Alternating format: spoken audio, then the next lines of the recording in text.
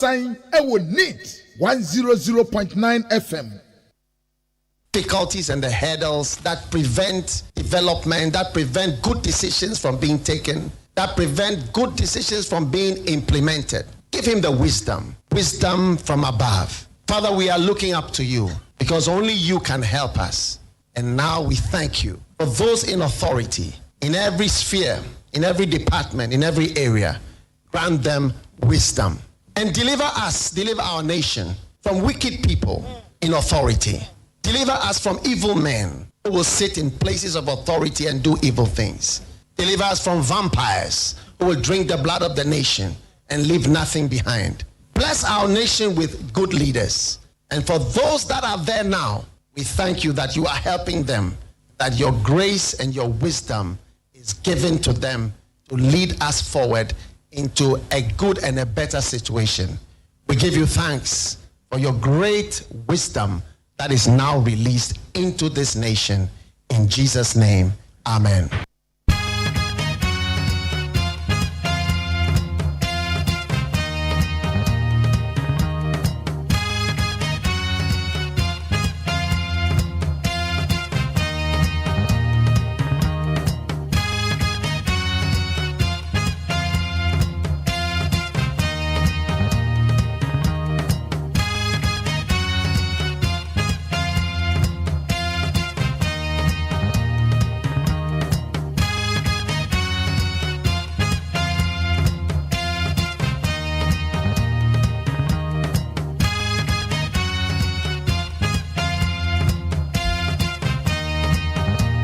Thank you very much for joining us on NEAT 100.9. The program is Ghana MONTIE. Yedo Bibian says, watch my video now there to a 1 young from so you are not mistaken. Nemo would there to baby on better some than in Sempa. And some of the church of my Ghana. Today be Friday. And you to your turn. Everybody, what to say? Yeah, the trader boy, I go for the Sawa boy, who by no day, and that's what Cheney and Senna Baba Juma. I am the chance to say, "Your my gun and Kwa." Say, Bayer, no, mine never conquer. Say, Bayer, ye dear Besso, mine soon be so young, yes, so. And now the opposite, ye, down mine. In the way is I had your mind on what can and then Friday, Samako do our course on our tree, Samako do SC. Then, upon Modena Musam, ya dear here minty. A year free primary health care. And now, Gia, na your man penning, while launching. What done it? And there's a pound to my Yakaso Obia Pabi home to ma. Na Nipano were do bonnet and I channel. Let's just say, Yakaso, ya pan home to ma, but we what done it? Anna said, "Drove you be roll ya pound to ma." Adia ya pound to money, idea. Depended do bonnet. Hey, I don't know the one, my dear, because there's a coming through. I don't know, check it. Engineers, no. It's your man penny down a day. Now, what you some go to say MPP or Mubu of Fu and DC for pa. And Mubu of Fu are better to sweep because almost a banner tata or more. LGBTQ and some of us are banner in Yakuma. Now what you are so na a year from go say Yabeka and our church mono ever told your cabinet meeting. Tomoko Quadrian was a from we Sandia and normal koi. Cost William says Yante from Gonoswa Naka diesel the back 19 Ghana cedis. Menoka say baby a 16 the coins, 17 the coins. It's an answer 2 cities in the free one. Nakayaka said Yanka diesel no drew 19 Ghana cedis. Wow.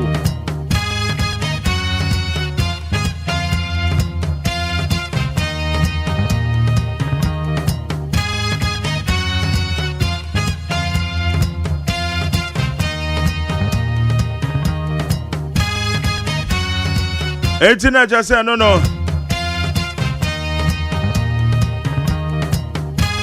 Now what change so? And I hear him say. Yeah, my Ghana. Yakabum Aguen who said, Yabemo minor ye, and I would know what they want you was out. Me did the luxurious Agyeman and Quadano to say, hey, I'm not sorry if you to say.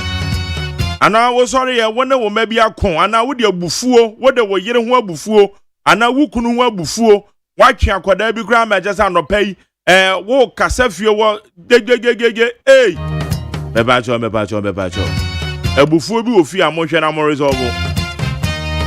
Buffo be of fear, Monshana Morizov, and the title media may, and what fast if we may.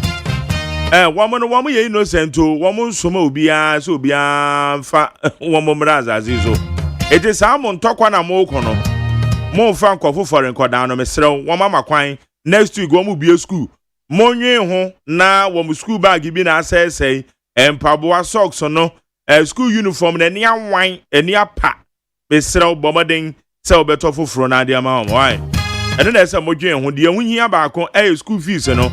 Mo amode mo makọ ankran school yi the amokọ akotua school fees nti na no so an hyehyɛ na mo ahwɛ no makọ akotua tu afiri wona akoda na time sua de o ma ba be mpanyin papa de amaye the best investment so far na mo nya ntokwa no nti wo so no pay se ntokwa ofi a mesrew mo hwɛ na mo resolve na mo ye matured aware sem ne de se maka tro se eni se me na minimum wade a chen obi ohwɛ why na anima wade eche hwan eyamumie no pe obi anima wade enche a waafo na kasa omotie no obi betu ufu afutu odi eye obi betumetu ufu obi tu ufu na wafa de papa no na de aye adwuma de awocha emwa wo no wayi afrim na mi wo we sabe ya ye kan chenche man kakra ekutan yi na wonam eye kwan nya so na wo speed a wo ko unsu mi ka sei wo da Land Cruiser pampin mu na meme ba bedi wachi hwe meme kon kakra o meme wi meme du ba bi kra me du ram so kra ye bom so abe because me to me bo and am say kan no an ekuta me enti me fa me hu kototo obi de ho eti won so sa na me ka to sa na wade ne tie awade na emu mienu pe o emu mienu pe na mom ye ma awade ne nya attractive and I said debi na me ka say yemu bi no ya ye ma awade no nya attractive anymore. I would move. It's a moment na wade any attractive wine. Na bibia nko yi, say bibia boko, mo ye ne tem na mo kwa adwuma so na ebre na so. Ana William says say about 5:44. Yeah, e kwa kobo 6 o. No nsi e kwa kobo. 14 minutes to 6. 5:44. Oda so da ho. Won sore. Oba obesiesie ne hoin. Ode eye don hwero baako semedunum 1 hour 15 minutes. Wajara wie no afi na oba de ba be siesie no obe polish nanim obe ye weni brazier keke obe bokra onim se me so ade a me pepa ne se wona wo yere tie na ose memo ni brazier ma no ana sa de me fe papa me amekwa kofa de agba ama no ma mo aye ne tentem e me mara mo brazier na ma mo wife no mo ye romantic agre adamu ye kwamra mafo ene kwamra mafo cross was Brazier boy ye me kono papa na oba na free adwuma ba oso hane pacho yimi brazier na mame Charlie and what be in zip on a kakra na wa run we say me pacho yimi brazier na mame it's too romantic I tell you come up out monye romantic kakra dia so na my bawi ene kwamra mafo kra ene ono kra wa we kakra macha yanko anima all right we did the luxury OSEI AGYEMAN the way your friend no ye Ghana muntie today be Friday and next Friday what eti ye bebo adwuma na bibia ko ye won sama kodo a ena ma befo ye kwantempon no so no ye betwe ne ye hwe esam no de awum saranso ene ye woda obo krata mu nsama masa cha me korama afaji na dwai ono so de bebre afia beko enim ye wo solid interviews ebe kire ya dwen ene ye beka adwen but nyame ne nipanim enka ne ya dondom honorable Haruna Drisu o say adondom mejai honorable Haruna Drisu we dey adondom ne kodo orokodo But the rate I can do it, Charlie, and yeah, easy. Oh, and now, so me, I interview. But almost say I upgrade, you know. Because if you just a time try your so many idea, or they just said there be a dumo. Offer a year in some womb, wolf fans a home, a blue kind so, oh, copu chrome, no many idea. Can you do more hot 3 days? Can you my 3 days? A pantem, Michia pantem for Michia Boada for Michia Kwam in tow for, say, when you name me hood mopa, how you me hood. Kwanso ana me koye no man kakra kakra ho ya ye bro so in fact what 3 days can you my branch here be e just say ya friend na ye nya no ade can you do 3 days do me I said ya ye we bi okay say we no ye say upgrade me ni ade e koso nti ye me ho break kakra so me ana unim say me hasty conclusions de mempe ayana mempe se me pre me ho ebu aten iti me nka se dum so bi na aba de aka ne ade dum na so edum so de but enye se bibi na esi na mmom we na ye nsiesie na woma mpanyifo me nya ntie iti ye ma ye ho bre kakra ana wona me nya adwen wo so ne me nya adwen o wodanke ye ma ye ho bre kakra na entwa de say your how bi pa na ha yen a Edia Yubihu, Anna. Radio Adia Sedema, peace, FMLI.com, citynewsroom.com, myjoyline.com, check out Ghana.com, Star FMG, class FMLI.com. Na Minka say Big J Online Radio. Our Santi Drabe, Nana Piana saying the radio, no Big J Online Radio. Santi Drabe, Hot the Guitar Online Radio. And also UK, almost a Biatum, and a Hot the Guitar Online.com. Almost said on my say. Yeah, there's some could do a cost of for the town, but so yeah, bro. I have for you training for 0201162746. 0201162746. All right, baby, check the medium chair. Some could do a cost of a GIS rescues 305 foreign nationals in second phase of anti-street begging operation. That's how they will pay.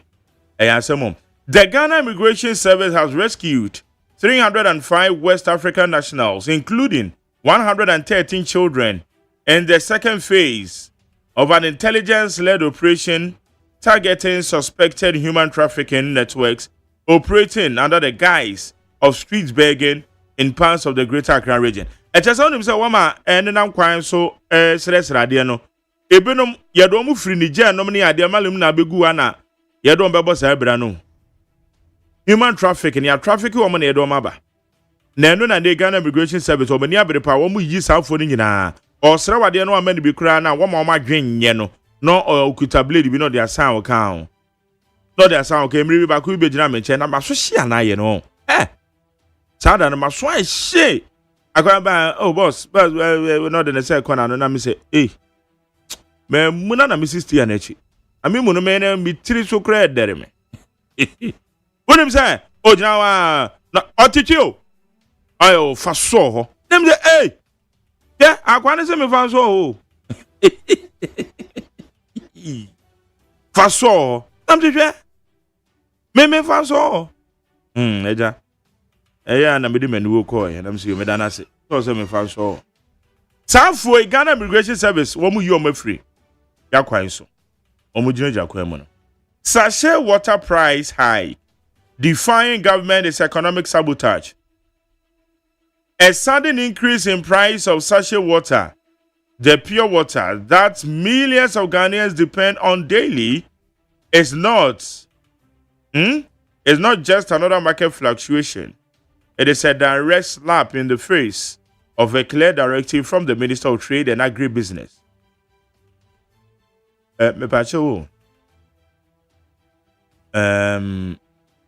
Ghanaians, we must call it a sabotage. When we say a Ministry of Trade and Agribusiness, sachet water for me ton pure water no.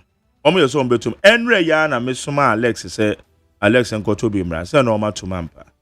eti minister nika so omo twentwen so no man twetwe omo to because almost omo boka on production cost no e koso na no na ba beto dwa say we e sabotage I just say woman ya buy na dan go that day because the minister kan na zan ko mo nya abotwe kaka e na ba beto dwa enti sase water dey ya tum there 10 cities in 12 cities 12 cities enre ya yokokoto bi 12 cities and na we bottled no so no one mudi bi akeka ka ho e bia there 35 cities na ko be 37 cities nto omatum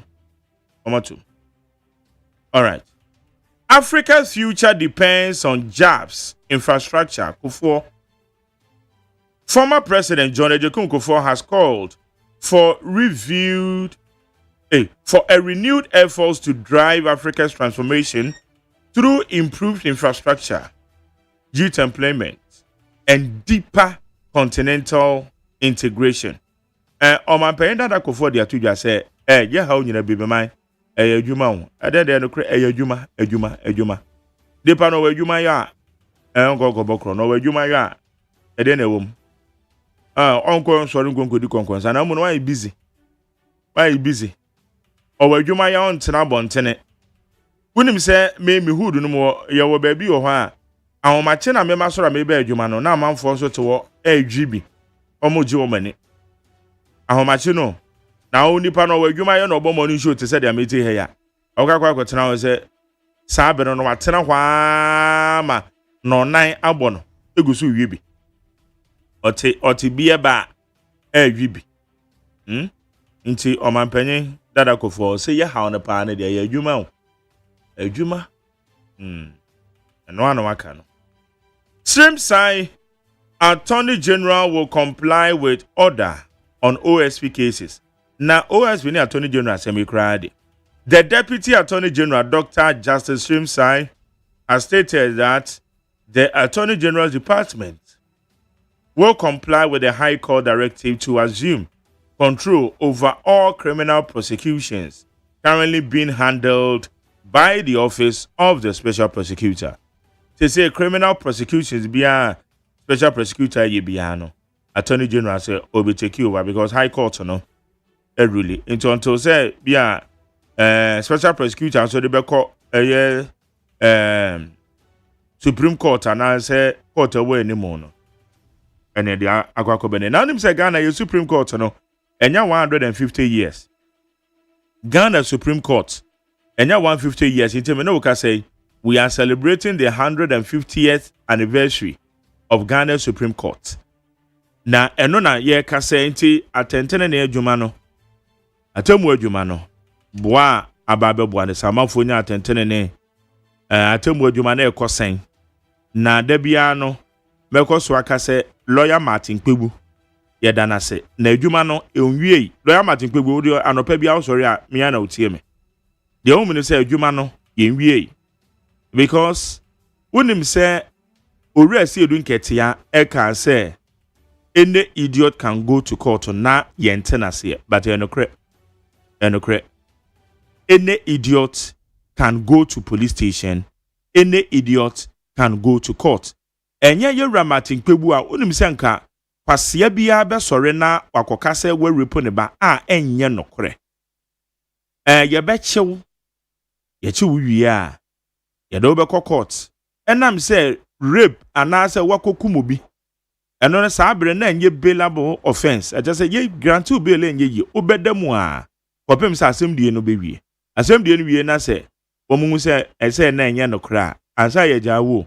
Eti sabre no e compensation be na de ma. No se wedem sa. Na de enti ameka se ye nwie ye ne se lawyer Martin Kpebu.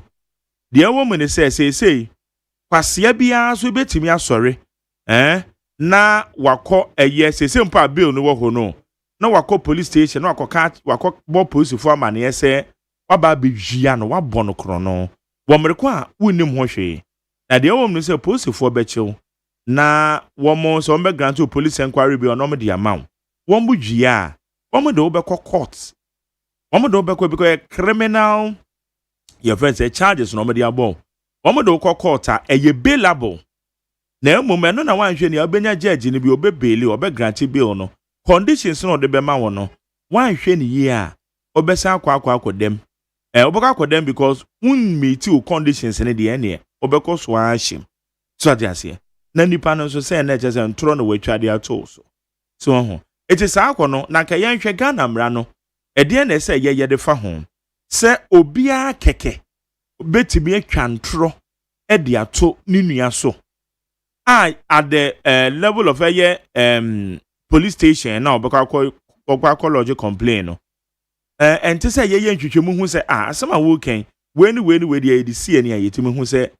no kure bi enim ana nipa ne kan ye na yafa ne ye de kɔ sa na mra na kɔ yo e say obi anyomfom so obi a oba a na mom sa na mra ne te etina ka ye hwɛ ye mra ne mu yie so se mra no emfa ho a ɛna no bi me kan se wa beka se mra nya adwuma wo Ghana no na wunim dia wo ka mra ne nchew anything I say mra nya adwuma na mra ye wo Ghana ha no masa se me bo amane a me say the next 50 years se parliament se wo mo mpa se mra biem kura na Ghana ebebu amana yeye itina ka de ntina ye nhwe na ye hu se yebe dane mra nani se so obi kotwa ntro eto so na ye hu se nye no kura se nipa ne sanka mra nani di asam na nipa no kan no wantime improve we twa ntro ya wagu animase police for the handcuffs egu nsa na yede wakɔ gina asem di bia na asem no wonnim ho hwe na ka emra no hu se wonnim ho hwa se nipa no ete sanka mra ne timi punish no ana se yebeda ne mra nani na ansa na yede wakɔ gina court kora yebeka se yebe suspect se wadi boni bi no ese yetimi establish prima facie bi said de bia lawyer for no ka no yem sa de okay ye no kra na enye no kra wabeka ne de de okafa no so beba no so beka ne de na ka yetimi wo we de asem we de masa no kra bi enim post for the best investigators so far o ma betima ye ntwehwemu ehun so de bi ebia we also akɔbɔ no kro no wahin ofa we de so no ma bisa na ka o ma so de bi we de no kra bi enim ansa na anka asem na court enya saa oresi odun kete asem na say any idiot can go to court, any idiot can go to police station to allege say wo ye kronfo won kofa na twi you at the moment obeka saa no so no police for no omo de amra ne say no mbeye wo be prepare wo de obekọ court no wo de ukọ na court no ekọ guarantee bill say kopɛ landed property a ewete 300,000 eche say efie ana asase esom be 300,000 fabra on the guarantee bill answer na kwafa obi fie document de aba no ete say omo call lands commission na omo call validate na no so no ebedu wokra na saada no abobe no nan no num court upon into besa akoshem obeku ya the handcuffs begu nsa na akwadam wo police cells lands commission fu ezo na de nkrata akoto ebecheri eti edi be na wotwe baako na wotwe mienu a obekoso ahyemu saa nipa ne mpa ne jew papa ne show even though ya grant you bill but judge ni say kofa landed property esom 300,000 bra and a landed property 300,000 kwa konya bu Ghana for kra dodo sen na wo land title eti saa ko na say yitim hwe ne ye say ye hwe ne ye pa medase ha ye need 100.9 pabna abotre enche ye kofa kase gbona ba ye ba ade a woni tua ye beka je ne go abono nsia iti ye copies 104.3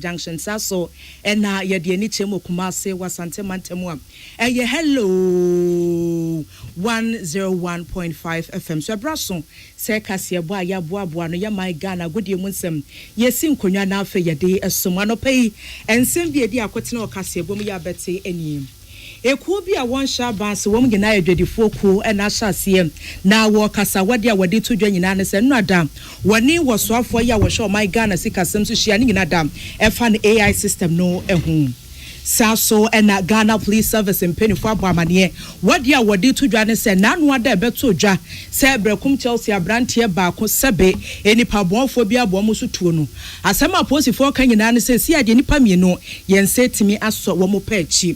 Short show for the Mark Christian Council of Ghana, and I shall see to Ghana for enough for so best. In India, Quas, where dear were born in India Mopa, Yana, ye say penny a share. Send ye tibia wo man for mo shawa senom obetimi ahwo mo so ye naboa na wo man ne etimi etumpom afi e wo America for sense mo so kra no America man pani akasa wo chese si ade wo se akade na wani Iran man na asumdwe PSC a wo guso a wo ka ho asem no na akwakosi ena no pay ensempi na ka we hu na yesi nkonwa ye de somom ma yemfa seda ejina na som ye de ma Lawson Herbal Center and Penny for no pay wo boy ye chi edom wo de Lawson Herbal Mr. do papa na esom Ghana form send ye be ya hoode ki ko betimi aba obetimi ejina na so aye adwumaden afi ban say removal ejina hodom edema woni a epese wo mu siesie wo mu dem na hodom aye kiko ye kra behwe KK pepra roofing de ebusuam yet wo mu so ana ya sore kwan bia so se wote wa no pesa oboso de eye KK pepra wo mo ya ade dodom na no pay me bisa okosa se hefa potem na osika edam First Atlantic Bank PLC de wo ba ye ne sika ne nyini pa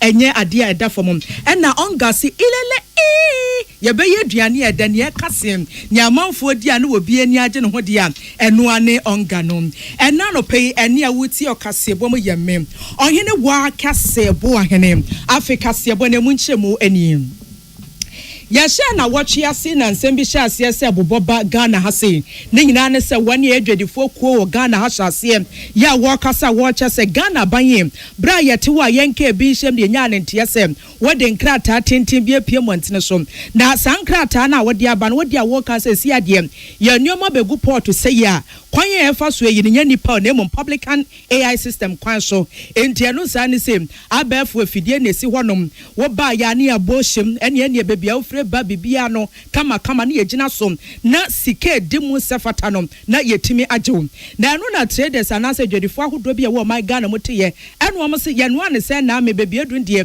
anu akwa de ne pa sense system wenti anhwea na sika mapa wo hwenim se wo mbetimi atua no na ebusia wo matua ema na brosom wo mo hyase se wo mo tware wo mo sem egu Ghana ban eso na ni pa ya wo masede wo masodie se sa sika wo mo gege eye Ghana Revenue Authority mpeni for twana ene oguso a wogege na wode som Ghana aban enti na no beto dwasa wo mutie atua ye kan ho asem pi ewo PCFM kasafidie so na eguso a ye kan ho asem na Ghana aban se watinti coalition meche wani a eye adwedifo nkabom ku Traders Advocacy Group Ghana wo mu de atodwa ya wo chese nradam wo mu hia wo soafo ya wo show my Ghana se kasam so ene Commissioner General Edma Ghana Revenue Authority na wo mu hia ne de abusua se woni sisi e ka kire wo ensem wo mbobo so ndroso party tiu any AI system na bi kire se we ye ntiase na dabe ne ba ye dabe na trinity ye de ye ntiase ensemfo agodo bia ne wode tu mpanifo anim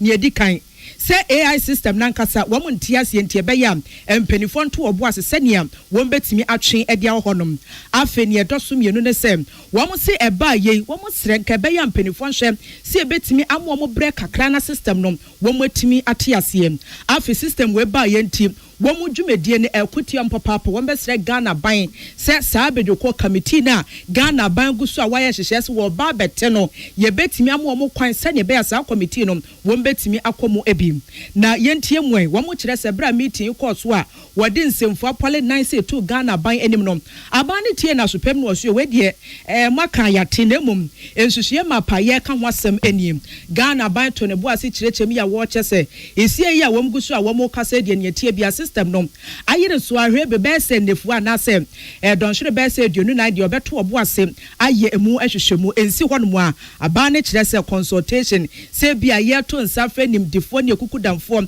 na afi wo mo atimi esi nkonwa na nkomo no wo mo adi akọ akire so bekoso afi so abedwoko na ye kan wasem se wo mo ye adwuma nye se bia wo mo hye kukom na mum wo mo ne tag mpanifo be hia se ne be ya sa nkomo twetwe ne betimi akoso Ghana ban e de atodwa ya wo kire se ensem ne de dɔɔso na mmom baako pa Ghana ban si gyinaye esi no koso sɛ nyade akwan bia so wɔagye atomum sɛ publican AI system no wɔbɛtwe ɛde ahɔ no wɔsɛ no de Ghana ban sɛ nyade akwan bia so wɔbɛyɛ na afebra meeting ne kɔ na wie na afensemfo sɛ ɛbɛto amɔntene so no sei ɛne hyehyɛ mapa coalition no egyina so wɔde ɛto dwam wɔde a wɔkan saa ne Ghana ban bra nkɔmɔtwetwe ne nyinaa kɔ so no ɛhyehyɛ mapa de to dwa nyinaa nyame adom ɛwɔm sɛ yɛnhyɛ dan nyi ntomu ɛwɔ yɛ kra mu deɛ nanso waka yate yɛdeɛ yɛ kwan a yɛgu so a yɛgyina so ne sɛ AI system ne nkɛbɛyɛ a mpanifo ntwe wɔ hɔnom kakra na nkɔmɔtwetwe ntimi nkɔ so na wɔmanfo ntimi nti aseɛ ɛwɔ akomapɛ mu coalition no ɛde atodwa yi a wɔkyerɛ sɛ sɛnea nanu ada no wɔn ahyɛ ase a wɔkasa ɛsɛ kwan bia so strike ne deɛ Ghana ban twene mu taa ne bɛte ne yɛ pa a wɔn bɛte no esi adeɛ wɔn agye atom nti saa strike no kora ne nya adeɛ bɛba so na mmom wɔn hwɛ anim sɛ abedwoko yi a Ghana ban ehwehwɛ adwene sɛ wɔn ba bɛte na afi wɔn asi nkonnwa no nyame yɛ adom na nhyiamu edi kan kɔ so a na afi wɔn agyina so na afi wɔn ankasa etimi afa wɔn ho adwene na afi anamotuo bi edi mu sɛ fata bia no wɔn etimi edi ahyehyɛ so Ghana enya nkwada tag enya nkwada saso ɛna joint coalition so enya nkwada wei yɛ nsɛm a David Kodwo Amoaten wɔno yɛ president matag wɔno ɛna ne nsa ɛhyɛ aseɛ Afi yeto akasiebo yi eso General Secretary Edema Christian Council of Ghana Reverend Dr. Cyril Fayosi and Wakase wo penia kasa watches we de winim se wo yeso fo penia na se wo ya asore penia afuto ba ko pen wode ma wo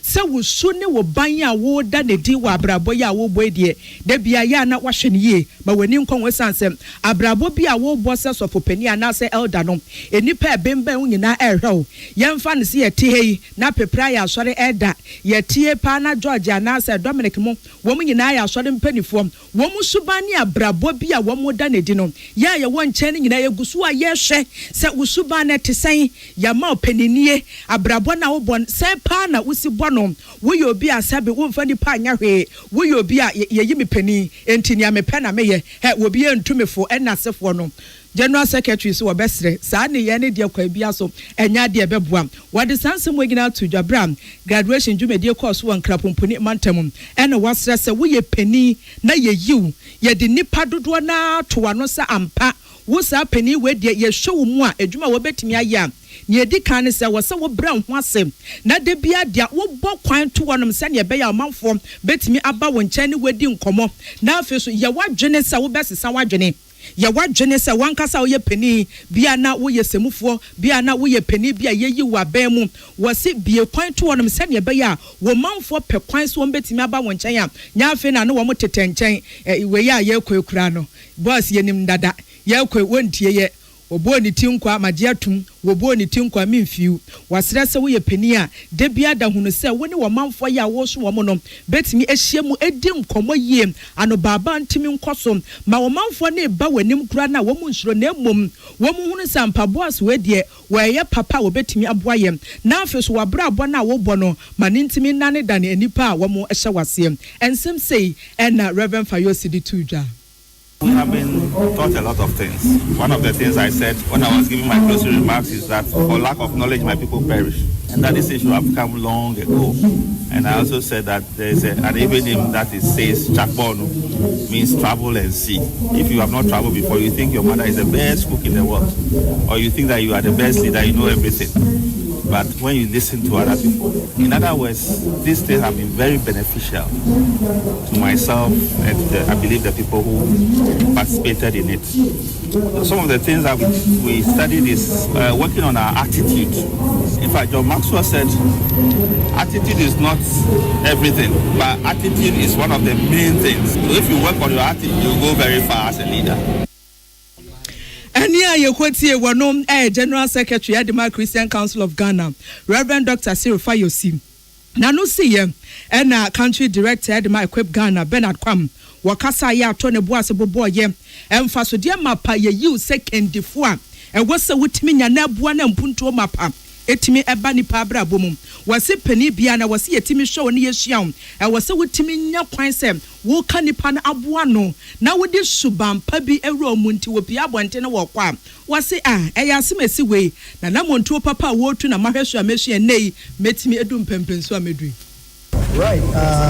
I believe strongly that CCG houses most of the main churches, or let's say the mainstream churches within the whole country. And that's an enormous class of people.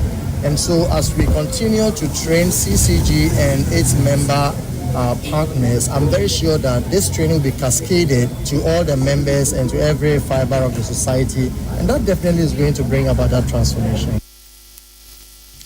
Enya yekotie Yera Bernard Kwambo no ye country director Edma Equip Ghana sansem we nyina yensencho ni Penny George say and na wotro ya wode ebesom yanyi na no na yekwesi ada April bosome ne de toso dumienu wa afi mu yete honom asema yete nyina ne se yase kwamu kafo bi edibone na bone a wo madi na no wa wram dodo emu ya Brekum Chelsea FC pa abrantie baako Dominic Frimpong abrantie ya wogina park nso a wotimi yi kecha wogina tim sa abrantie we de bobo de ne maame wo nyina na eka ne ho abeto dwase nipa bonfo bi abonituo ekunu na Ghana posifo de busua che so wo so wo nchewo ne atie bia no he wo kwhya kotre motuo mpa wo mbechewo Ghana Police Service mpanifo na no pay wo de nkrata we epie amontene so na wase yenka nkire Ghana fo nyina asem Would we need chemo OSEI Agyeman kese wa santemantemum ene Ashanti South aposifo na afeso aposifo wa santemantemum nyina da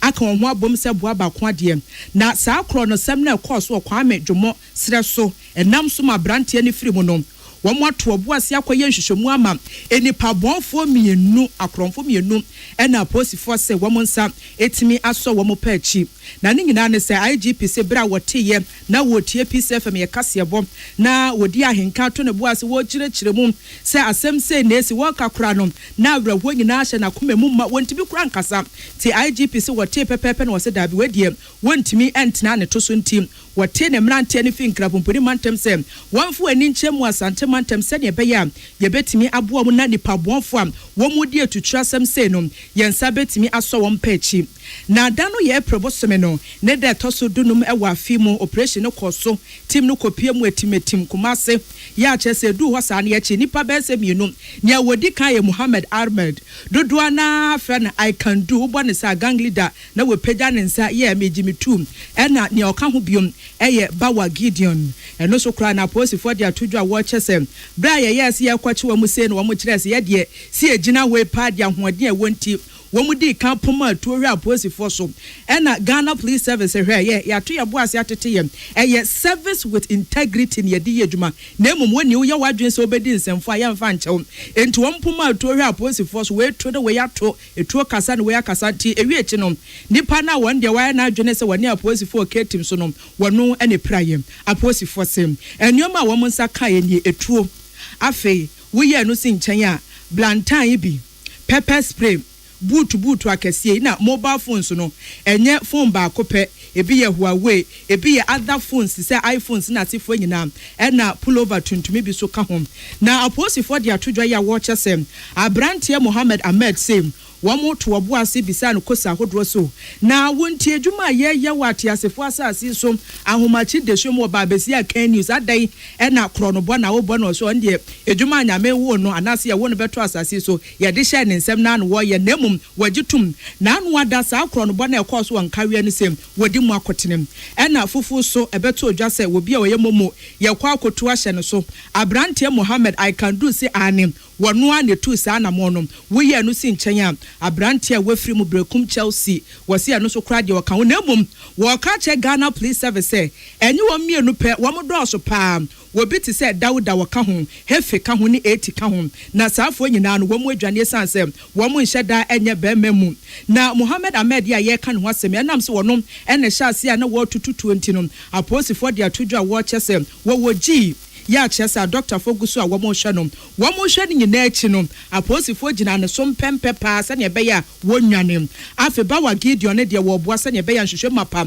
ebetimi akosom Ghana Police Service mpanifo aboamane a wo kire se esi anipa miensa wei ene ye hwehwe mo Dawuda hefe ene 80 isi apolisifoɔ sɛ yɛpɛ wɔn akye wɔn enti Ghana for sɛnea moyɛ ne daa no wɔnam hɔnom na wohyia abranteɛ Dauda Hefe ɛne eti sɛ ya apolisifoɔ sɛ bɔ amaneɛ sɛnea ɛbɛyɛ yɛnsa betimi asɔ wɔn ɛpɛ akyi Ghana Police Service gyina so ɛde asedam wrɛmpem asiedu ɛkɔ ama apolisifoɔ yɛ asa operation wei wɔn ɛda ne die wɔsi aseda ne die ebi nsa nso nkɔma kromafoɔ no ɛne ade hyɛ wɔn bo apolisifoɔ ma sɛ nipa bɔnfoɔ wei yɛnsa timi ɛsɔ wɔn pɛ akyi wɔn nso wɔn bɛkɔ so ayɛ adwumaden sɛnea ɛbɛyɛ enipa mmiɛnsa na wɔn adwane no Ghana mmara betimi ne wɔn ako ahye sansɛm wei nyinaa Godwin Ahianyom wɔno ɛyɛ DSP wɔkasa de ma apolisifoɔ wɔ asantemantem ɛna ne nsa ɛhyɛ aseɛ yɛgyina wei so ne yɛtwa ɛho sima yɛba a nsɛm aka bɛtoa so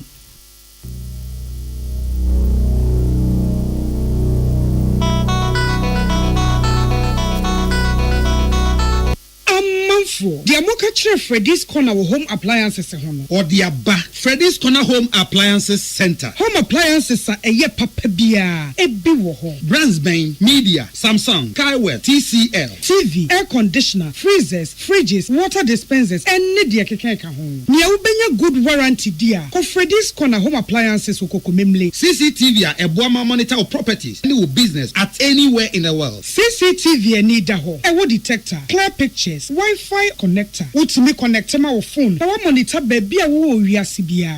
Freddy's Corner Home Appliances Abeka Freddy's Corner a Joshua Hodwa or Tom phones any a home accessories no. Fresh 0544 959195 and 02079373323 and now so Brako Komemle City Light in Chehwa. Na ya can discounts any achadia ubetiasie. Freddy's Corner, home of authentic home appliances, phones and its accessories. Herbal and Alternative Medical Hospital Bena Black History and the War America, China, Africa, ne Ghana and Penifua Bonabaso say, or say a real moment for Tiapopa. Amin Scientific Hospital. I had a sabia, or one Fidian was so, Yawudaswa, and Fidian Chiro Yadi, and one son so saw Yadi. Amin, a expert of one croyaria, one run when nam. Now, what Dr. Fonia Nurse Fonso, or what Sima? Amin Scientific at the herbal, homeopathy, naturopathy, and reflexology, na Sayadi. So, one I will pay, and I are the same pa, Yamia Dumunti, Yaria expert. Amen Scientific Ebabwama inshallah uwato. Na wonswe dia dance said the Ghana Fonia brochure for be dia dance no. Accra, Amen Scientific ewo dome, Obersnet Flats, and Alashibinso, our Klagon, Eben Shaman Road, under Bridge Ope. Our Krabata P, Fre, non sure dear Benwo, 0245-275254, Anna 020-722-9505. Amen Scientific Herbal and Alternative Medical Hospital. Allow Shafi, Nyamene Yaresafo. So wakoma ho hyehyɛw ana ɛbɔ periperi de broni kan hardware no a ɛde na sɛ woyɛ na sɛ woyam so atim so wo be packing a farmer Martin's liver salt tira kwan entem ahwie nsu agu glass mo ate Martin's liver salt no ba kwa no na wo de agum wo be hu sɛ ehuru wa glass ni mu na wanom Martin's liver salt ye won orange flavor ana ba ko so ye plain wonu mu a wo ho beto na mum edi nanu na ho nto wo a ko hu doctor. Tune it in, turn it up, Peace FM, and rip off the knob. Yes, I'm a munyina kwa babiom edeba ye kase bopono so afa ye pem so edi ye ni akyem wa amanfo amanso. Waman ya ye kopie mu eye America man senia America man pani ne ni agye na ene wepie mu antene so na wode atodwa wo kire se esie ya ye buche ne mo kase di America man eni Iran guso ya nhihye mapa wo mo hwe enim sa asumdwe piesie ebetimi atwe ne ti no.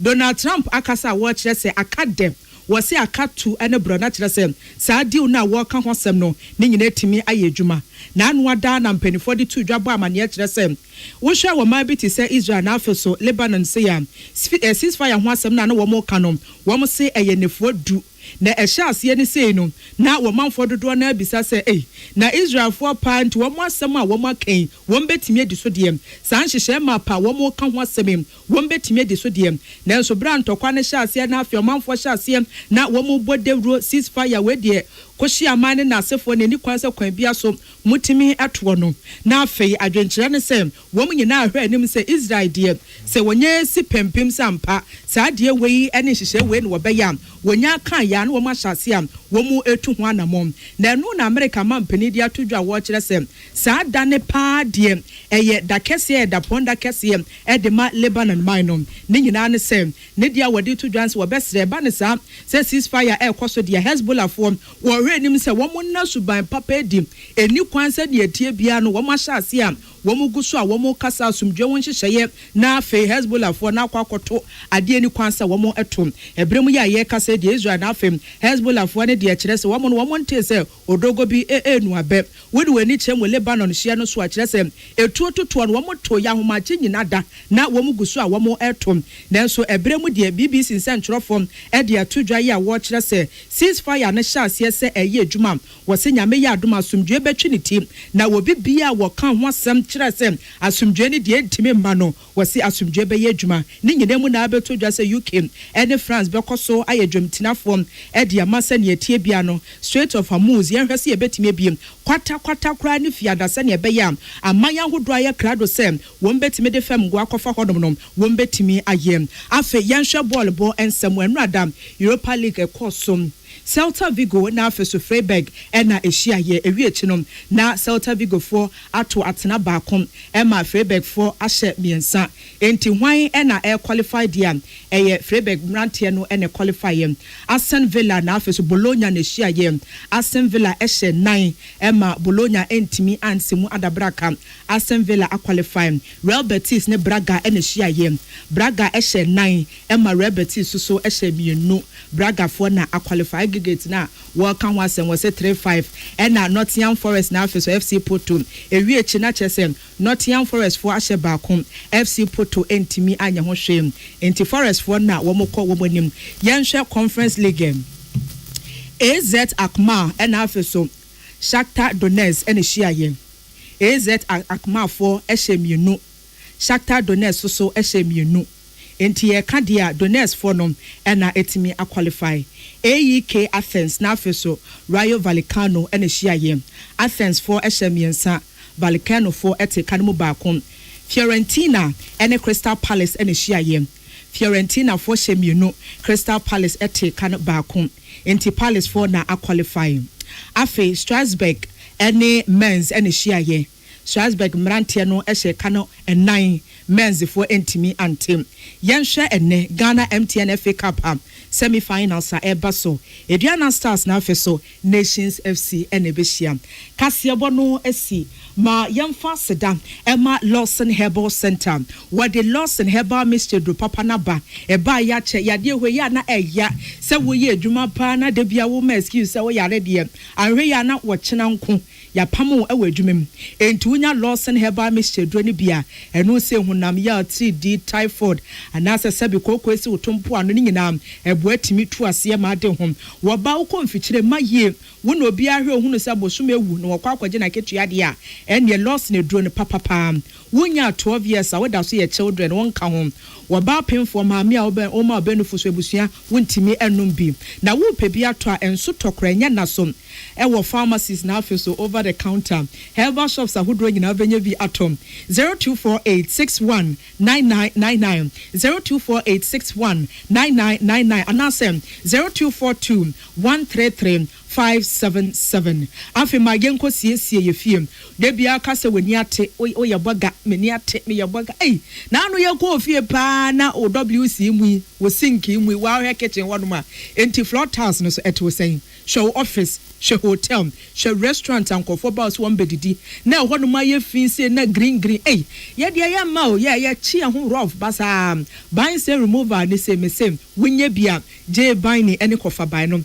na wato boas wo de hwiegu honum kakra bi ayere so abese sima duntem na fafaso kakra bi nyafe na abefa so ma wabeti aboboda bi wo udigu hoduma na saa efi no na ahya ase etutu ni James ne amuamua bi a wonhye dan timifu ani hu no ebeyin nyina ma wetimi ade ho by 30 wo honum edema ye nyina frame 0208 142 913 0208 142 913 afem 0541 80 8096 se nyamia ya wadom na wesi wodan na wo pe bibia betime di aboso afi na wo kochi nkwanche honum obeche papa ne de be ma so bia na enye papa mimi se de ya na mechanic kama pepra roofing wa ya de dodom keke pepra metene so ana masorim me se enchance papa edimu na eti apon na ho so bia wenije ho ba ko bia fa ne self rock ese no atime loko no ho nya afi na carpenter ni bebo dwa bia de agu so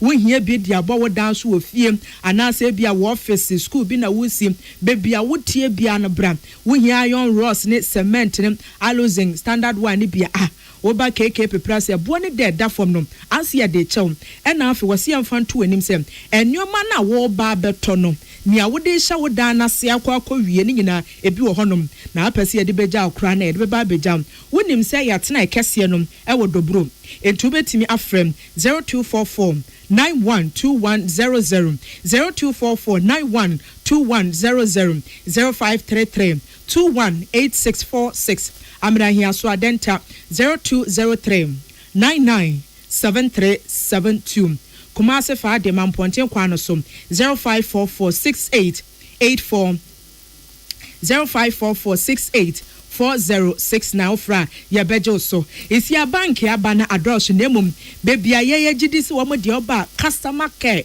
eye check yenya ho abotire osika no ye be kurakura me se wote wonu ma na aka kire se ensi wo pa ye di abrew na ene wo mu misa wo damfra se wo OTP yenye bi da ena enye sa bank ibia enimu die da wo mo de ndiem emu die ne ye sha ase yenya ne nyenne ne ye de hoahwan ho ne se adwuma pa ye yenti no de bia da ne yegusu a ye bo ya basom First Atlantic Bank PLC ho asem ena ye kan fa osika ko ye product bia wo bia nya abotire kire mum ema wutimi ti ase ye na onga se ene die peduane papa ne di ongalicious onga a promo ne die ejina so pa na wonim se obetimi enya 4 million Ghana cedis ai achade nkwa ede ma wono no obetimi enya enti ne ebe ya ne se onse onga ne ye de ye aduane a ebiti se onga powder promo no sachet no ni ade aye aduane ne 20 ena wonya shrimps tablet no so a eno so 20 wrappers na make ho asem yom na wakeka ne nyina abo ano na afa bebia onga ya center no wo bia no de fa kɔ na ukwa ebe ma card bi na wo de wonsa anase bibi na ade afa som wo scratch wi anya obehu bia no send masa code we star 713 star 27 hash star 713 star 27 hash na fem wasene na mesi ni abehu osu bia betimi anya akyede 200,000 Ghana cedis anase deep freezer smart TV kitchen appliance ni bibia woni gi hu bia ntemesraw onga se ele mesraw dwumedie ne be hyase krada da April bosmem ne de toso dunum etuemu sa akosi July bosmem no ne de toso dunum ti ya na wahye no so ya na nhyehyɛ kakra wo ho FDM agye sa adwedie nkrato yi atum se eyem ya frame ohene boa kase boa hen ya da munyina se amamo anitie Ghana muntie na mansanya so adawro kofiaman homene so ejiji tonton sansan ewo neat 100.9 FM Ghana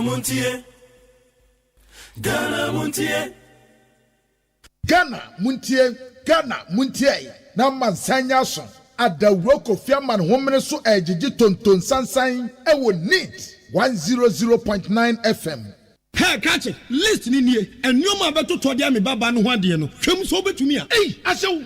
Now beka. Ya jon to ma miensa duku portmanteau. This way chocolate drink. Na kan wo hwe afibian so beri ni waware ni a. This way chocolate drink. Na kan sia.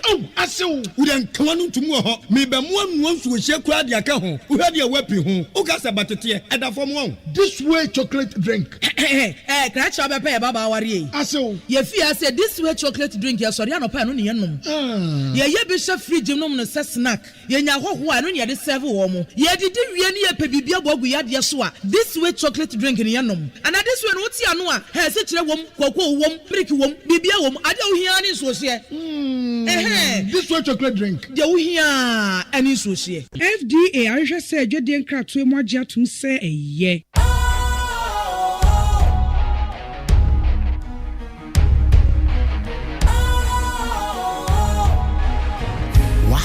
fresh and trendy with a new look. Makes you feel real good, that refreshing vibe. Satisfies you right just the way you like. Do you know? Do you know? Do you know? Ain't gotta do it alone. Specialized makes you flow. Anytime, anywhere. Specialized feel different. Always think specialized. Special Ice Natural Mineral Water. Feel different. Think special. This advertisement has been vetted and approved by the FDA. Ghana Montie na mansanya so adawro Kofi Aman homene so ejiji tonton sansan e wo neat 100.9 FM. Ghana Montie. Ghana Montie. Ghana Montie. Ghana Montie.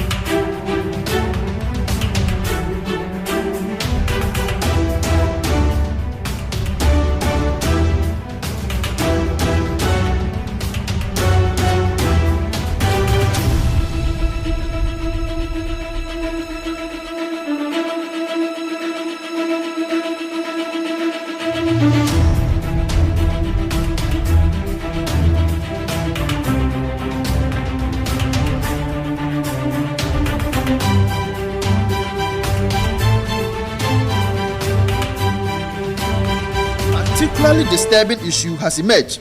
We are informed that Mr. Boadi Mensah doubled his salary immediately upon assumption of office in February 2025 without a board approval. When he was appointed in February, even without the existence of the board, and we are much aware that the board was formed months after he was made the CEO, he doubled his salary in February 2025. The argument that he's making is that he is a regulator of Senate. How come or why would the Senate CEO be taking salaries that is more than he being the regulator? It is on this basis that he doubled his salary in February 2025. This raises grave governance questions about the authority under which such a salary adjustment was made, the legal basis for the increment, and whether the pensions contributors' resources were used to finance executive remuneration outside approved governance structures. In addition, we are informed that December 2025, Mr. Chris Boadi Mensah authorized the expenditure of 15 million Ghana cedis on 7 Land Cruiser vehicles.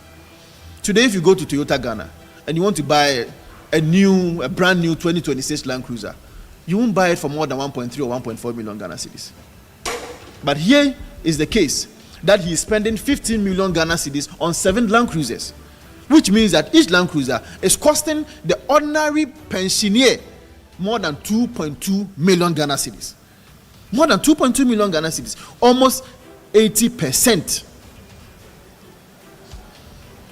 We are compelled to ask whether such expenditure was a genuine institutional priority in the interest of pension contributors, especially at a time when contributors expect prudence, sustainability, and improved retirement outcomes.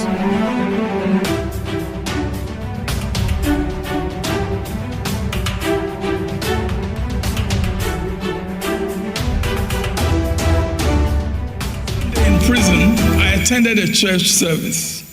A pastor came from Asamankesi by name Jones Owusu-Adjei. Exodus 50:20 was one of his 2 texts for the sermon. Joseph saying to his brothers, "You meant it for evil, but God meant it for good." On the 10th anniversary of my imprisonment, my wife and I joined Pastor Jones and other colleagues who had organized a medical mission to the Nsom prison to provide free medical care, including surgeries to inmates of the prison as well as prison officers. A prisoner came to me. He reminded me that he was the one who had come to ask if I had medication to help another prisoner who had a bad asthmatic attack. I had given him some medication, which he told me had saved the life of the other prisoner. He then told me also that the other prisoner had eventually come out of prison and was outside the country at the time, and always recalled with gratitude how the medication from me had saved his life. The prisoner speaking to me then added his own observation that it would have been unlikely, unfortunately, that the other prisoner could have been taken out of the prison to receive urgent medical care. I had a better chance to be taken out, so it was okay that I gave away my medication. Last December, a gentleman left a message for me at my mother's house not far from here, asking me to call him. When we spoke, he said he had been at the Nsom prison with me and that he had asked me for legal help with his case. I had introduced him to a young lawyer who had visited me in prison. The lawyer helped him without charge. After getting out of prison, he had gone abroad to pursue studies, and on returning to Ghana in December, had tried to get in touch with the lawyer to express his appreciation, only to learn, sadly, that the lawyer had passed. The gentleman has not only earned his doctorate degree studying abroad, but is now part of a high-powered advanced intelligence research group based at a university in Japan.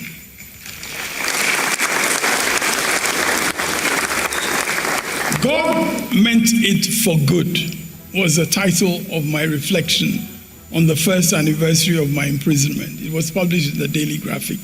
On the 5th anniversary, my title was 5 years on, His Mercies Never Fail. That was 2013 during the election petition. And on the 10th anniversary, I Overflow with Praise was my title. All these reflections were published in the Daily Graphic. By God's grace, I have never harbored any grudge or felt any bitterness against any of those who were involved in all that happened to me during the Kufuor regime.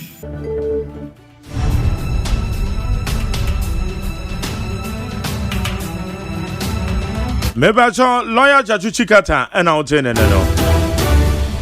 Or say sana prison no koye no e boy pa. Prisoner be o shame into lawyer be ba besrano. And the prisoner ka che ne so hiamoa. Or director sa young lawyer e de ma prisoner no. Ampa lawyer no boa no and the one friend pro bono no. Wanyi diska. Prisoner ni PA amande Udru Japana just say one more intelligence firm. Just so close to the idea, but I don't know many idea to say, yeah, no, me ko ye. It's a lawyer Chajuchi Kata, and the copy on some prison. And the Coban say, or director, say, young lawyer, and a man, and Gabriel James and God as we say. I say more until say, a young coupon in the coin. Now, lawyer Chajuchi Kata. Enra na meka se enoma mienu ana ama me respect am san woman no me respect am woman no ekọ soro pa emu ba kon ene se aban we buy NDC buy na attorney general twitwa ND cases are involved NDC for o twitwa cases in mo o say attorney general friend kire say oh bra chachu wonne James Chachi question case if Abraham ntwam o say David case ni me minim say merit wom medi nkonim eso de mamia men forge ene so akoya mpani ampa okodi nkonim de ma James Chachi question no ana ba konso ne say yeto abawie ye in 2020 ne koba say NDC Ora John Dramani Mahamadi Assembly court because no ntene ho ase later ena ore si du nketia eye ensem bi o de to NDC fo anim se ebra womode nkrata no koma lawyer chachuchi kata no na no zia na mo ade na mo de begu mani wa prekesen azamba esa mo no manko ensu obi anyinem Ose ade na mo de begu mani we ensu obi na anyinem Resi du nketa na ma ete it tells you the kind of person a lawyer chachuchi kata oye en fa won se na manu kwen say o mo famra ne enko lawyer ni be mo fa ya we ya be ko oya no na mo ya de na mo da be gugu mani me masa mo be sa mo krata no ko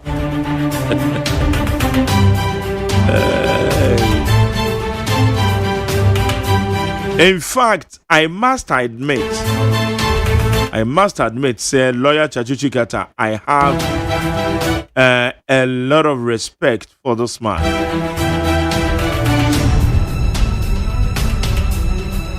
Now what you are celebrating, no? Anything American as now what you are celebrating, no? Our University of Professional Studies Accra, UPSA. Yes, celebrating achievement. Yes, celebrating. Yes, strides. Our Ghana. Ya temwa adwumane mo. So.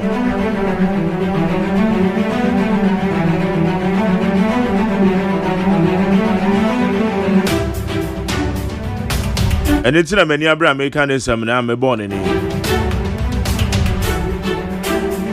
Vice President ayo Professor Jenano Opoku Agyeman kana won sempa. Lawyer Chachuchi Kata.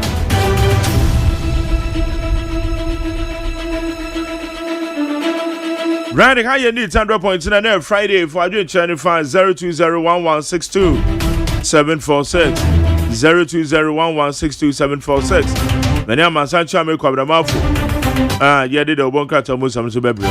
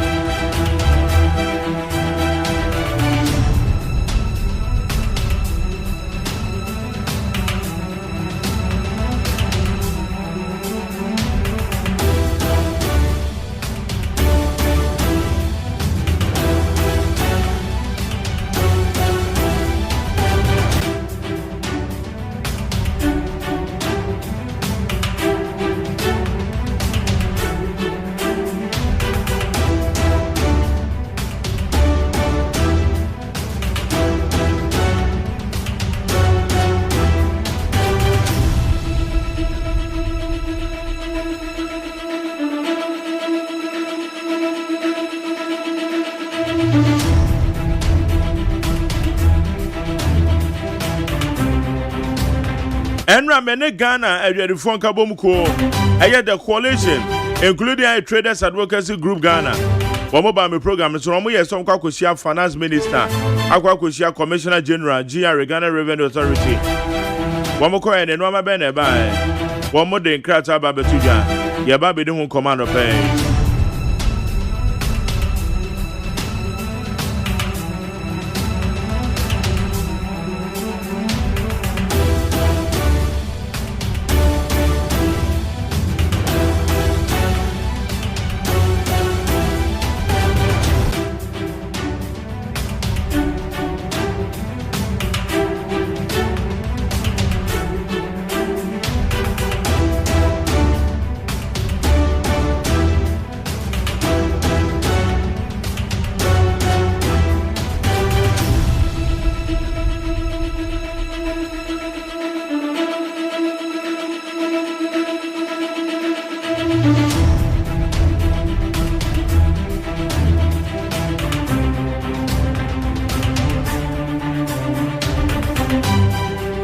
Enti Ebra Nshamudi ne call so enra woman the finance minister and commissioner general at the end transpired. What really transpired? Woman state a woman crata anymore na yebeshe General Secretary at the Mark Traders Advocacy Group Ghana. Ye friend no eye Nana Poku. Na nkomoni nyina ne fa eye publican AI. System for fra ye de aba portal. A generated duty a etese obitua. Yanko ne ne Nana Poku eni komo. Nana Poku ma che. Mejuso grumai. Empo mu te sen. Oba de ada Roma. Ade aki edie na chese ye beda onamena se ara. Ye de Nyankopon ase. Enra mokoko hia empanyumfo Finance Minister Commissioner General Ghana Revenue Authority e de na ekoso. Mama mentia we for ene wan kasamo. Ene egedifo a e wo Ghana na. Ye kon ye de niema nan ene to wani. E ka tro mo se. Omo suspect the AI na omo de aba. Ibio yes and go back na appeal system na e wo data. Yes and find Ibio omo mind no enipa omo tie AI na ntasa. Publican software no net company na omo using na. Omo enipa omo tie it. It also be yede abani won to committee. That's our committee no. Ogoni be ka say e bisa o say a friend define terms of reference and said the bobo wa ma ni ko do say abani ditu mu say AI ni there unsuspended. Na te tie ya ye na ne no. Yemfa committee no entrance no. Na appeal system na e wo no. Yes anko dada no. Na within 24 hours. O de appeal no kuma e wo se unya enwaye. Sana meeting no e kokopɛ me. Na yes yo no mo ti ase say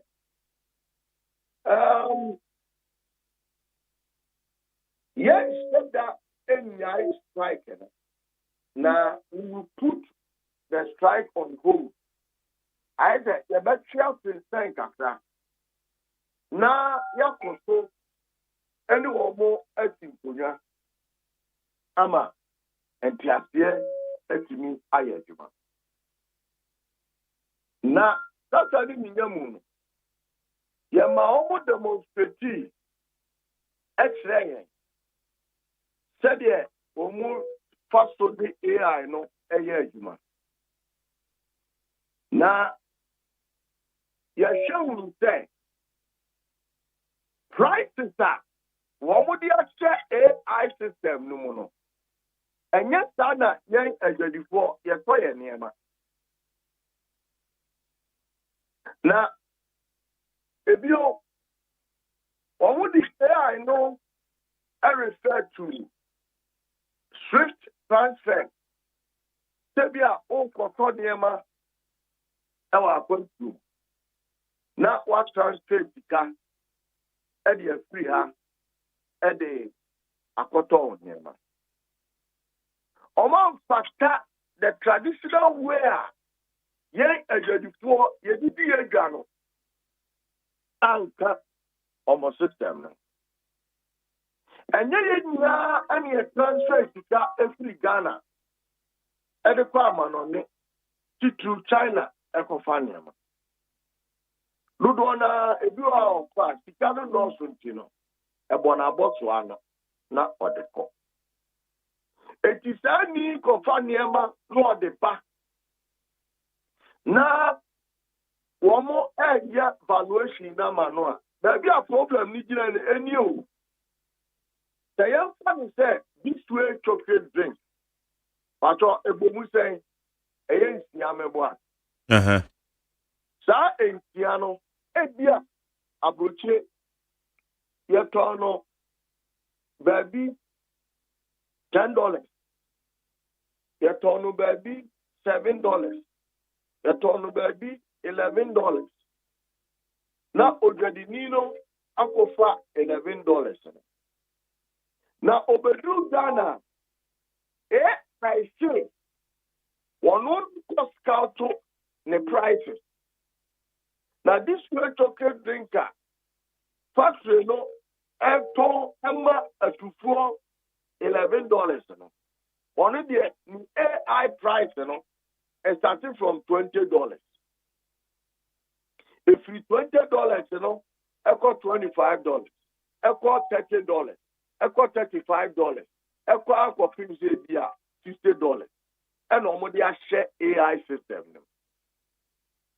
you know the maybe this way no be through Ghana not and follow within the AI pricing regime now it means that a red flag you know it's a red flag in here not AI no akofa almost to do now almost for 18 years that is also make a cano which I say to 20 25 30 35 maybe up to 60 and the AI no be akofa this way back no $35 now one more the so I calculation no at the amount a black ojadini no akofa the no $11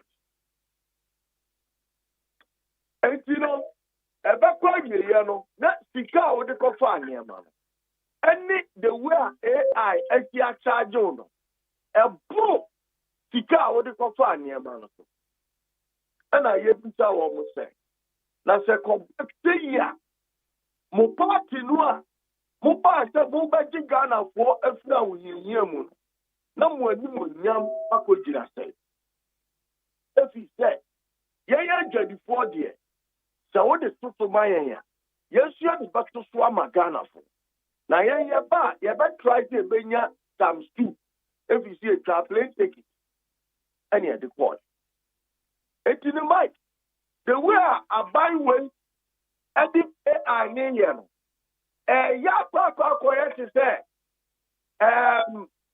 MPP for the over the buy asem to woman he levy ya kwa yes say he levy pepe he said he levy do am call aseni no sa papa na AI e dey aban we e be kwa aseni if he say the year before you go for niema no na yetimi ni bedru Ghana for ni betia ye batum ye kama Ghana ni bia aswati if he say aban we atin kete say one pere especially the deputy minister of the Panyashi of person obeti obi atem commissioner ne kan na ye de yen kasa o my manual na bekata o my manu afei ahunchira ni ye mo ya na wo mo asa akọ wo mo akọ ka kire o mo se mo sa mi e kwan ni e sa ma mo hunchire mu bio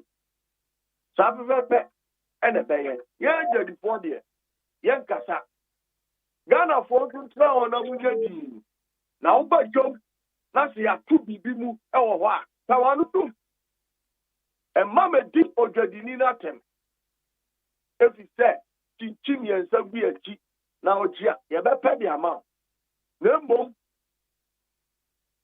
wo Ghana ni na wo tu oban no mu no ye wa di de say ku be di aho kire na wo be di bia nso yo di sika bia odi be wura jomo bia enso ebasa ma obia emblemu odwadini bia yenyachi eye AI because say AI economy any woman. Okay. Internet say aban no enye ready and I say ready. Say one be year free once. Onye ready. But onye ready so obeti. It's a then encourage you say we put to hold on more demonstration. No. So I will say when a penny a dear someone penny dear man. So one more the appeal by say almost say a Kayan yes our committee no I am fine at the end. Say only penny moon casta na nipano cast obey me to halfway. I was on to meeting halfway. And Utina, you can't say, you better hold you. Now, share the outcome of the committee, and Yama, you did not go from that. Prices now, Oma cover free Amazon, Oma cover free Google. Omuna say the AI can track companies, and you know, crap. Me manage the AI, be any bet me a tracking company, be a warrior. What I say? I fear you. Oh, bet me a tracking company be who we are. Now, before you toy a near Mojum, and you jump for the I need bet me a tracking or what China Ayakwana, or US Ayakwana. You could jump near Cotopa near ma. It's better AI, everything you change on top, there be an store. So, it's the idea a person here. Media mistook Ghana for the missing one. Now, before there, you better be a bubble here. Eddie did know. The more over 2 hours job. I want to be able to say yes. That or mine now with Timono. We are naked. Okay. And what's the power and I would say growing. And a bio, a Bama business is the brain. I fold. Business is the good. If he said, Obiani on one, Obetimi Chiasa, Examo Abono. And I know more yet. Baby, or my introduce via I successful. Dubai. And look, I'm find your valuation. Or my introduce via South Africa. I'm find your valuation. And a Korea also use elements of AI at the end of my baby. It be I come here what Ghana has there. Omutimi yusu AI ni bi adi di omutuma e ma ne boa wo mo e wo kwan bebre so what I say e di adia ya ekote hunwa musura deputy minister yesi tete say what the party a wo mo abrese e be sa ko opposition araho because here jodi for ye ni so de omufa na omu chance a na omu ye ni so afre dia be pio Edia, a conform brain and in a more multi attack. And not the only codiatry. A quadrilla too much. Babia, or we bet me any poop and no quan or more. Ade. Yaga so. Ya, over Baba to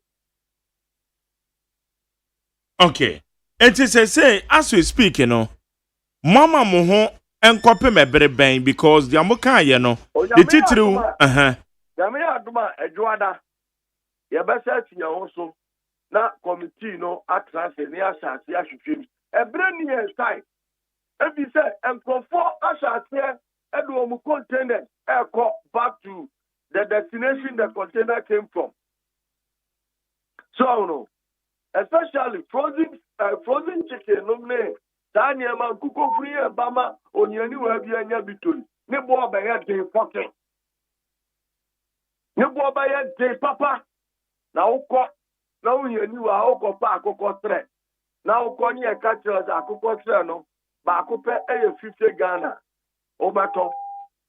So went to me on Tonswa, Obano a copengwa, now they are both Kunuadi. Don't you could be busy or betting in the iron. Samo. Okay. I was at Ghana, you would hear me on a pay.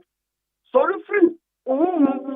na sha asie ma wani mre sanya sa mo de asie okromu a o za target for ye sha asie say ye kasa efa bibi ho a hwe omudi interview by ye dete sa omo bunya gu omo asum enya hwe omo die so on the to na mo kopa AI ye ka chere mo say amwa system no sa mo pese ye nyu tukra na mo ba ye class ni hwe price regime no emra bebrebe na GRA for ebusu mo amumra abodi akoto parliament ani hyehyɛ ya ɛda ɛkwan ɛfa so ɛde yɛ duties ho no mo ankasa mo abuso so no na mo akɔpɛ prices na me to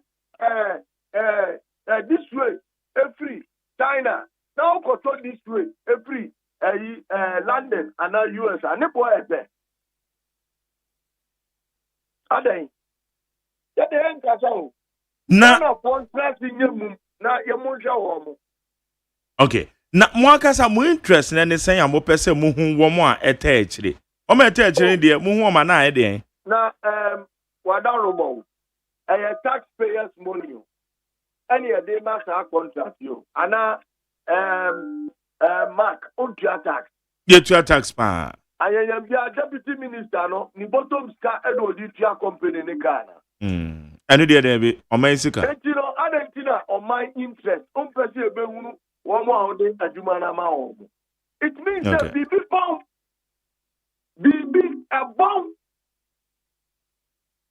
bomb adentia mayo ayo my sika ana udi bidwuma no eti foto my bananim no my money who say I assume any of this contract no amano also wonka that should be obeka so wonka is that should be obeka that enya na ututu form e kan kambu amramu a empadin say efiefi edian ben na wo sa deputy minister wo bayo empie dache ebepie Enra deputy minister na mushia no so ono na AI ni senator okay ono na in charge of revenue ono na de adwumadie no ma contract on the commissioner general tika owu body editor Ghana for na is a host they are well calculated that employee voice na me dey me kasa tre Ghana for we Ghana nia sasia ma woni na ho na na boku dia womo wo kensa ohawa wo mu a ama duty ese wutua akosoro prekope because enra Ministry of Trade and Agribusiness for statement in the mono womo si ade ye $3 no akọ $40. Did they consider that it is a matter to unban? Okay, someone am kind of muntia. What about the ministry? And also, Mark, the Hamikra, and Penny Fua, more for Brack, the deputy minister, no Abrabo, the commissioner general, no good, ya draw a clock. Who say you need 8 year extra Ghana for? And the integrity. And some are okay. And yeah, says you'll be ready. Cement bag, you're about 300 to 400 per bag. Because I didn't get cement, no, and can $3 and Omuko you mutuya. Na etimia ko $40 a day. Then what should we expect? At the end again, you say beba. Cement bag, Bakuba 300 and now 400 cement bag. And no one more demonstrate chira say en kan na dia na mutua no enye the real your friend say charges ana Mark midi kaya kata me chire mu chire one person across county on pricing so one person na akọ for on prices so omu obia almost this way no 10 cities are almost system this way 20 cities. Okay. One will be paid. 1 more and the access system no some budget $40 per top or clinker. So a mistake here, they can rectify it because the WTO running said receipt in a nippon in the costa and no so fire duty man. Where the almost there be omunina guilty no so. No more 1 more tata your receipt the order. Now back that invoice no and no nobody back calculating duty amount. Okay. All right. It is a say what say mo mama ho akwa kwesi adwada. Adwada ye be say engagement ase. Dan sama mi kan nyina we will factor in there. Say omonye WTO mranu tum say fine. Say I know okra no a e was a mutimi je transactional value no atum. Na omudi ema AI no edi hujuma. Now, more consult prices from Amazon.com, from Google, from various websites. Now, we can say, AI new company deal with you here. A truck here. Or my bring your me. A truck. Maybe there. You know, not for there. We should Ghana flow. We should Ghana flow. Move back to them. Now, I will hear. And you probably will hear that our man will move. And if you are Ghana for Muda, and you're the above. If he said, and she had Ghana for nothing, and she need to be more young, you may do Krumano. A dog, a dog, wait, yeah, catch her as so for you now. Be a fan of two. Be a fan of two. Not almost 2 please, a 1 year. Omuna so person omo de a 12 Krumano. Ebe ha obia so ye bronio so ye bibinio ebe how we skania ebe how we yenia we do obewu kura.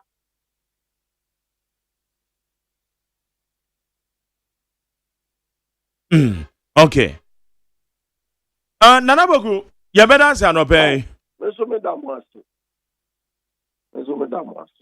All right. Nana Poko General Secretary the Traders Advocacy Group Ghana and Romo ba how we some kwa question penifo wo mo question ni nyina fa publican AI ho nsensem na no na ye na di nkoma wo call ye ne ensam na intimacy po dia na wo pese penifo ye no intimacy po but I remember say Professor Ransford Jampo ebe kan say wo mo putu hold on AI no. See, Abamana no maybe say Bobo na wahwene you. Amasacha me kwabramafo. Kwabramaachi. Mejo so bra. Na bibia boko de. Nyame adomboko aja na Friday. And the ase. And the Friday e say eguso a ye hwe se dia normal eko. Ayine na ya dum yeah kane ne kwabra kane ne dum dodo edum dodo won apuomantem dum ne ade de tibi dum 3 de unim say sesi amena wo kasai your baby e fro ho pukrom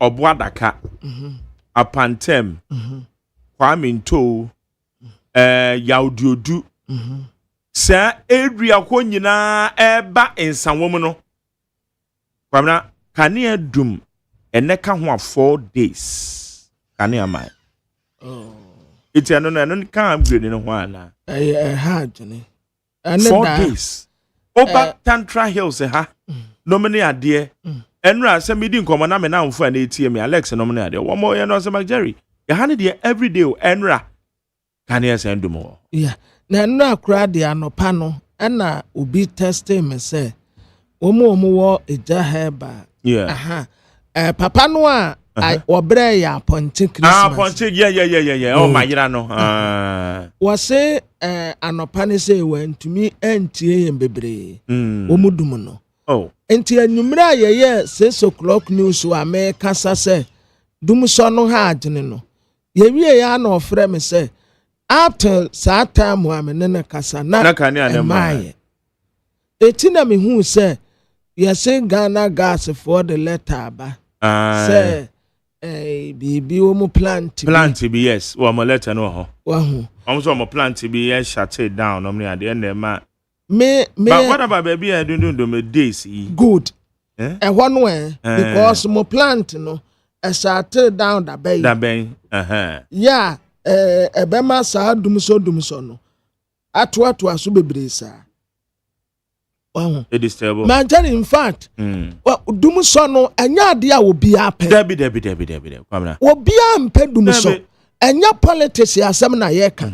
Eyo man asem na ye ka. Nipa be so de so okwa akoye aduma, ni ye dum light fon.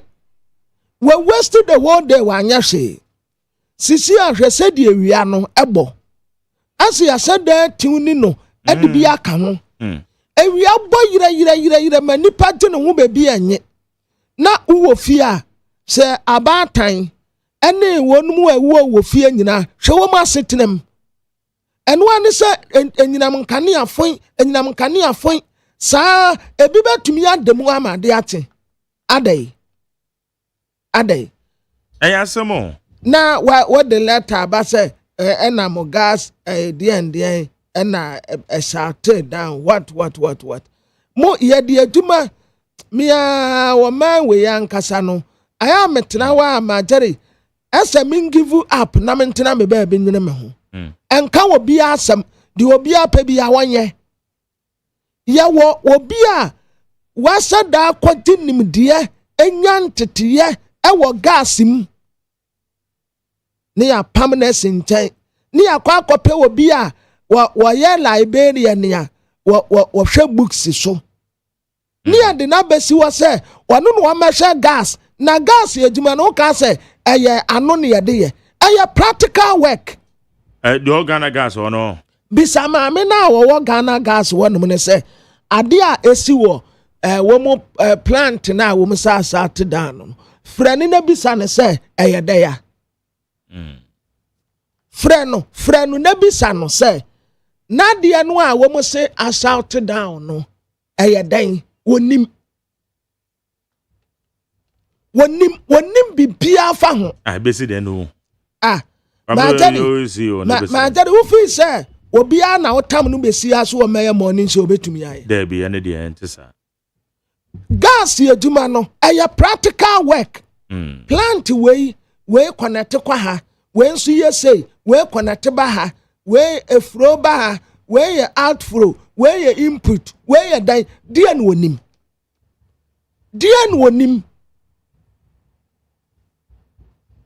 omun so a omun wa ne nten a omu betumi aboaboa no nkakra no kɔ hɔ na kɔhwɛ kɔ Ghana gas wɔ ne kɔhwɛ o plant ya a shout down na obi ntan obi ma me no mensia ne da sabi yo se ne wanya na wole mame but ade anya ade ya won kɔfo a wonim de ya wo mu betumi aboa wo man tetereye ne epia wonu asintan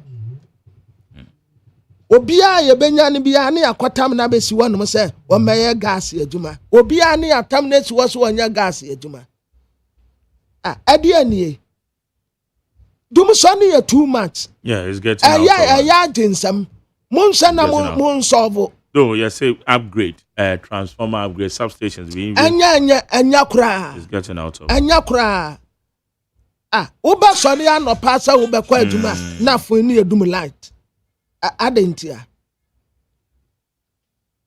wo ohwe na adwuma no wantumi nya wo muma ni nsi baabi no wo mumpe obi foforo mra metna wo no wonye onabo Abdullah Jinapo samu be kamutia pam ho na mape obi a woye competent ya betna wo no mo abeya adwuma na mumpe obi metna wo no wonye wono wato wadan wonim asa kwamna na dum so Ghana gas wo be na de behye na sadio wo mu de ba ye na me gina so akasa wo mu an wo mu sia se ɛyɛ no na de saa problem naba.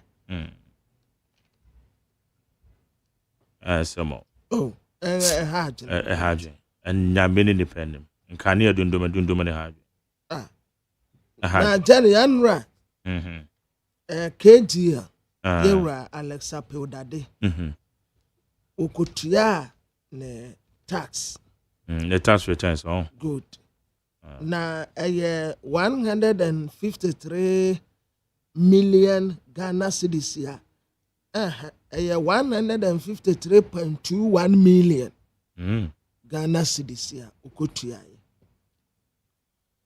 Na metena won mo na mebisa me ho se nti wo de afie se jinarefo ka kire papa se sike wonfa na wonfa entretre ni nyuma ne mu na wonfa nipa ne bi nka ho a ma jani nke nye ye wo ho ana se wono de wo je anka womon granting a tax waiver good ana se womo tax holidays bi nanka sike nanka yatem oye Ghana ni disi a woye adwuma enti yato no yantete so ma wonum na womo ho hare womu ma jari enye yana anate ye yesuban no ene se ye dia ne yeje ye be dia bio se wo be fa so a wo be survive wo ekwan no wanim ye de sa na tie ho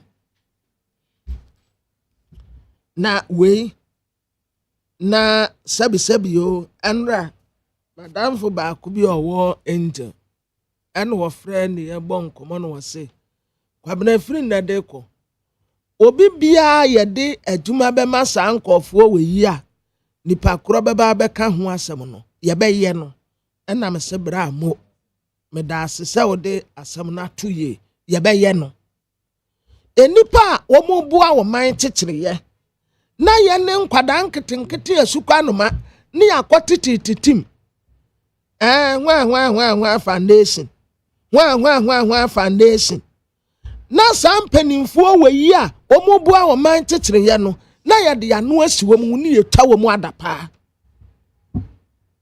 wo contribution pa wo man kekere ye mu ne san na firi na de ko mi ankasa me de mani beto fom me de maso beto fom obi a wo be sori businessman ni bi so e wo Ghana ha no se wa bi adwuma ni bia ye be hwe se wa bi adwuma ni bia ye nyina ye de ni be hye o ka se wo be establish business wo Ghana e be survive aban mienum yensa e da form abusiafo democrat ahodo ebe agya so anopei na yeyi ne se apaso ade de mamo baako telegraphic yanim ha wode yewra Anthony Kwasi Sapon oye commissioner general GRA and wode yewra Alexa Peudade oye executive chairman KG ono symphony edaha na Dr. Martin ye wono so da ha sei na wono wayo mamba pa yewra Alexa Peudade wose sabio so obi turu kwose nkwa nso nturu no nkose wuo ampa Ghana fo adawroma kakra nkra ne yaso na adwuma mu a ama na gina duru ba bi a edurei na de asase wono nso yama wo man no wonsi so enti ampa oboaboa ne de ano omamba pa wakwa akotia ne tax afia mu de anya sika kuma o aya 153.21 million Ghana cedis wakwa akotia de amagye arefo bo na baso ese ni nkuran se omamba pa bi te se Dr. Alexa Peudade ene wo mu nyina wo mu hwehwe waya ade pa yempene no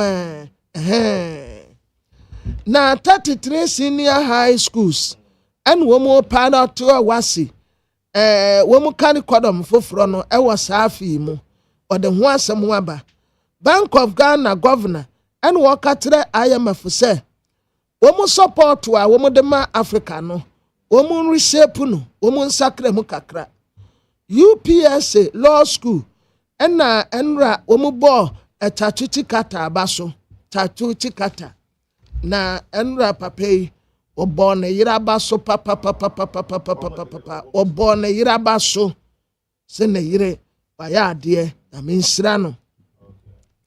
Ghanaian Times de bokrata n'anim ha ɛnna de bokrata ahodoɔ no ne ɔso ntakrata wɔ mu ɛyɛ KGL yɛwura Alexa Peudade ɛnra asɛm no a na meka wɔ de bokrata no mu no the same thing na wɔde abɛyi mpanimfoɔ kuku da mmiɛnsa wɔn de wɔn nim sika gye o oyɛ sɛ de wɔn asɔ check ni mu a wɔn asɔ mu den papa wɔn mpɛ sɛ ebɛfiri wɔn nsɛm po na atɔ fam nti wɔn wɔgye.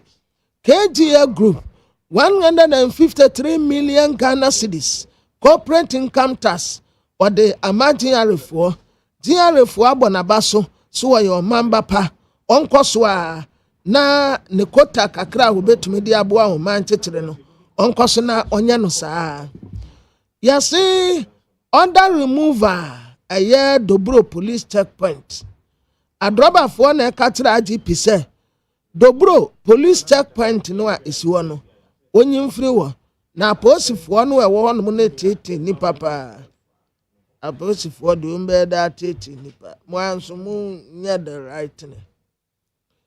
Yase evacuate unsafe Kesa flat bi o minim baby ɛwɔ but yase yɛ frɛ no Kesa flat Kesa KAISER flat wɔ.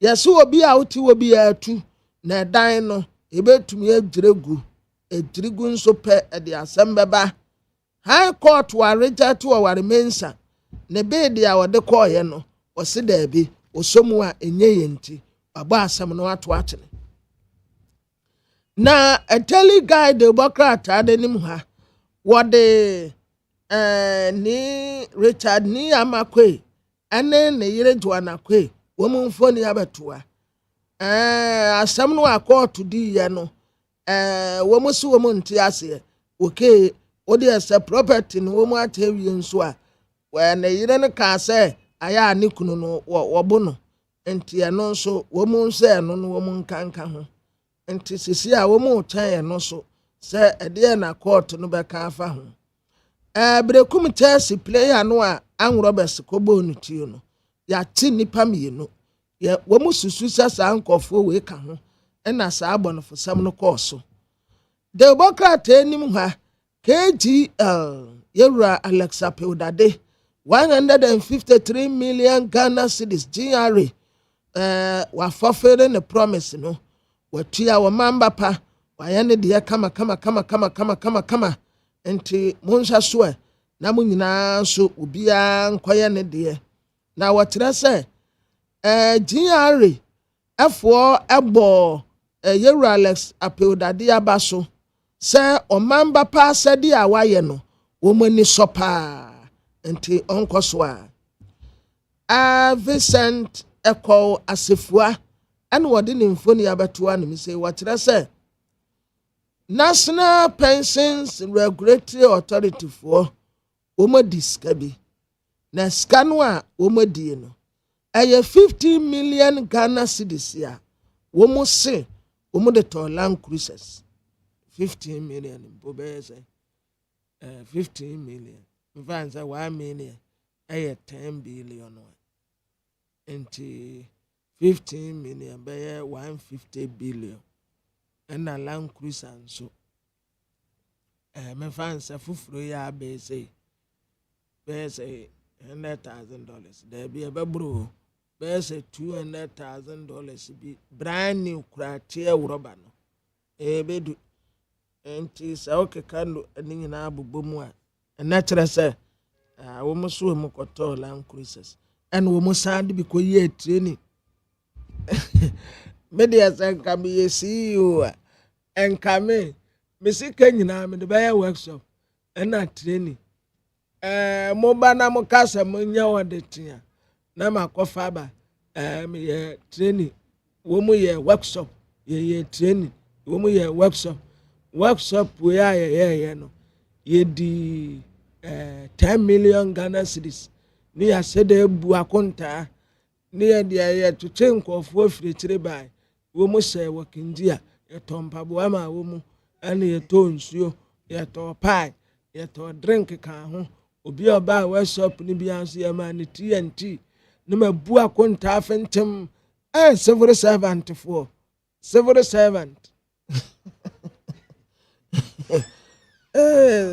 civil servant mu mutumi bu akonta kama na enum wa ba bia che na school bi wo mu di asase week enti wo mu wie na asase president ne say aponchia womu adiye womu aduane no womu koto aponchi baako enne kurampo aponchi hese sata womu to aponchi baako 5 million 500,000 Ghana cedis enne ye bisa ne se na himfa na wiase me to aponchi 500 Ghana cedis enne wo bu akonta wo se aponchia na wo mputem honum nyina enyade enti wo mu ko mpese daade ewo sopon kwan no so no afa wonsa left wo ko mpese daade a ehwo ne yeso wo munya mponti a depa mponti so enam se ehwo no ne de edenti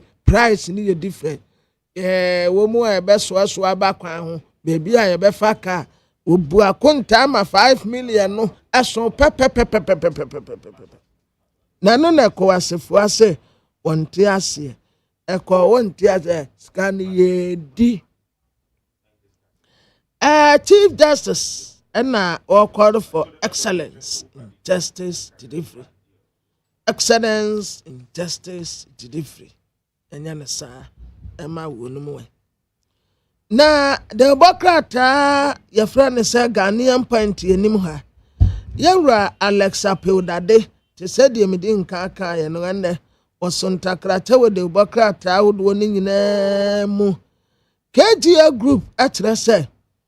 Sir, woman said, dear, sir, woman, your mind bapa. Ubetia ne tour. Bibi aseso ye bia obeye no. Anya dia ubesi Ghana for so. Obeye no sa pepepe. Na weinti ena ema ebra wote abrochire. Papa we.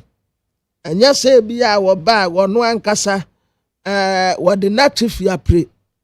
No wote abrochire no. Na Awurade ahyira no na wadadene se wonsa tibaya wodakura nte se wonsa yem enti yamra ne yemeboa na obaaye enti ba wobaaye ni nyina ne se woba beboa kyekere ne man esansa wade ayeye no na wa na waye enti hwe wodone ahokeka ne anigye ya wode akotua ne to 153.21 million Ghana cedis. Opeso mine no ekoso. Enti wakwa kotua ne to kama mu amaka no wonso munye bisa. World Health Organization and woman boy His Excellency John Dramani Mahama Abaso say enuane ehun samu a woka any free primary health care initiative for the abano eye pa yempene no oh, papa ya dear papa, JDM. O say and I no said you know preachie. Doctor Bikura wo kolebu, man jani sana was say, nipa da se nibia benku. Say a day no, where the benku kasiya pa, it is a kusia. It is a kusia. Okay. Yeah, that's yeah, it is a kusia nan come for the amount. Anna. And I'm say, Mammy, I'm proud by your mammy. Because was I do Benquadi Kusiaba? Benquan, the castle is a Kusia. Now, was some Kurumano baby? This ones I left. Now, Minim say, Mammy, no, so I had you. Me who sang call for a bus social media sooner. Anna, was Doctor Nin was showing you 1 year. Won say na niam da nanimu ehu obi tu force benku na wundi ne so te so no wo sanso de eva benku hu ben eva benku hu den enti sa wunya nkruma na nka benku no eda wonta ketua bi ote kitua bi ala de abom ote kitua bi anu ode abom anso sa obetam ni nyina ha mene nso e kwan no anim sesha na Chief Justice Atlantic Supreme Court when you 150 years. Wow. 150 years. Oh my dear. Oh my dear. Modern accessible justice system. Na Vincent Kwasefua nimfoni da Democrat Ghanaian party anymore. And was minority for na edimanie. National Pension Regulatory Authority for so mu ye training. Training expenditure bi. Na womu koye no US aha say yen seda nye training papa wa emfa ma National Pension Regulatory Authority nti se ye kwabro chire mepa na mekan you some say some be ye CEO and Director General ema nyime bi ati say ya ka kuntabu be ye de say ye nya training ni bi wo Ghana internet ye ko US no ye ko Washington e wanso hotel boaden pa ene wo mu nua ne nso boaden ne mabu akonta kama na me de a kire mo ne ma sa ka kire mo se ka balance mpo e wa kire MPR fo ntimo party se sa training no amodi ko US no enti munya training bia wo Ghana ha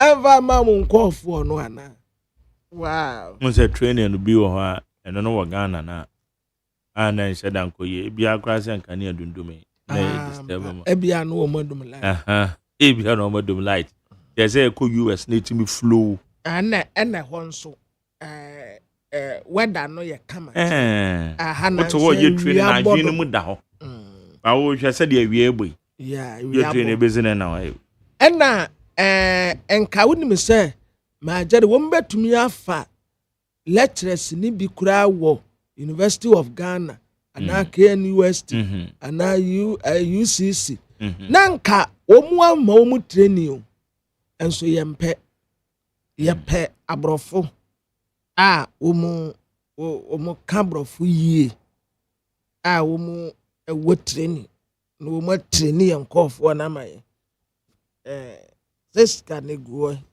ye ni nti ye be din kama e de amam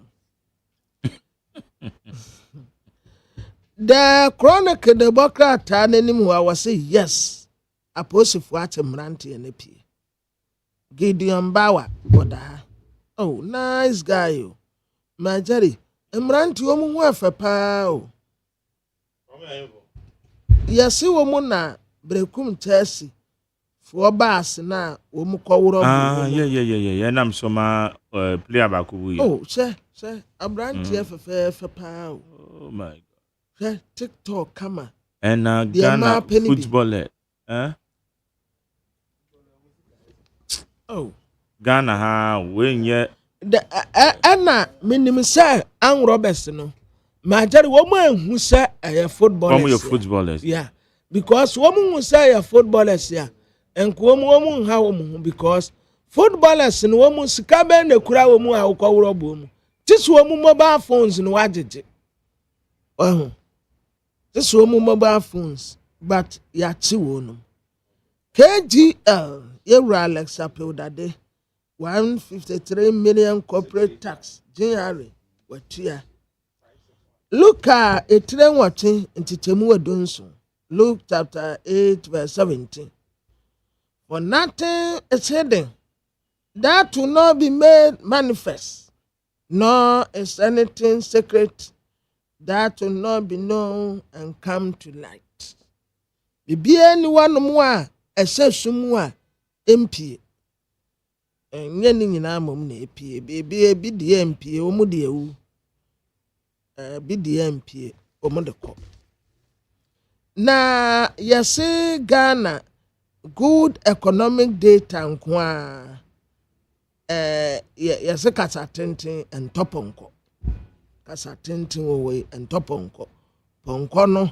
ene wo ho no so obeto ato kasa tenten toponko na the Democrat the Chronicle ɛna wɔkyerɛ sɛ yɛwura Ibrahim Mahama abɛɛmu a ɛwɔ sua yɛfrɛ no Jeffrey Ejaibo Ache na wanya kidney yadeɛ yes yɛkɔyɛ sisi ama jare kidney 13 years nso anya kidney yes me no ka say ba ko bia beto me ne menre ya kyerɛ sɛ na wɔn ne me ma no na ɛkɔ school ɔno kora de 9 years ɔdwonso a ɛsɛ mogya wom ɔmo yɛ no kukuru ɔmo kɔnkɔhwɛ a kidney ama kidney no ɔmo so ɔmo akɔyi baako kora ma ɛno so ho nsɛm nti kwamra akwadaa me na meka kyerɛ ɛnra metie mewura akɔ saa na me sɛ majari 13 years ya wɔkɔ school wɔ Zion Praise Educational Complex ɛwɔ Asante Regional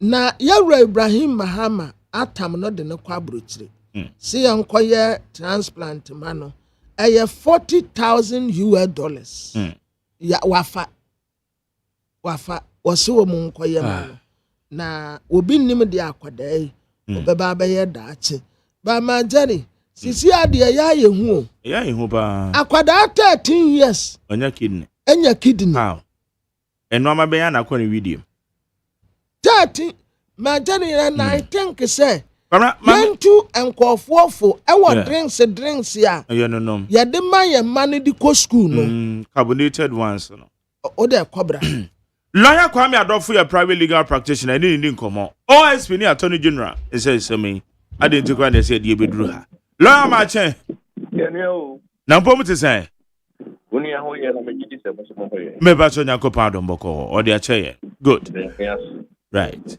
na ye bisa say OSP ni attorney general wo de ye no adi nkomo bebre aya na de bia wo nsem bia woka efa OSP ni dwumadi ho de bisa sa de nkwa na sanka de beduru ha no with you for Mate. Oh yes. Na what's the then you do her? Mark, anything you do her. You tell me because anything you do her anything. Who is the acting? A cunning mandate. Especially one who expect Monday, I would hear. Section 4, Section 4.2. Section 4, Section 4.2. Okay, Adamanima. What's it? You shall be authorized. And our case is subject to clause 4 of Article 88 of the Constitution. The office shall be authorized by the Attorney General to initiate and conduct the prosecution of corruption and corruption-related cases. It will so to say, ambiguous, and we say that and one is also Attorney General. Say, please advise me whether, because Attorney General is a member of his board. Attorney General is a member, the board member of OSP. Please advise me whether I have the authorization to conduct and initiate prosecution of corruption cases. This case is a straightforward matter. I didn't give you her. Just one piece of paper. It makes me clear with mine. Because the Attorney General replied, oh, yes. There was an oversight. Let's say more executive instrument. And the mama was executive instrument in the end. Finish. Now, what kind of ruling now by? Ruling is clear. Say there are so many agencies. There are more executive instruments. There are more the right to prosecute. If it's a you, but then I'm saying GR requires there are more. Say almost now OSP would be. Now one and discuss it that matter behind the scenes. And now among four there's no ambiguity. A year of that say the mandate clause 4 of the Article 88, the office is mandated or authorized. So the office is authorized by Attorney General to initiate and conduct the act. Then you know, sir, he doesn't need any other interpretation. Mark Woho. But when the office shall be authorized, future. So how can we say on the basis of this alone? What you did for that's now so Ubiako to Star Wars, Branham investigate you. Grabbing, was it Branham investigate you? Was it FBA? Branham may investigate you. We conducted payroll fraud. Branham investigate. Hey! OSP. So what do you do? Yeah, can I so what do you do? But young show, lawyer. What for mandate when yes section 4 no? Or say 1 or say except as otherwise provided in the Constitution, the office is not subject to the direction or control of a person or an authority in the performance of the functions of the office. I don't know confusion. Said because of that or mandate. It's when you have been authorized, then in the performance of your duties, you are not subject to anybody. I want to confuse you. It's when after the authorization. Exactly. In your authorizing one, you have no mandate. This is your authorizing. Now your mandate. After now your prosecution, you have nothing to worry about. Yeah. But you don't even have the authorization. So how can it be independent of anybody? When Article 88 says that only the Attorney General can do that. Oh, and now what some people don't understand is that although the act, the 2 million was given to him by the act, by Parliament. Unfortunately, that 2 million, in terms of prosecuting anybody, it's not 2 million a Parliament is there. I know the amount. Attorney General and the 2 million. It's Attorney General Obama. You are wasting your time. It's the Parliament here in India. Over here, what they had to do, except say 2 million or the for court. Parliament, any Parliament, no more than Yamo. The Attorney General. And the Attorney General Obama, there's nothing you can do. So try now what you know, and the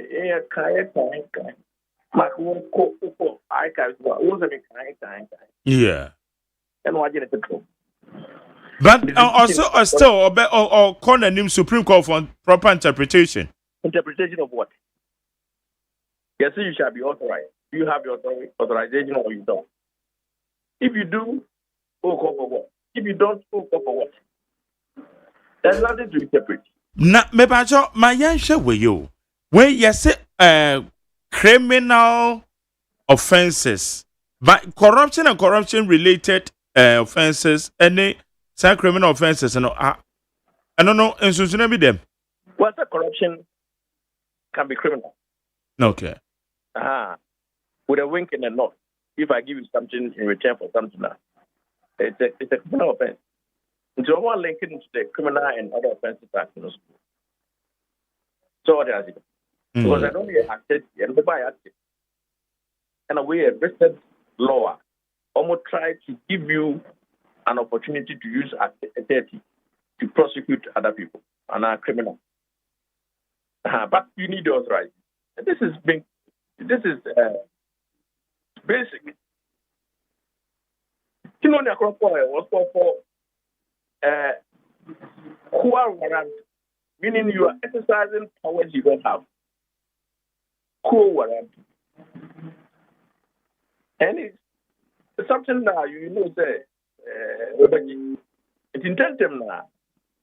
It's maybe the OSP no, or boy cap one. That SP no, or boy cap. And Tibina can resign immediately after the subject because they are no, I do authority for prosecute. Is what you have to say already. Put in your head. So you are useless.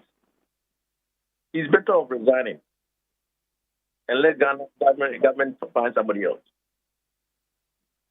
Ain't near High Court kind as a Chinese saying? I just say he doesn't have any authority to take anybody to court. Is it anybody? And I say specific cases. Anybody. Mm. Because you don't have the authorization from the Attorney General. Full stop. It is just the Attorney General. Now, no, Attorney General can correct the situation by giving him authorization. By means that all cases they work on. And so discontinuing not so far left. About a cap.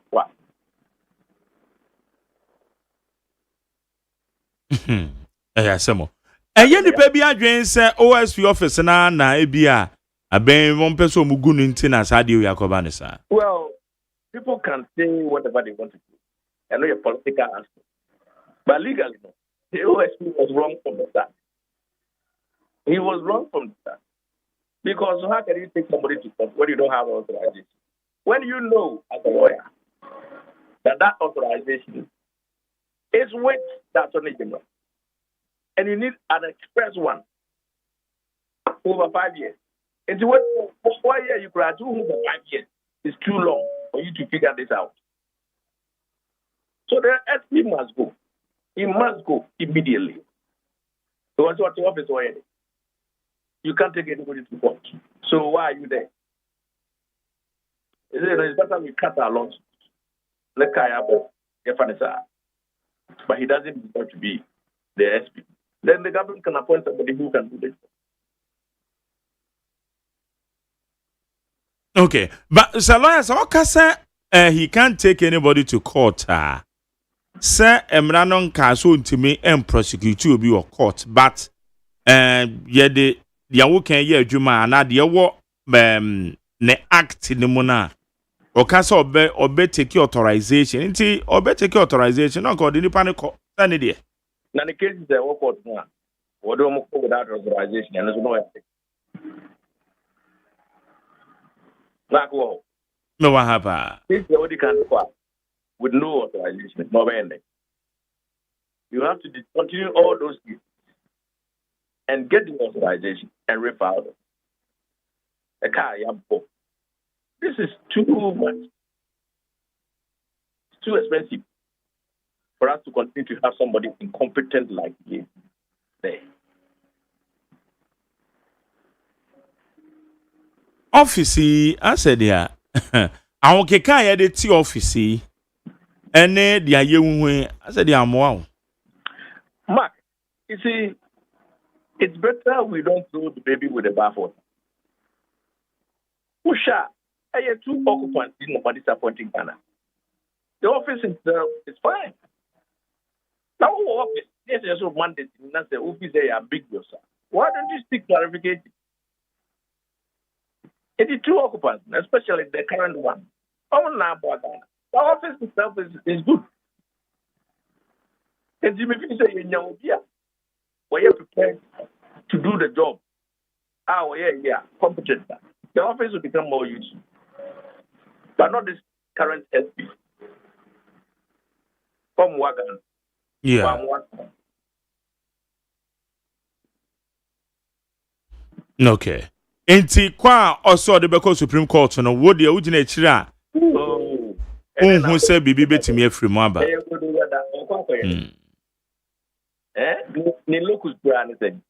The office was not created by him. It was Supreme Court for them. You are an employee of the office. So to let you know that he doesn't agree with. Now, my uncle. Anquanoma. And we could see them. And you're shitting to throw them. Never this is the basic money. As a meeting, when you did it. So, guys. In the way you got to get P and pass on to people. The same thing. Where's the medical practice, maybe? Me a professor. But as a way to constitution. A man will Okay. Lawyer no pay that say. Taminka. Namishra. Lawyer Kwame Adofo a private legal practitioner nti asem kwa de watwanity a. Say woka hana mandate of OSP no section 4 ne mra no we act 959.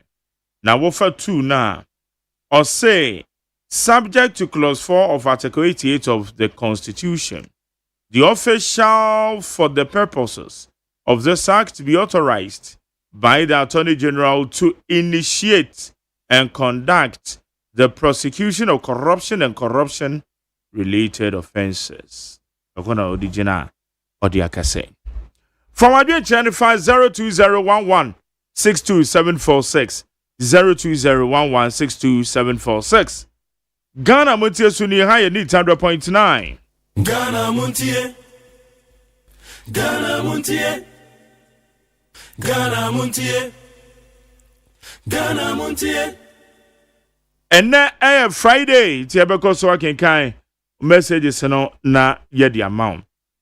Na nensem no Attorney General OSP ni Attorney General semi enipa bi ka say Attorney General no person OSP office no you free ho sana wo hu no ana Supreme Court enya 150 years it wo hwe atomu adwuma no the Supreme Court abeye di aboa etesen weekly retrospect na otwe isamakodo a esisi ni nyina no so ye hwe eno no pay wo neat 100.9 amasacha me kwamna mafuna bo ame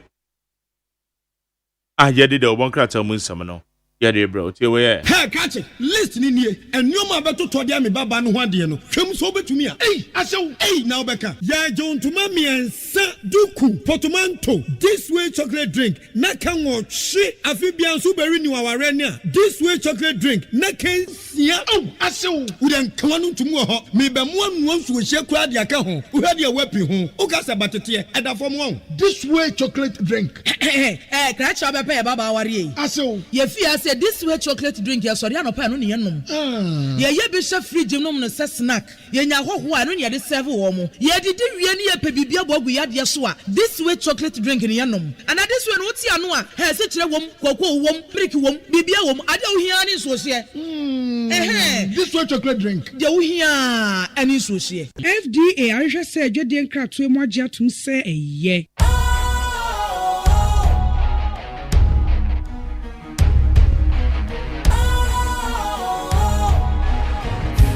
Cool, fresh and trendy with a new look. Makes you feel real good, that refreshing vibe. Satisfies you right just the way you like. Do you know? Do you know? Do you know? Ain't gotta do it alone. Specialized makes you flow. Anytime.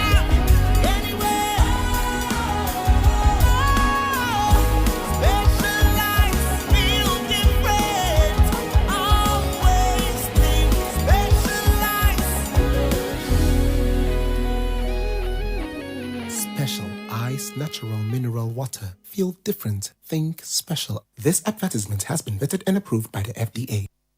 Okay, how you need 100.9. Now what you said America no. From go into soa abayene draw for no enka say. Yen shall see from David Agbuadu. Okasa de ma Concerned Drivers Association of Ghana. David Marche. Miriam Magere Major also. And what to say? Julian Ponda Roman, Pania Hondo. Yedanyamia say. Ente so ya aben edia bay. I shall see dada. Draw for to say decision ben and a moteke. Yo, Miriam, decision you take it and say. I'm afraid last Friday I go see you. Almost about say on better so. No correct. Almost say 2 windows on better so. First window, Omate so kakrebi. Now you're expecting more than this one. But once our marshal here at the sono, You say you need a queen be a say you to attend to the you try the next window. The next window ba na a bafoma. Let us say omodi ombo so. And we will also keep to our promises. Into Bisamia. Na the American pay. Okay. And say we call a year filling stations now. Window where nana ke 19 Ghana cedis, baby there 17, baby there 16 acquaintance go so. 84 weeks and na abaya no diama. Within some 4 weeks in the windows in baby me no because the ABA 15th. Ye try him say ending ba ko be say ABA. Na ye benya no me ensakra. Okay, said the ABA okay nti ye twa mienu a ebebie ewe no mti ado na modern monitor. I mark you know either enemy any monitor.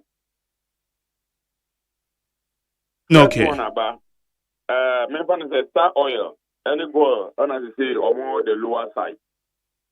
Almost 1610.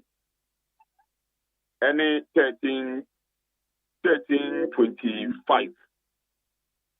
And you know we expect to say a better from at least 1450 and 1460 more. And then I point. But so what kind of sound that I am one was what kind of sound because window na be that down.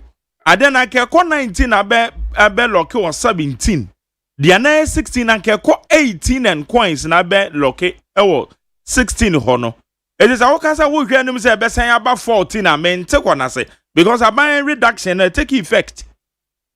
Yes, Marjorie, I take effect. And no na made Star Oil ne go there I example no. Because we know who shall need to tell the now formally no, now it was 1710. That's diesel. And I see about from 1610. That is the first window about from. And you know, we are expecting the second window that will come at the ending. A walk and yes, say a buying boy was saying no with this will I'm an walk. And I say or the year grow to press because we about from yes, I will accept it because now I was say control and I lock you. But I can tell you, Mebacho, I can tell you, say some of the OMCs 17 and coins diesel no and petrol no so yeah somewhere 13 because na petrol no so be 15 eti obeka say woman for buying reduction in your adwuma woman dey aye adwuma obia dey aye adwuma say dey say because obia na in the market strategy so obeka say well any shell any LED sales na ye no ho. The last one I check here, and I'm checking here. Now, Star Oil, atom fuel more than all the OMCs in Ghana because the price no, I was from Kakra. And it's yen the Yajatum say abaya so, but until so say the epeno. Abaya to so, but until so said the amopeno. I'm a Jerry. Is it a year diesel 2 cedis per liter? No, because I noticed say I buy wipe all the margins and your friend saying levies. I buy no control also. And petrol no moment I beka say no 0.36 pesos. It's a one they be a beka say to so no work from their fine, but diesel no there. I buy wipe BB every year. Yes, Marjorie. Why BB every year? I'm at 2 cedis na free so. But to us, no, and replace it 2 cities Nangasa. Because now Shell was selling at 18 cities, 59 pesos. When I say about 17 cities, but the peso now that's no. When I mean you and Star Oil, not almost selling at 17.10 and I'm about 16.10. Osha, 1 city. And free so instead of the 2 cities. One na want tiase no. Kafra say ade no announcement ne ba ye no. Na ye window ba bebie. Window be on the first beginning of every month, then middle of every month. Window ni be on the 15th. It's a window ni be ya no enya sa reduction year. Na ka baby na hu say enei eye 16 coins no. Na ka be ko 18 cedis. Baby enei hu ni say eye 17 cedis now no. Eye diesel no. Na ka no be ko 19 cedis. It is how calculation am say modro for no ma messe. Anything I wo kasa mo hwe anim say e be say akofo mbiem no. Eno na me twa mo adwen asiso. Menim say on me ya adwen a. Magere me ni o ya adwen. Wontre mu yi ama me hu say yes. Nke e call from 19. Yes. And 18. Yes. It's a reduction no na amana koba saa. It is a dia ekosu internationally. Say yentime nya ne pumasibra ne subsequent windows no e besanya kosoro. Meanwhile na reduction ne ye adwuma. Eno na metwe adwen de asiso no. Magere me da say e wo de wa kire me anope. Be yen so na ye wa twen mu say na ke beba form say sa. Be on church na ma ye hu say kosoro aban intervention no. E na aba na ma na basa. Yeah. Sanity. Etina for now no say nyame anya ya dom na esa kosoro de a. Na cha say do aban na so ya sene de. But anhwa na chentuade no madwen hu say mo besan to mu. Magere this is the mini udi komo mi Canada no. E chi ono dru a ye be pam ho danta. This year ye de once ye hu say so aba pom kakra no. Ye kra ye bia e bom paye. Say e be ba pom. Because Magere me ne wo ye calculation bi this year. Ube hu say ye say lorry fare so an ye ma ba pom kakra no. Ama standard of living so aba pom e wo kwan bi so. First na your friend saying cement 120 cities any 110. This is cement 85 any 95. And what say it is one you know. If I know what also meant no. Me talk me cement e wa chalaja. And brand now got to 85 cities. 95 cities. CC ayeka say 95. 95 cities. Sa etini nyina ni gina mo ahyentuade na matete so no. Mo te so emri bi ne sa na wo pa kire. Minia enya ahyentua eyinu nko a but me de me hu ne say ahyentuade ye to ahyentuade mu a e ka bibia. Na say emu so eba form. Emu from 1,000 cities to 45 cities. Niama bebre eba form. So yeah. And normal eba form the major drivers and na exchange rate, but not significantly. Ashentuade. Okay, mediatum Magere. But ashentuade so na ade part. Yes, a bit more contribute. Yeah. Yeah. But the major driver nankasa ni exchange rate, you know. Okay. Good. Na agwado, say Vox in common no agozi say motu na mombi akohu road safety for. Minia Vox in common no. Yeah, the two transport minister ni. Transport minister say and bibia meto on the table so yeah. Inti entwe yakuma ento yem. Beton it ni table so a obe fresh stakeholder engagement na ya de bet you on it. Nti see amene o kata yi. Works in combo yi. So obe twa wie no mu a ye nche de ndi ne papa because they want say omo amokoye research no omo anye anko into details. Okay, internet say National Road Safety Authority na announce ye bra transport ministry na nya aware. Oh yeah. According to Honorable Joseph Nipi. Mukosiano no kan sa de kire mu. Yekosiano. Okay. Enye concern kwa nekosiano. The driving community and the transport community nya GPRT or part concern was part all of it. Ye wo hodo. And ye the two nim. And also embeto on the table so ye. Nti mayen this and common answer. We should talk about fair increment and then non-increment of fair. ɛno ɛna yɛ nkɔmɔ a yɛdi yɛ. Okay. Transport minister atɛm a waka akyerɛ yɛ no ɛna yɛagye adi. Ɛno nti na sisi wobɛhwɛ a yɛnka bebree bɛdeɛ yɛka ne sɛ ɛwɔ sɛ National Road Safety Authority ɛba abɔnten ɛbɛpa Ghanafoɔ nyinaa kyɛw titiriw ɛyɛ yɛn adraafoɔ. All right. One bepam kyɛw sɛ deɛn. Sɛ ɔma kɔ so fear and panic. What them say circle ne plan station baako wɔ hɔ. Boxy load 50 a day. But that very day, load only 6 pay. Because of fear and panic.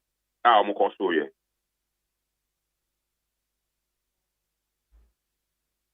One more ang mama mane. I'm free obia. I don't know who chopper. Yeah. Okay. Because mama lose years so. And mama over 44 drivers that very day. Omen timi anko kwan so. Ama come dey wom. E come dey omo yere no. E come dey omo mba. Adena Vox ni si wa na man for person before. Na Vox ni si wo be patronage no e wo from kra. Okay. And the Emma met me a catcher, I dance here concronate. Yako fake honomo because a home any condition and a boxy, a lodi pa, Yako circle. Emma, my sister station, UTV, ever 2 years, ever honomo. The patronage was low, very, very low. Okay. Jada say, an person on your doing Mark, me that say, I was dreaming young adrafo, any Ghana nyina. Okay. Higher need 100.9. David Agbado. Okasa de ma concerned drivers association to almost say as into the end. For now, one more etuomene so. Ntina de woman no. Need 100.9. Messages and so aha. Ye be kan na ye the amount. Many ama sancha me kwabna maf. Enso ene ye bo adwuma e wa hai. Na cement manufacturers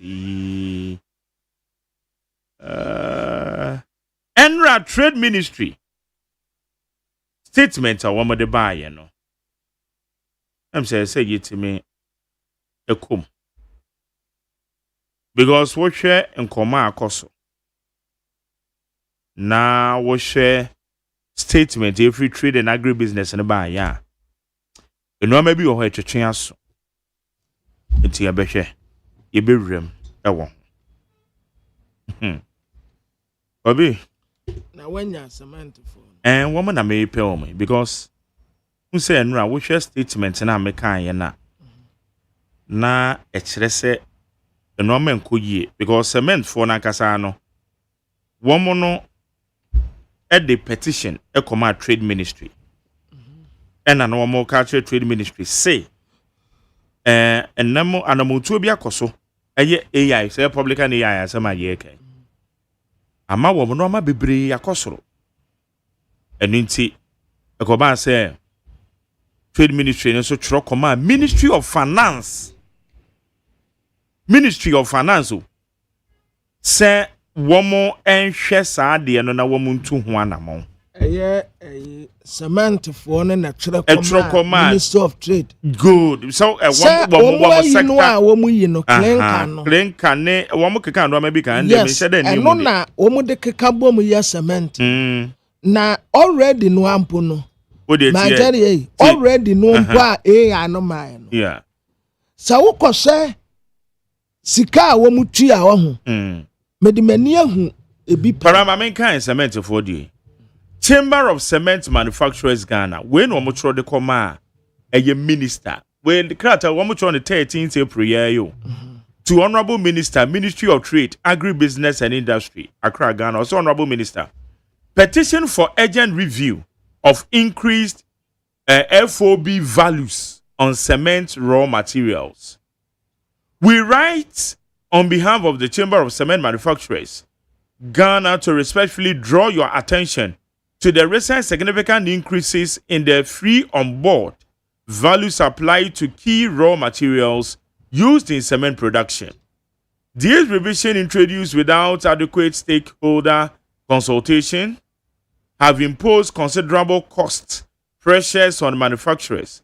For instance, clinker has increased from $40 to $136 per metric ton. Hey! While granulated finance slag has risen from $3 United States dollars to $40 per metric ton.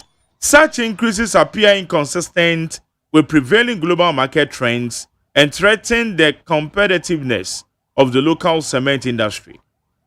The implications are twofold. Higher production costs due to increased duties and taxes, rising cement prices which will negatively impact construction, housing and infrastructure development. In light of the above, we respectfully petition your office to urgently review these FOB values and engage industry stakeholders to ensure a fair, sustainable framework. We remain committed to supporting government industrialization agenda and would welcome the opportunity for further engagement on this matter. Please accept, Honorable Minister, the assurances of our highest consideration. Dr. Joe Dawson Amoa, Bishop, or say Bishop, or not Troy. Now, we name Krata Bishop Dawson Amoa, on Troy, yes. Until 2 days' time, 15th April, and the ministry, no, at the Krata Pia Bonti, and one more song, Omedekoma, a year, Honorable Minister Finance. Also, petition for urgent review of increased FOB values on cement raw materials. The ministry writes to bring to your urgent attention a petition from Chamber of Cement Manufacturers, Ghana, COMAG, on above mentioned subjects. 2. The ministry kindly requests the intervention of the Ministry of Finance to urgently review the increased FOB values on clinker and granulated finance slag.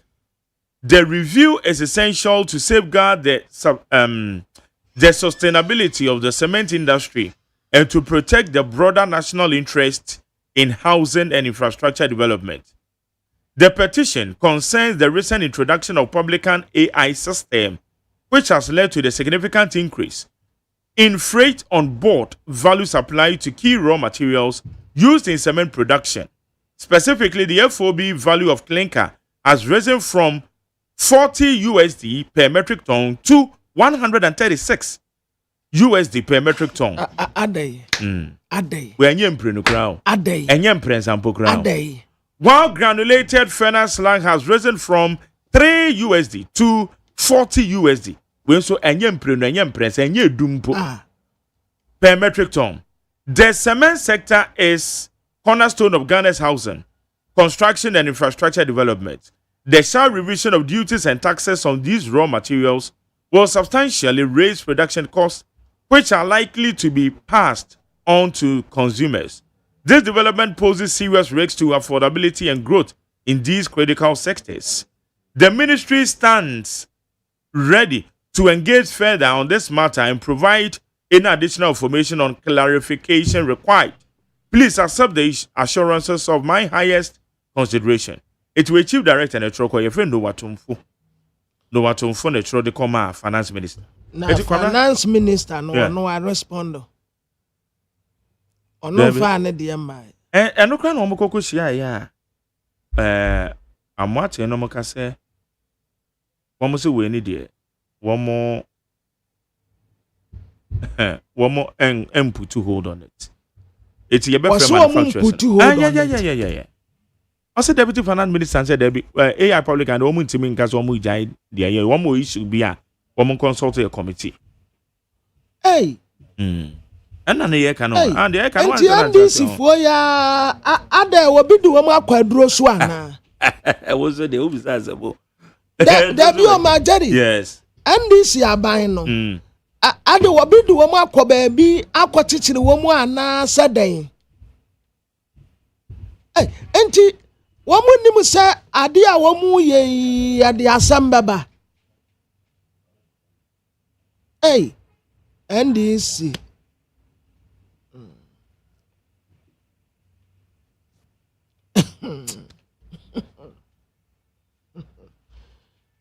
Ade. Ebi say amambono obi. Ma jere woni ma de bia mahu no. Me ya sure se wahu. Ye enkonwa no a ye de wo mo etena so no. Ebe me say wo mo de akonwa no akoye bibi. Enti nipa no betena so pe na ne wura firi no. Because sa wo hye asamu asement fo yi ka. Ehye increment ya ade abemu a tese sisi aso wo mu be ya wo mu be imposu ade eguye ne Ghana fo so na majari hese cement bo enne cement bo no mpo etesen cement no a abuado ka se wato bi 85 cedis yo sa he no abuado 85 cedis cement pa ewa he cement ebi ya 110 ebi ya 100 95 no kura no menim ti se bia nipa kro etwa sanim ma me hunu se o sei na tie na enumpo enie na sa eka bebrebe wei omu sa besum ade egu yani ayekoto cement ne so na mia me dune wa airport ai tamaport yani ayedea anyi obi na yama ayen Ghana fo ne yi ya ne yama wo ho enti se sika no a mogegye no moma no kofom na Ghana fo no ahoto mu ani yama bo ba fom a ada mo mpa na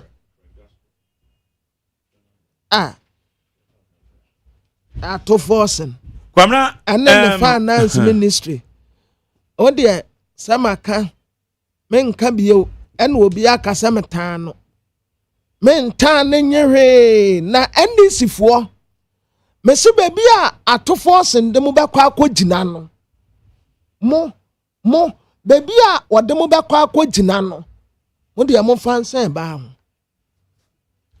Kwabna eye baby a ye frɛ ho ye botiano chokome MA school yesi ntokwa bi ama ne homre so wo ha ya hwe ne ye de asembe ba nti yesre Ghana police nti me frɛ ne yaje we ni nyina ne asase bi a eno no eye aban asase a school no ne amate no no se wo mo de be expansion project ade ama school no na nipa bi nso ewo ho so wo mo nte ase na asase no maton asase no so ya aban asase enti na no pe ya wo ma sesa pickaxe ne ade de akokɔ eye botiano kwon ye English amount from so botiano yeso mo baby e fro chokome eye MA school na yese anope ya no ma ekoso ho nti yesre Ghana police service we dey show IGP omranti a ewo mpotamu ho no eye botiano English amount from ho no yese enya asem ketwa ya de a community na sorry pa wo chokome MA school ho iti me kwase ebenya dansini bi na na kasa ye friend tasco so okay tasco ye dansini a ye gasco mom okay edin ye gasco no so ni din gasco ma che ete say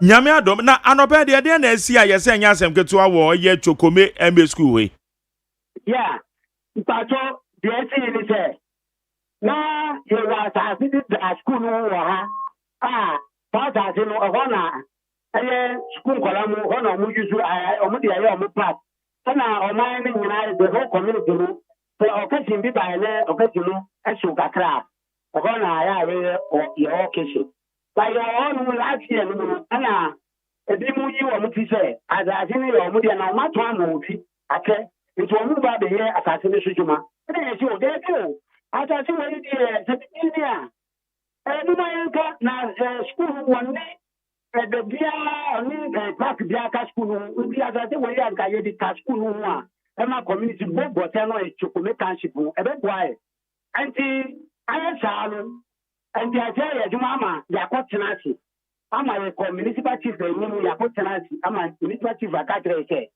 ye kan de mpa o school nya bebi aka we no omu hold on for the meantime. Anti omu hold on on the issue bill. say no a ye wa ha na nkofo na saba e di nkofo bi ba ye say omu ba the to adwuma no so na si de bi ye nti bi ati omu di document bi kire ye say municipal chief executive na authorize omu ma omu permit say omu be ye sujuma ye friend one municipal chief say wa ma obi a permit o ni pa ko si wonu na atan wo ma ni permit ya ye mbra wo omu so omu nko omu bo omu ta ke yin ba ku bi owo ba we say omu so atan e say o papa bi da ko no omu so tia tu say our school at once a government school or say onya baby better program e man kola mu enti sada jine de bushafo no omu jaimu nya de abe na omu be frɛ bushafo no na ba de say na ye bi wu should be ana ye si da say na asanya ma omu say omu ko ye sujuma ye ko so a omu so omu ko baby a amu na ye select document e kuta omu fake na sa ni de the very piano yeti yen chinasi se kaka na yeni abai the very kaka na area a competitive omo ye owner for the land no they are but so mu tata say we are the school agunu no we are say private school bi a se kona mo ha and na ya e ko fa asem ni ba ye nyina ya be pete shemu park ni so ha okay asase no womaton enkrata ben no mede abe kire se hwan so na oton asase de ma omo omrekọ ya ban asase a eye school ne dia and the pakona or thought that you have to now me no kaza from city last year ye fa ye ni wonu da the pia juma ye fo na ha o musuma te ombe ye juma the thought that ni the ombada the hotel ni mu say o ye agent no o na ada ni say o mo to asase na ma ni pa no 140 million, which is 1.4 billion. Sati wani tete nya kate na yemfa misika no man na yemfa sati no. Ye kata yemfa ye ne wonu da. Enti da bi adwumayefo mom na eba so. Adwumayefo na omo ba ye hu ni pakwa ye to sati na man no ye yemfa ye ni ko tie ye wonu da. Da bi o na Ghana ha no eto da bi Ghana no so ananse hunu no ya do so dia wo ken se sa na tie dia. Mepa achewo enya no hunu ena obi be sori akwa gina baabi sa asase ne ye media eyen krata ne de kire se asase eye obidia enti to data entokwa yese amanfo community na bonyenya entokwa ebesi wo ho no obi amai se ono na asase ne ne dia na krata anie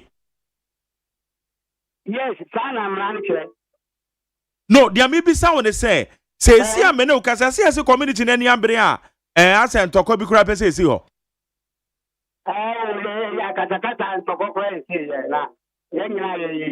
entokwa na chance free baby nti akasakasa mini se bibi esi ena me se bibi esi eti obi amai ma be kire asase na ne dia ha na me to asase ne free ye me nkrata anie obi amai na me kire se ni ba ko no ye hunu da ye hunu me ntumi ndada o me se a woni me kada ni fa me ne hunu da na me ba to wo ya de en community ni mo me ready for the youth president emrante hene yes ene wo so wo ye guy o enti na fro gasco no me dey agata di Emmanuel Kojo Ampofo yes sir AK gasco yes sir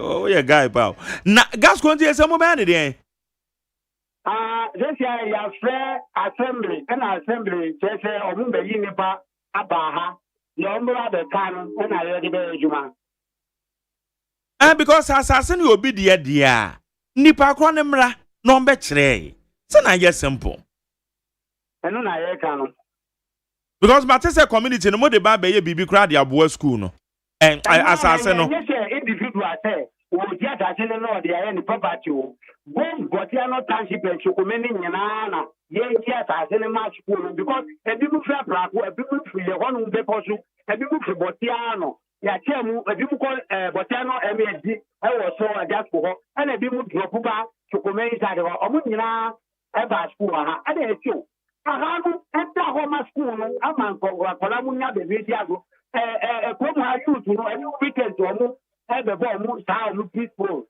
talk anu ha aha na ya wo nyina ba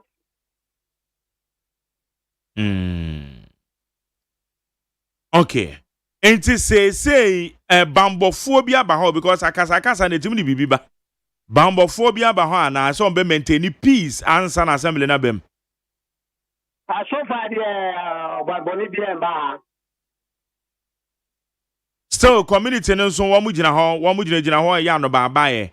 Yesu ye gina kaka no go mu se ni pa mienu mi sa bi timoto so na mu so abetia. E nya Samo. Gasco. Monhwe ni musa assembly ni beba monhwe na manye gidigidi bia why. Mate. O why youth president? Mrantie hini de na just who influence. Oh. Mate. All right. Mo MC you know my friend Abadonfa inti ofa ye bebisa no. Mate. Okay. Gasco also me that say. Moment tokwa bia nsi o. Tokwa bia si ye ready say ni obi abeku ye say emra ni ye adwuma. Eti adwuma ye fo no makofa pickaxe de aba ho. Adwuma ye fo no fiti ye na mo ba na ya shop mo mo ja o mo tusu wa ha. Debi na adwuma ye fo no kra no mo so sebi Ghana no adwa no akoka de yenka sebi wo no obi de adwuma ye fo na ni mo ni se ni ba kwa o se wo ye busiani onu na woto asase ma ni ba kwa no onu na se ojina ba ni ba kwa ye to asase ma ni de onu ni ha debi na de wo mu ni se wo obi na afa wo se ko na kosi ni dan ma no asase na kosi dan wo so no ko ye manso wo so a wo a wo kwa ye adwuma a wo ye mason na wo ye carpenter wo de wo simu sen wo so de boko na de wo simu sen eto na bia ye mu bi na sa dwen ni ye tirim ma men kan no plane asa dwen ye ni ye tirim teno ma we na de ntokwa na ye de aba de ye bo bi tuo ni ye ku nkwase wo no wawu keke wo ye mason wo ye carpenter wakwa asase so okwa ye se manso wo so enye no anesa osesa no amako esi na wo ne community kwa ye we but na see edi o ka tete ye ya o di police me ba se ono na obesi obi dan ne so ono no kofa police aba na landlord na kasa we de ono no si asase ne de ono no wen yon kofa police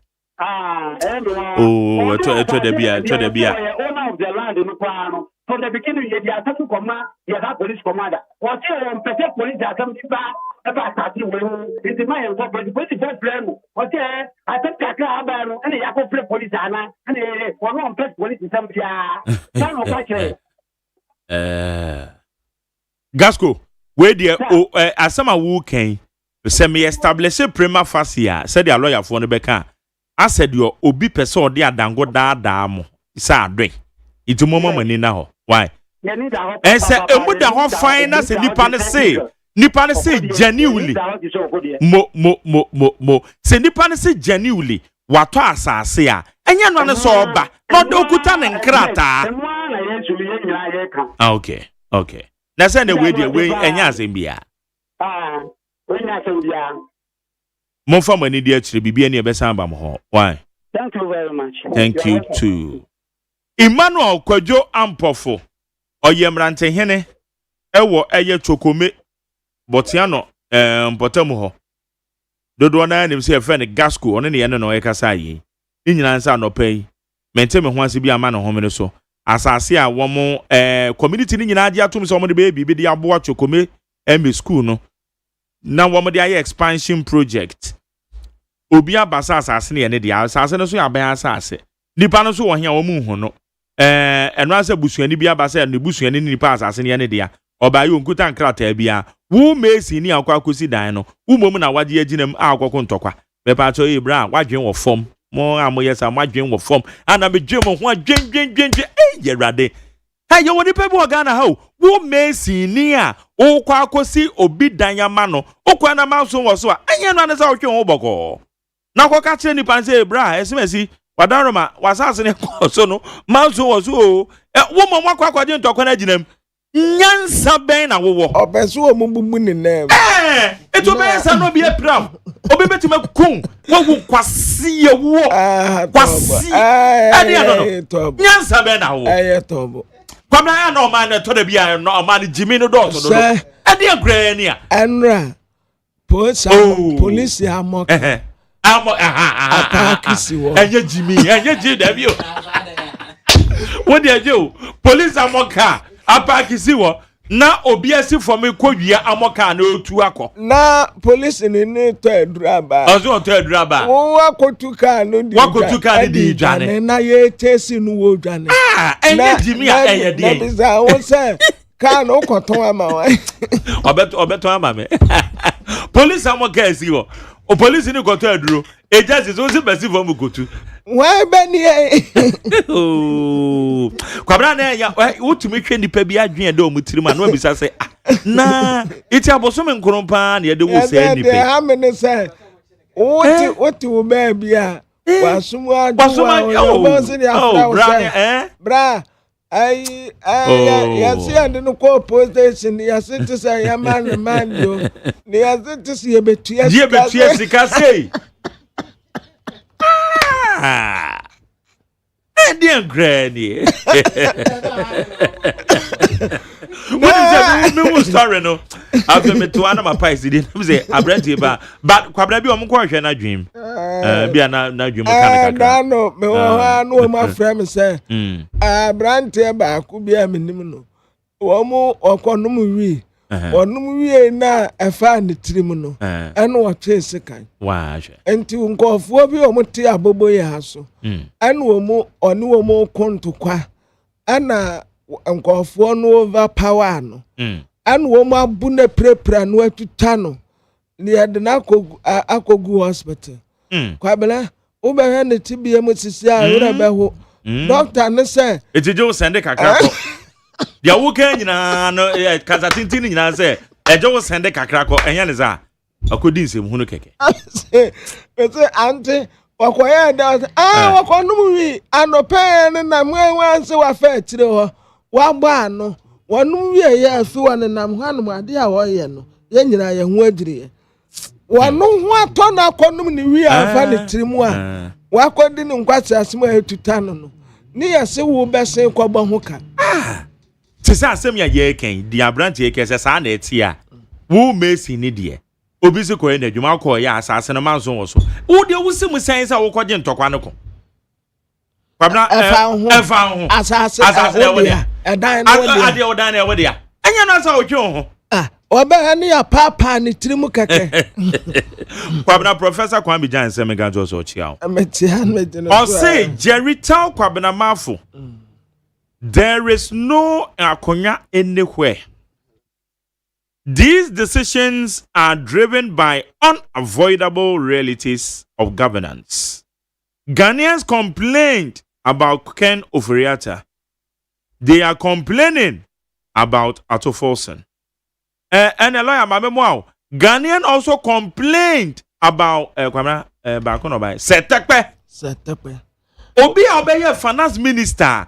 Ghana fwan complaining afa no ye owura kwadwo ban redu Yakobon fa ne krensie ono ne obi obeye finance minister say yan shadante enoma huhu ba oba fom ba na professor kire say ebia na bibi wo ho a eye unavoidable say ya ka unavoidable na atiaze wontume nya ho sana prof say o ma yati ase na mo de bibi ase no na good news o se me kan che o se nikosua na me de bibre o no o se akese pa ba o se prof ikosua no se odem soma no o se fa komo obi a wan hwa be kase nipa na yiyim o se create no ntimi mfele because so na nkokọ nkosua no nkokọ nkosua no so pa o so hwe nkokọ no yie enti kosua no so enti a na ntimi cover kresa o se o be bọ no full create na ha me se enti Minister of Agriculture. Omuntumi mpe bosia bi mano. Aye me wanwan. Na on fan tretre ade mu because ni nkosua ne ye different. Different crowd. What dey? Mosi ya boa ho. Odi bi beba. Odi ba. Me de beba be kire mo. Okay. Pamna ba ko ma me de brewi. O se no me de brew crowd we ka say na de magere we yi kosua ni mu ana. Nkosua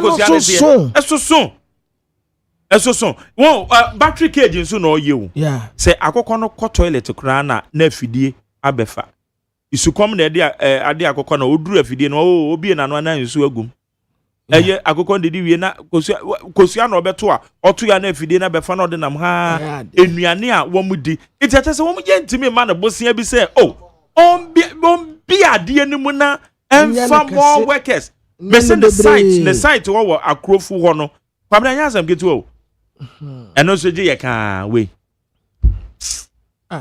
my journey because I am one say ade no a won say ebinim wo ho a se obi ya ade a ti se ade kro no se wi ansa wahu no ba my journey me ya say anomo nke ye de ni busensen kwanten ade no start ya penemehu the end result no me so me dia nyame dia cha no ya who started ya penemehu be bi ebe maka tira wo say NDC for co primaries ekoyi omumra sebedwafo a ebe contest ya ma jeri market on the wall ube hu current MPC atia konwa so a omube lusu okay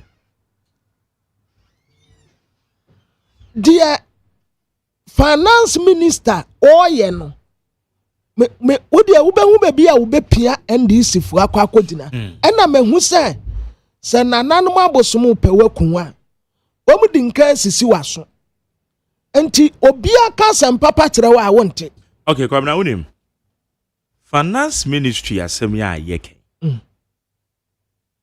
enye so obi tan obi onza okra waka dabi miname tan na today mama ka asem we yo aban adwumakuo bi on wo mo project bi a wo mo ya nafi bi a say project na nye oman sika na yedi yo ye the Bank of Ghana sika eneye woma ya saade we ya be ye 12 years eche say NDC dada etwa mu MPP e ba ye woma ya eno na ye World Bank support project ye ka say project na halt sika no so wo unza World Bank sika so de enya say ma aba sika na ba beto account omo so woma ya woma san kan me na wo ka say be ye aboso medu ni we ni no project no muntimi ntria ahoka omusi e bin seeda for the past 10 years ma jerry eno ni yes o man na ye sika enti no ho no so ye de ben ya mini okay ma mi bisa prof say no so ye unavoidable decisions ni bia na ma jerry yesisi ena wa say sisi anso sa wo hye ato force na ase in the beginning no na asa obre ne ho ase etie asam kakra ba tumi ni wura ne mu no sisi a wontie obi asam how do you determine say to me oh my daddy say ya say afidie ti abo anu sonko ena eja anu anu sonko sisi ade me si oduru parliament ya ono ane MPC no a no wo munim no ono anantia no woko owi anu anantia no aba besia tunika no woko omu nkasa no ho sa seven parliament obi me na amajari na se wonim se me metna eje se waso ofom aha me metna ha nka asem a sebi yo eye hrodo hroda asem keke anu anso wonenam wonom a owi a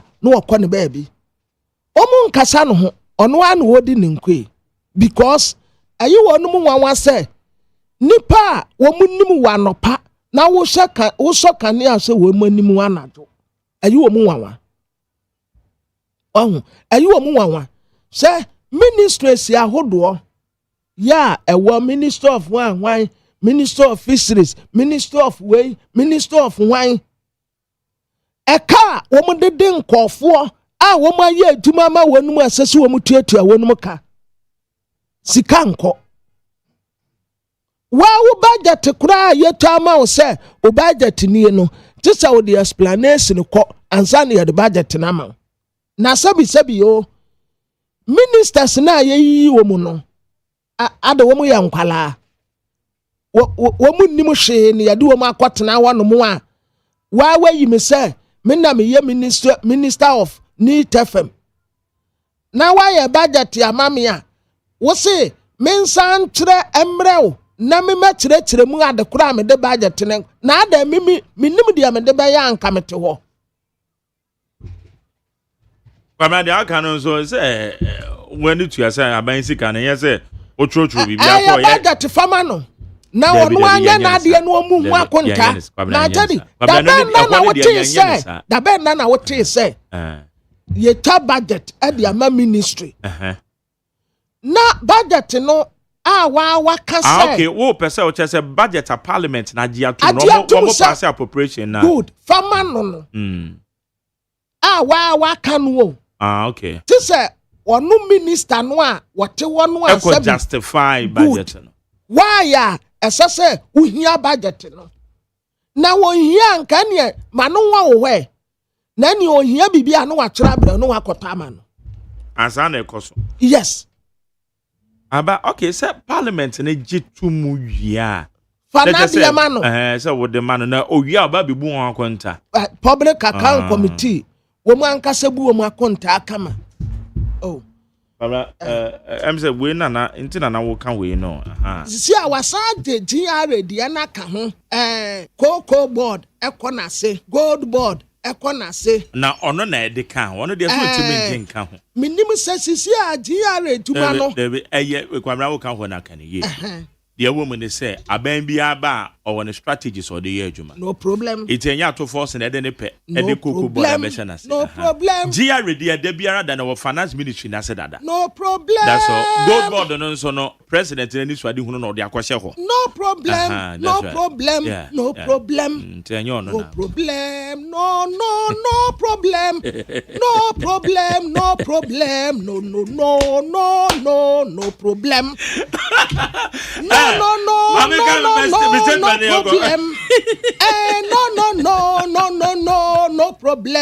problem. No problem. No problem. That's all. Where's it? But that's all. Okay, come on, no.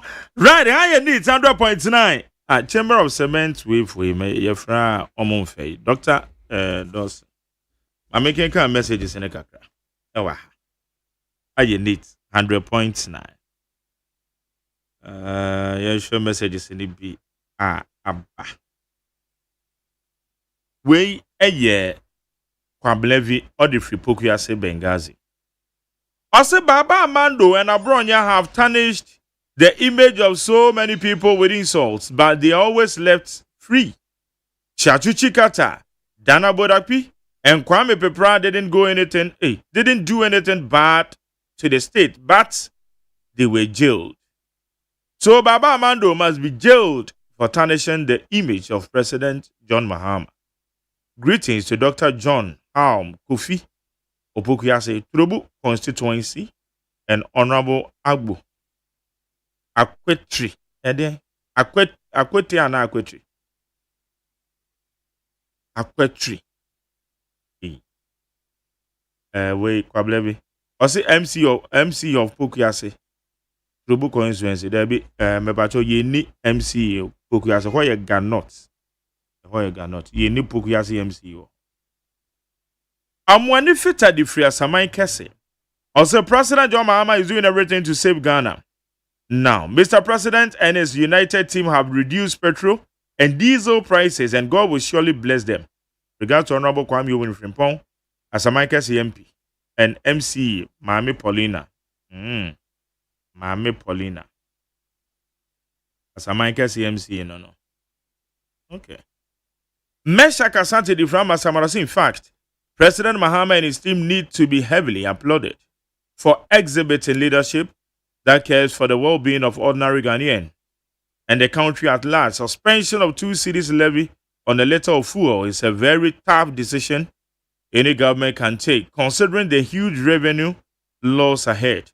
But he has taken that bold decision for the sake of Ghanaian. This is the true definition of a good leader and not the governance we witnessed under MPP, where new taxes were introduced left and right.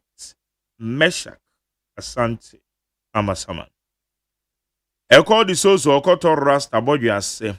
Also, I support due process and free speech, but remember what was said by then opposition when Bongo ideas and others were arrested for speaking their mind. Today, others have been arrested for similar false statements. Politics of wrong yesterday but justified today is crazy and unacceptable. We must start teaching our citizens about what is false news and what is not. NDC and President Mohammed's politics, dear, we are stuck in the same Afro-Moses politics. Alai Baba Edifri Madina. I'll say it is unbelievable to hear MPP complaining of harassment of their members by Nanabi or suddenly. They have forgotten their reign of terror. But unfortunately, the internet remember everything, and MPP should thank His Excellency John Dramani Mahama for his kindness and not vindictive, for his Dankwabuzia tradition is the mother of all bad presidents from the era of Dr. Kwame Nkrumah till now. They will never allow themselves to be governed, and their government is always self-praise and horrible. Ghanaians, let's keep MPP in opposition for a long time for the love of Ghana. Alai Baba. And Ode Abba. Okay, neat. 100.9. Esuni. Charlie. Wait, Papa na Fred. Ghana Montie. Ghana Montie. Ghana Montie. Ghana Montie. Ghana Montie. Ghana Montie. Na mansanya so. Adawro Kofi Aman homene so ejiji tonton sansan ewo neat 100.9 FM. Ghana Montie. Ghana Montie. Na mansanya so. Adawro Kofi Aman homene so ejiji tonton sansan ewo neat 100.9 FM. Okay, neat 100.9 SNA. Enti yenhwe na papa no frɛ. We say good morning, Mark Jerry. My name is Yaweje Kashmo from Jamasa Buoni Matonoso. Please, we thank this government for the recruitment of nurses. Please, this year recruitment is confusing as nurse. It's confusing. The ministry plans for this recruitment is based on region and dates and has set for every region. But the question is, we don't know when you choose a district. But only said what for bro for the men sit the person can say. Kashmo. I'm saying who should be a person raise it, but try so bit to me I raise in a year now. Mentiasia. Why? And okay, if you are Samaikas, also thanks to His Excellency John Dramani Mahama for taking the prudent measures for the removal of some taxes from our fuel prices to reduce the price for consumers. This is the listening president. I'm my Papa. Greetings to Eastern Regional Chairman Dr. Mark Oliver Kebo and Charles Nyame, incoming Deputy Regional Organizer. In okay, if you are Samaikas.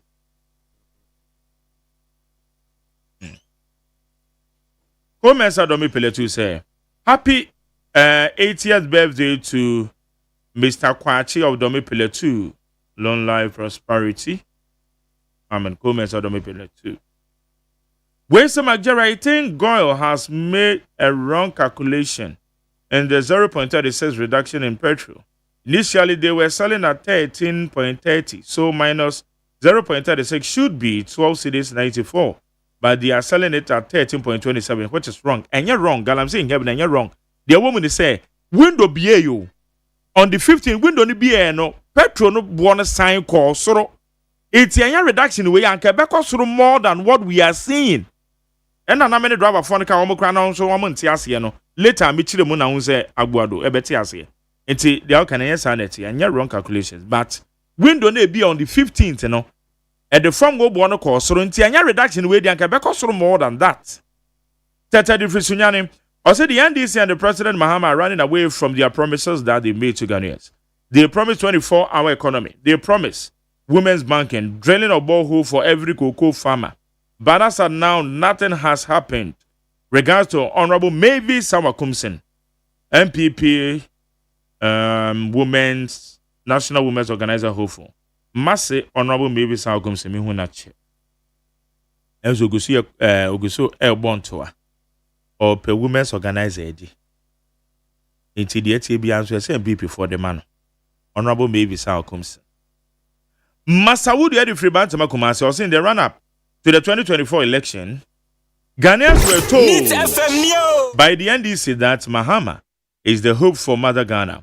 My question is that in this current situation, Is there any hope for the country? We, Masawudu, or the free Kumase Bantama, Masawudu. Aha, menya ichirumubi so waha. Menya ichirumubi waha. It's Prof. Kwame Jan. Or say after Parliament has approved, Finance has to raise the funds. In the last 2 decades, ask how much of approved budgets are actually disbursed during the particular fiscal year. Yeah, that is correct. That is correct, Prof. Because budget in the crown and one say in paper and krata so na Parliament be diatum. But bisa say so Parliament no one would do to me a dear na anaka. One second budget in Mpana. The Prof. Also that's the legitimate way we raise it. And it's wrong by young conios. Oh, Brana be justify budget no. Be justify the other quacoye. Said don't be to be a free.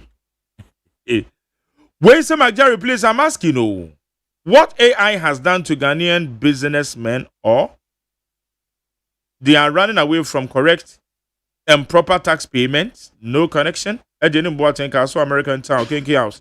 Ebacho, Mr. Ejenim. We crowd here. Ministry of Trade in Ankasa Ebio. Are there 3 cities?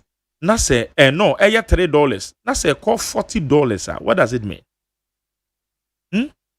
Are there $3, no? It cost $40. No one the act builder inside Kokomlimli found the first street.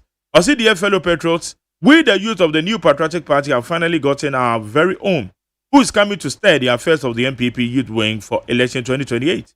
And her name is Captain and Commander Uye, the hardworking lady who is one of the few who help MPP loyal ladies. Boroba. That will be a question.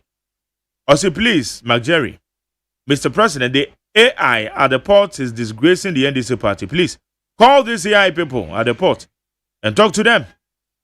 How can the AI charges 3 times the old time? And yeah, 3 times. So, are there 3 cities and $3? Say, cost $40. I say 3 times. Even 10 times, cry at $30. So it's more than even 10 folds. It's the AI can yeah, good you.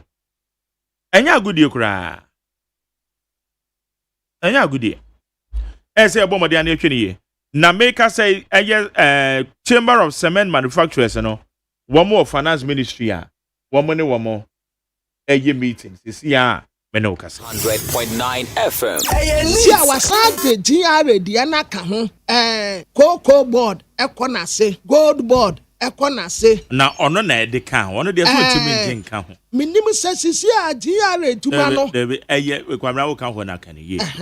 The woman they say, a baby aba or one strategies or the year, Juma. No problem. It's a yato force and a pet. No problem. No problem. GRA dear Debiara than our finance ministry, I said that. No problem. That's all. Gold board and so no president and this one who know their question. No problem. No problem. No problem. No problem. No problem. No problem. No problem. No problem.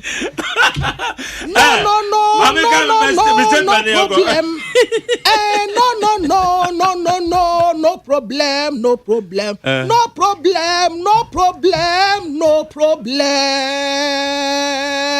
That's all. Where's it? But that's all. Young Queen and Dr. George Siama, C4C, medical director, no. C4C Homeopathic Hospital. And now, Friday. Mo amusi edu Friday ayi ntufo no ye betumufo ye ntwe ma asem kotomo na enfo ha mre Dr. George Siama ma che ye ni ama Jerry ambom te say senior oba dia dare ma me hoye Branko Branda no pe wa mama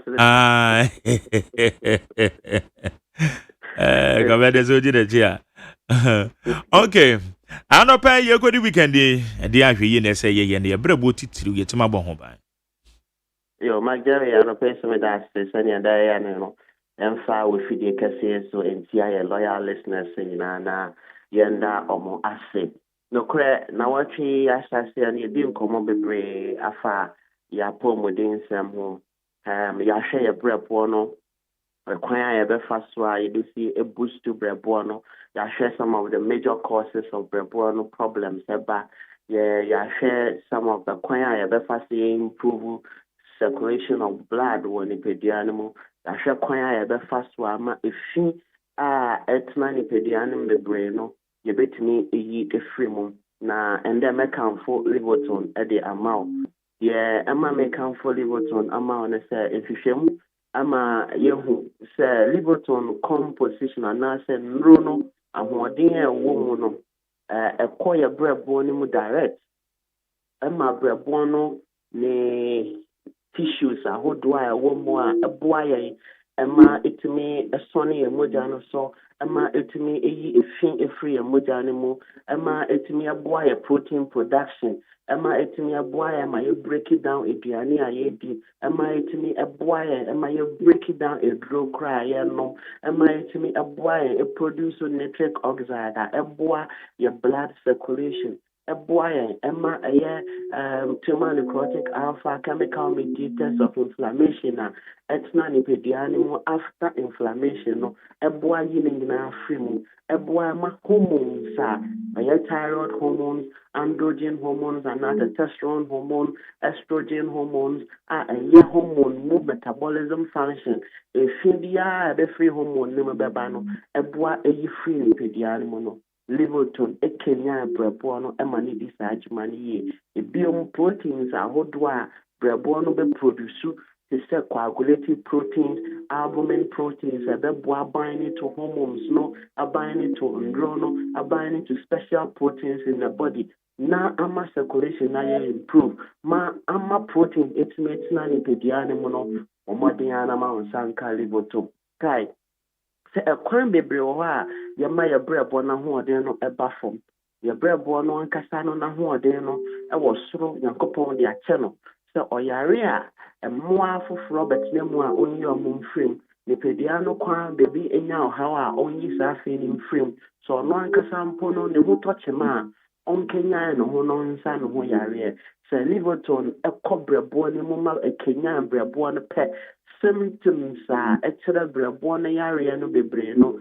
ɛba fam ma brɛboɔ no naturally ɛhene ne ho kae sɛ nneɛma bi a ɛyɛ risk factors a yɛde ɛma brɛboɔ no problem ɛba no ebi yɛ infections mesrɛ infections no ebi wɔ tropism yɛsua sɛ tropism kyerɛ sɛ ɛmmoa no bi wɔ hɔ a mopɛ particular part of the body na atena te sɛ salmonella typhi mmoa sɛ ɔkyɛ wɔ nipadua no mu a ɔkɔtena wɔ gallbladder mu te sɛ ɛyɛ helicobacteria deɛ ɔkɔ so ɛyɛ stomach ulcer sɛ ɔpɛ yɛfuo no mu lining no mu na watena mmoa no a ɛyɛ virus a ɛyɛ hepatitis A, B, C, D, E virus no so ɔno nso ɛpɛ hepa no mu a ɛyɛ brɛboɔ no mu ɛna watena saa mmoa wei nyinaa no yɛsua mu sɛ yɛwɔ viral hepatitis sɛ mmoa no bɛtena hɔ pɛ na wama brɛboɔ no ahohono ɛkwan a yɛfa so nyɛ bi ayɛ through body contact sexual contact fluids body fluids ahodoɔ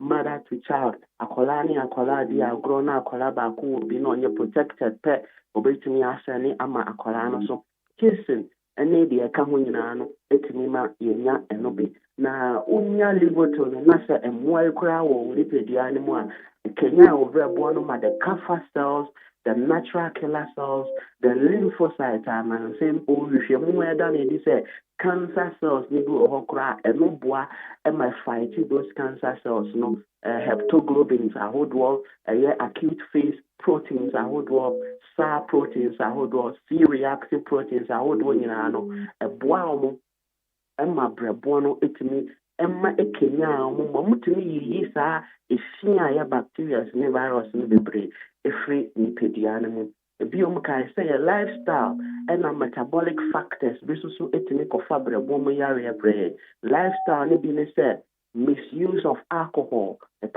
for the past 5 years wode ɛde biara wɔ sɛ nsa kɔ wɔ nipadua no mu kae sɛ wo brɛboɔ no na ɛgye nsa no sɛ empo sɛ wotena ase na wo sɛ the whole of this year 5 years no nsa na akɔ wɔ nipadua no mu saa bere biara na hwɛ deɛ wankasa ahwehwem gyina ahwehwem na hwɛ the changes a ɛreba wɔ nipadua no mu ankasa na compared to the ɛrekɔ so wɔ nipadua no mu inside ankasa yɛhu deɛ ɛkɔ so wɔ nipadua no mu deɛ ɛkɔ so wɔ yɛn honam dua no ɛna ɛyɛ a yɛhu nanso deɛ ɛkɔ so wɔ nipadua no mpɛn bebree no ɛsɛe a na ama honam dua no nso astate sɛ show ɛɛda no adi ma yɛn ɛno nti sɛ nsa no bɛdɔɔso na ɛkɔ brɛboɔ no mpɛ brɛboɔ no tɔ ne bu ase ma ne hepatocyte no ɛma ne enzymes ahodoɔ no concentrate ɔmo break ɔmo down ɛyiyi ɔmo nyinaa ɛfiri mu livoton bɛkɛnya brɛboɔ no ɛma wayɛ saa sɛnea na yɛ Friday a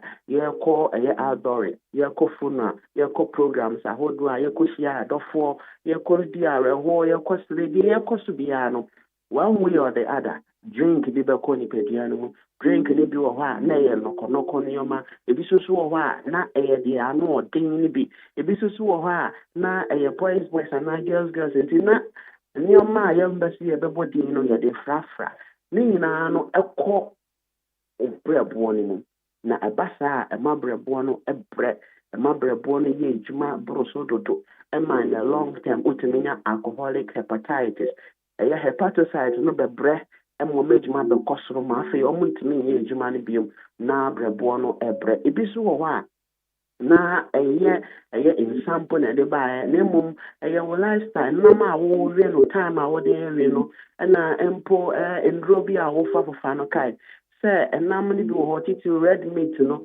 ne processed food ne processed meat ne bebree wɔ hɔ a ɛtumi ɛsɛe brɛboɔ no ɛma brɛboɔ no ahoɔden no so ɛba fam nanso saa nam no yɛ nam a yɛbɛwe aberɛ a yɛanom nsa ɛwie ɛsan so ɛwe nam no anadwo ebi wɔ hɔ a 8, 9, 10 ebi koraa wɔ hɔ a 12 o'clock na afei na ɔdi banku edi fufuo edi tilapia edi nneɛma bebree the body does not have enough time to burn them already no wafa alcohol deda body no so notice alcohol pɛ concentrate on alcohol no nti undigested ɛnam no biom undigested fufuo no biom undigested banku no biom undigested bibia biom plus also ɛna bɛyɛ de into stress levels so kɔ soro kai so say cortisol hormone na stress hormone no so etini increase chances of blood vessels na constricted emma circulation be a problem ma adwene be a problem na body ni bi mu san so break down ediane yepe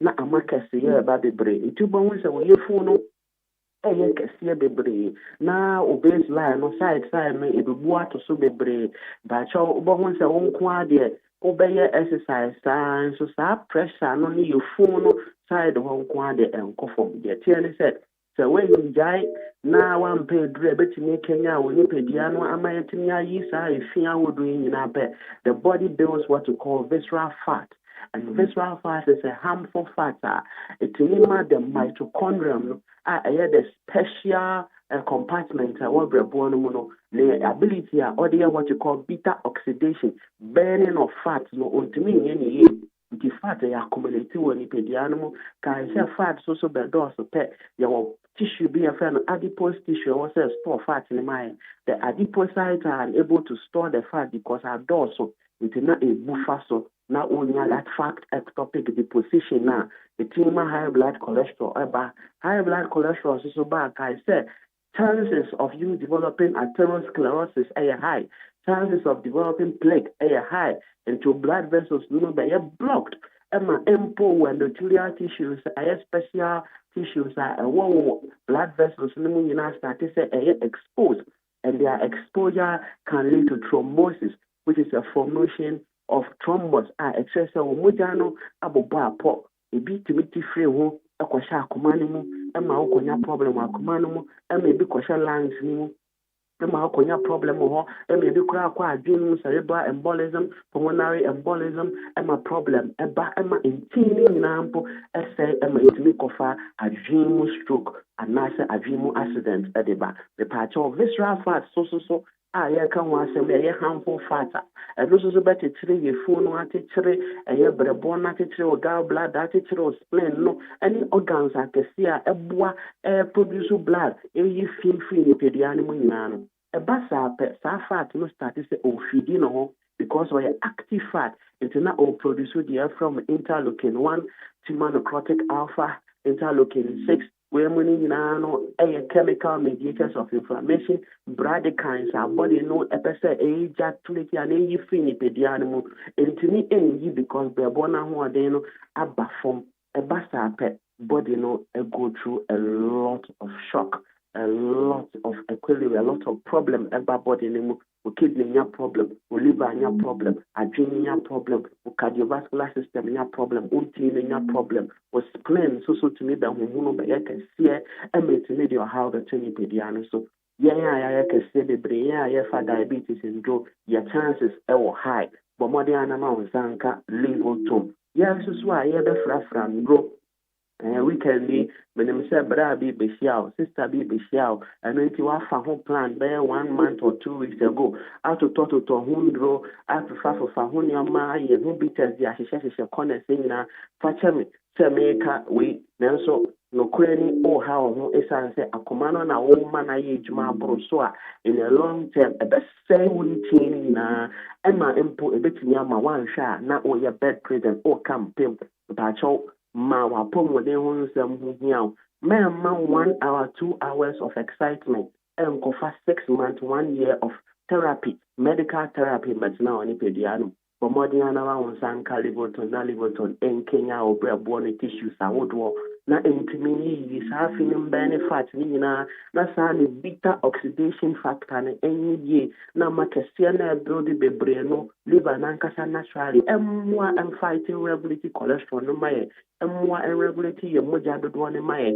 emwa and store moja ne bi maye emwa and store vitamin A maye vision no enye clear and store vitamin K maye maye moja no and coagulate enough and store vitamin B12 maye emwa with a coordination and circulation and the nerve na to the brain and with vitamin D so that we can use the active form of calcium na my dumpe my D now my cases of osteoporosis, brittle bone, carpal tunnel syndrome, rheumatoid arthritis, any gouty arthritis I would win na free pedianum dia but more than Kenya or breadborn na breadborn intimate agyeman we na and fa mau many wa enka metu kwaya na bomodin place order for Liverpool na me di bi ahye me bag no se me ko na bia di alakwa akosi na wo se me no me bi kakra na ade bia ma hye me ho se me nya no na fonzo ne nyama binti bia na mistakenly ma kakra ma fa Liverpool na manom na Kenya na brebo no na itimi amasa efina one way or the other about body through my introduction is free.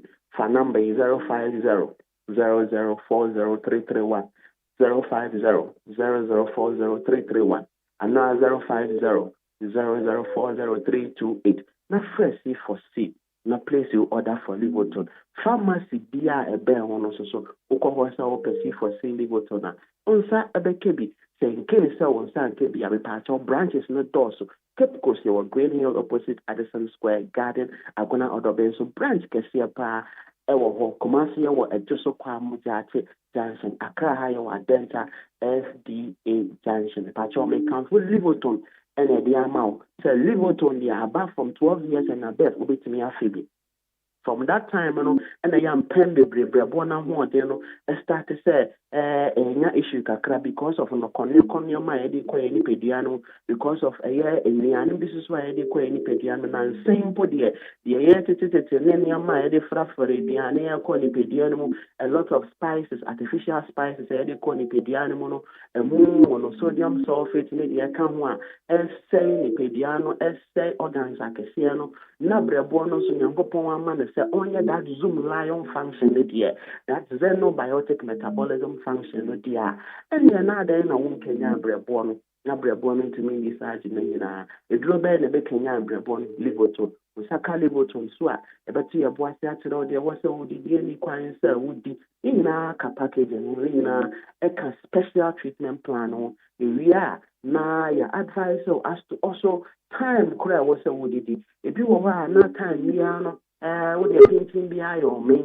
nti aduane biara no tumi combine na wodi pacha ya bekyerɛkyerɛ oni nyinaa because obrɛboɔ no na bɛgye aduane ne bibia ho ahoɔden na bɛkɔ mogya ne mu ansa wasɔne so ama mogya kɔgye de akoma ato ne bo ase abɔ ama fa blood vessels ma kyekya ma obie nya ne deɛ nti ya brɛboɔ no hia mogya nti ya special sinusoid a ɛboa ma brɛboɔ no so didi nti mesrɛ liboton bɛboa bie saa sinusoid ni na ekenya lobos no ekenya all those special histological parts in any compartment of brɛboɔ no na kyia yɛ na edwuma nyinaa yɛn a yɛ ho keka yɛn a yɛntumi nda yɛn a sɛ de nka wɔ yɛ num yɛn a nka wɔ yɛ honam dua no yɛn a mpo yɛ dwonso no ayɛ tum yɛkɔ baabi so a sɛbio yɛ color no ayɛ melena very dark ne nyinaa no yɛn mpo yɛwɔ a yɛ problem with our menses why your problem with the strength of your men money no empo estrogen no androgen levels so imbalance pacho brebo no boa hormones ahodo so thyroid cause problem bebree thyroid hormones ahodo nyina no brebo no eboa omo so so a bia na oyefu ayekase because of visceral fat and now oyefu ayekase because of ensure atan ho na ata wona nyina no brɛboɔ no ahoɔden no kɔ soro a ɛtumi boa deal with all these cases. Mesrɛ sɛ ma wo sanka liboto number no yɛ 050 0040331 050 anaasɛ 050 0040328 C4C liver specialist na wote yɛ kai kai sɛ do wa so liboto mbekenya obrɛboɔ ɛsan sɛ obrɛboɔ ɛyɛ wo nkwa na kai sɛ C4C GM do ne di treatment plans ne di ntina abrɛbi ya ka sɛ once treated forever treated Nigeria no pay some that say no mmerɛ no abɔkyerɛ sɛ ɔba de nyankopɔn ɔnka ho pamfo okru no bia ho na ondo mo weekend yeso bibia obekọ bia na onsan so ema yinsia biom woni din mo yankopon ya adoma next week amen Yeda say Dr. George Siama or your medical director C4C Homeopathic Hospital na yanya ne tie se putupurumo akwanhia biasi ewo pokuase kwan yi so akwanhia biasi ewo pokuase kwan yi so a awramafo akopie so ewo ho eti yebekọ awoma no so na yene no edi ho nkomo na ebisa no sen na etie nti akwanhia biasi nti mo amu yusu pokuase kwan mesra ne tituram se mo amu free enkran ekọ no stretch ne so no yanya ne tie se akwanhia biasi wo ho eti wo kwa na waya hweyie okwa na waya hweyie ewo ho okay ma yenkoi na yene kwabena eni enkomo na yembisa no okay kwabena ba alright kwabena mafo ewa amazo kwabena yes sir na akwansia be na okakopie sui I Majari yenya dentiasa IDSP1 it's free to entire bus stop at the Kopokwase. Babia, yeah, what was that? Diabetes to I train him echo block. The side is a mutual block for. And yes, and kakranka traffic sentence. And you do one of your work there. Pokwase approach for. Yes, Pokwase District MTTD. Omona onuwa hanu say ya omo say enti ehu ya na sa omo roba tintimudi bi safo na emoje guwa no bebre na nipa bi daso na nipa no untumi and describe no say ya asumeti ana o renti because wa keke kura really yeah na nimu na ana uzi se le nimu ba se bia na nine na isani ade ade de atete kuranti wo ma sesa de egu roba no so ana sisi ai na be wo se o ma tam roba no ade akoto ka no bucket ni mo wo atire enti ye bisa mu anu wo mo tire se class bia o cross pine no every the other side Aba besia po drop factory no baby a me kire wo no ɛna tanka bi a ɛfa ngo wɔ wɔn wɔ sɛ no wɔ sani bepɔ no na ɔbɛn to speed wɔ mu ɛno ame sɛ ɛpɛm ɔbɔɔ no saa yam no koraa ɛwɔ ha no so ba nipa no who said, or ya subesi, and I saw your baby. It's not just a yet tankana. Abon webra no chakwa anymore. I tankana, Apuno, Abrana, chakwa anymore. Now, I dance if one is for having to say about very. My no Magaza.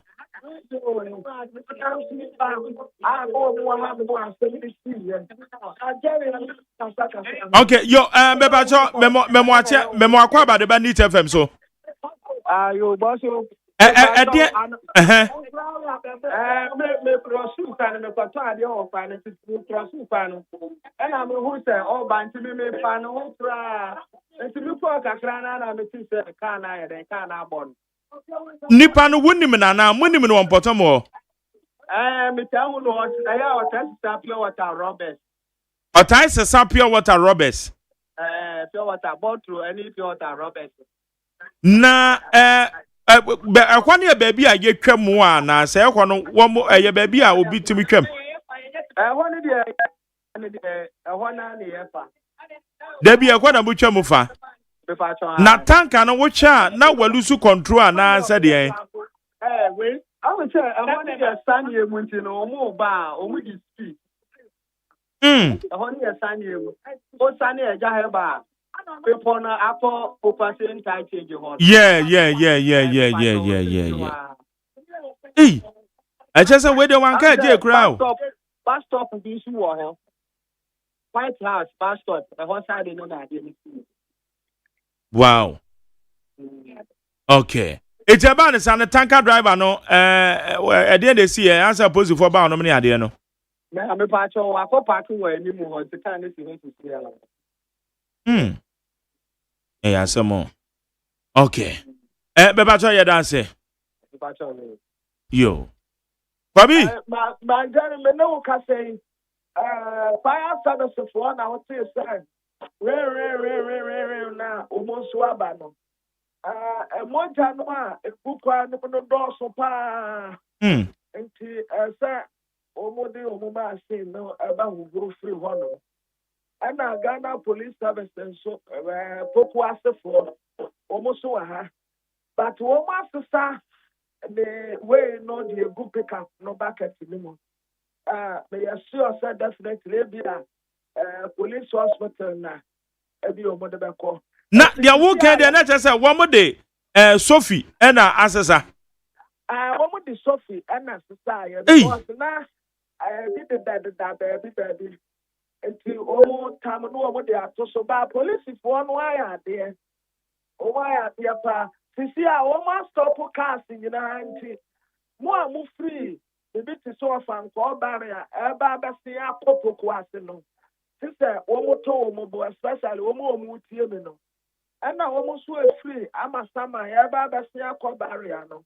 Omo so mon to mo bo kakra and say. What's it for years you ma ha no mistake. Okay. Emranti ani bi tere so omunim no. Yeah. Yeah, or pure water Roberts near there or kakra. Yeah. Oh. On the other side, and now all cross the side. But when we say, my God is a woman near if we don't tie Abasia Kopokuasia. I am not speed the one because I wanted to send him. And I want no one was standing here, speed noir. And what you say or cross it. And people or born to one mono. I tell you what, taking a cry. Want to make cry recognize him. And this year, Ghana Police Service and the Fire Service for say, you're free. That is all the Suoma seen. And now, accident to Bassay, I only Ghana for the hair there. Obia the Mercab, and to almost see I am quiet because I have a quiet one. You knew the bit to me as a studio. Okay. Brantiani, dear Majari, won't to me who say, or ya assume a sea and also a benti, a tear yarn said, mmeranteɛ no a na gyina ha ne hunu sɛ ɛyɛ saa nipa wei a wɔn nim no but watete koraa. Wow. Baba yɛda ase anɔpɛ awerɛkosɛm paa awerɛkosɛm abusa wɔyɛ awerɛkosɛm asɛsi a yɛsi ɛwɔ pokuase kwan mu wɔ wusa ne dwɔntae ɛde kɔ pokuase no agya hɛba hɔ no ɛna kaa bɔ ɛyɛ aberanteɛ bi a yɛsɛ ɔyɛ obi a ɔtae sesa ɛyɛ rɔba ne plastic bi yɛtɔn ɛna kaa bɔ no atete no beyond recognition akwabena ɛkɛn awerɛkosɛm a ebi anɔpɛ ɛno no asamo obeya atnase yedi discussions no yedi baba issue so na Friday na ye ho de o obe mark edi say nyame edi achemi na patrol so nyame adom boko MPP for mo ho ye nyame adom asema interview ya na amama mo akakra ye hwe so wa sorry anopa na o ka se ukakope bibi kakra edi na obete no na BBC ato anase ato wadehye anase obi oda wakoma so saa no na eya ye mebusuafo yakọ ye madehye ne adofo nyina so yakọ mesre say ye nyina ebehwe yie na magjerry unam kwan so na o drive ya eniema isisi no sometimes we drive and sometimes we drive and our drive o car crap on say o dreamer the other passengers and the drivers because if you are not alert na what dream anko omoso na one calculate and say nyankopon bie weni ama we hwe no one predict some of the pedestrians ne okada for no ne drivers for na you unnecessarily run into accident ebeha nti mesre ahwefo na etiefo a omagimra omotie nyina say nyina yebehwe ehu yie na gidi anase pentem no emfa de da yakoma so ye nkwa emba edi usan mo na eba na oba MPP muso dia mamefa akonya yi na menchia Dr. Alhaji Mahmoud Baomia ne hokafo Hajia Samira Baomia na mendomase ewo odo ne etuhu acha omude si ho no omude somo my Ghana ni MPP party no na minda national executive so ase ewo nhyehyeye ye reforms ayeye eniema omode atum ne nhyehyeye da honom ne challenges ne background a sena quickly omutimi emiti a proposed solution my party no mo adjust no minda omunyina ase na regional executive so member mabaso na member constituency am free mo kan kwesi south adehye ni MPP fo a ewo honum nyina no ye chia munyina ye 3 former members of parliament honorable Nana Komia baby obia mechiao honorable Ahmed Atta baby obia mechiao ni honorable Dakwani ma baby obia mechiao ni constituency executives nyina the party for MPP mu de nyame adom emu adwo na emu adwo pa nti asa na watwe money nje because no to say abemu for tata Magjerry abemu for tata e until say 2028 Ghana for beto abeti amudia minim so bekoso atata ye say na eya tata no motata mo na atata na because you feel say the level of tolerance obi oti hwe obi ameche Magjerry minka me hinta mu asem nkyerɛ obi anche minka me hinta mu asem nkyerɛ the fact say enche me enche say people don't threaten my life obi anche Incrofor threaten my life. I'm for threatening my life. The life threatening there. Abemu and as NDC for. Na some more abemu na more threatening Incrofor lives. Good. In case, we need to be tolerant. To the extent say, echinaobe da sorry na yakwako pick you be up. Echinaobe da sorry obi kunde juma ni yakwako blocking wo kwan so ni yache no. Echinaobe da sorry media reporters eyo mo juma ni yakwako attack yom. Echinaobe kwako be da sorry artists ni akwako pick them up. Then we ask ourselves, say, oh my Ghana, are we safe? Democracy ye nyina ye sign it to 2024 NDC for jina so amu kan sembebre editi ya MPP aben ye nya otwen home because we believe say ye practice democracy.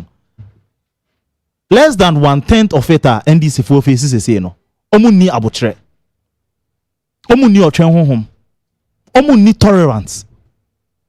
1 2 normal be pick you to the extent some to be call ransacking crofo fear later on no on beka say oh normal suspect say nipa omo hwehwe na akwa ko nipa ko fie then no man find Moses abo tam omo hwehwe abro ni ache no then no man find Moses abo innocent person no woni fie ni aba be wuram wa unu ebe ma adenta kumi then no man find ye no o man find ye ne yere na onyem inti Marjorie yeah can na ye na isi bibi so the level of less than 2 years in intolerance NDC for exhibit so far as our democracy is concerned. We need to call them to order. And yeah, as I said, they're gonna for oko social media, oko media platforms, onam chroma. And some are gonna for kenny na say NDC for the amoka in opposition and one ye be some wasem and also adani asem. Majari and also adani asemo. Say President Mahama Kwako Jina baby no wa promise akantam. ADCV clergies, ADCV imams, Ninechi, ene, also enye ne priority. Social media for audio, number posty. Pa, na fi say order from above, yanko pick yom. And your audio number post ya na say one more day, one more. You can. And you gay asem ya ni yeka. And I say gay asem I do post to ya. Then on my fire nanado. And I'm saying you're correct. You're correct, but Nanado kochi yomo. You're correct. Nanado kochi yomo. And that's when you'll be an ayana do obeka na no 2 more. It is how to be practicing democracy. And your papa obi akwa akwa yenda me say you should repeat it. Be baba amado oye menyonko. So that's here. But obi say nyon mpo na oye originator of self photographs na me hu ye na. Say bia no no mo che na. And to say we ko share self photograph. Majori, but does it warrant arrest? Hey, there someone person be post bibia on social media, but I'm closing it down. Yes, sir. No, I'm closing it down already. Now I'm sending signal dada. Obi yes, sir. Sector minister, I send a signal dada. Say you be trace IP address need those kind of things. Who ye bibia be pick you up. It is someone person be use social media be. I'm closing it down. But the same dosage amodima MPP for over 100 millions of dosage amodima MPP for. Yeah, man 1/10 of it. And now 100 of it are. Would you ever change Crawford? I don't know say your era of dictatorship. Niku ditana. I don't become Crawford Casabo Ashomuyem. Ye ni hanom na nanado ni Baumia in Crawford a year video ni artwork. And almost from said they were people that were supporting gay ni lesbianism in Ghana. President Mahama then one can and for gay asemi. If someone cannot write, if someone cannot do video, now or express it, the same thing in design and as an artworker, does it warrant Sobaka channel? Does it warrant what he went through? Enough is enough. This level of intolerance, this level of insensitivity, enough is enough. Maybe so Ghana I'm how. There be an American running what? What's here? I was saying, Marjorie obi akofa SMS na odi AI so odi dion AI kura ma kura na say no my name say wo ye betima address o na ye de bibia frufra say ye de gay colors edwedwura ho anipa na nye original picture of that person. Why must we do that? Who is the victim of this AI design? Is President Mahama? President Mahama have the right to legal process, and yet then the whole state institution they deploy Omu to go and arrest the guy. If he wants to pick it because of the personality and as a Ghanaian and rights to defamation, he can do that. Does it mean say exert state authority on this individual? Say now say on mine imrawo mu no. Say also na mrada wo horum say you make sure say we execute it to the latter. And I say ye fa sa mra no so. Yes, so bit now for say powers that be make kind article. So here, yes, order from above. Order from where far above. Marjorie, order from where far above. Tell my end this for a demonstration. Yenkum nanado mami, yenkum ba omiama. Yeah, order from above. I know Morefi. Tell my omokase nanado is the friend say Kimping so far as Galamsey is concerned. No, yeah, can order from above. And that the word order from above has been activated. NDC4 cannot tolerate the same attack they exerted on former government appointees. Say the Okasa, this is a better. Jerry, it's high time post Mohanom na say munya mu intensify mu security because the bedu we be them before because wa ye be wie no na national security ni bia na for Jan mo ma be che. Depending upon the crowd. Na there and ya can this phone KB. Jerry, there and ya can Ghana Hanoma this phone KB. And I'm come na mo nya adwen da. E there and ya can this phone KB. And there and ya can this phone KB. Enti yanko so an yanka dia obi KB ni yanka kan kwa na. Jerry, me fuaso because MPP mo we there ya that mbaba ba mu. Metiasie pa. Na mbaba ba na se no ma we koso a sanye papa.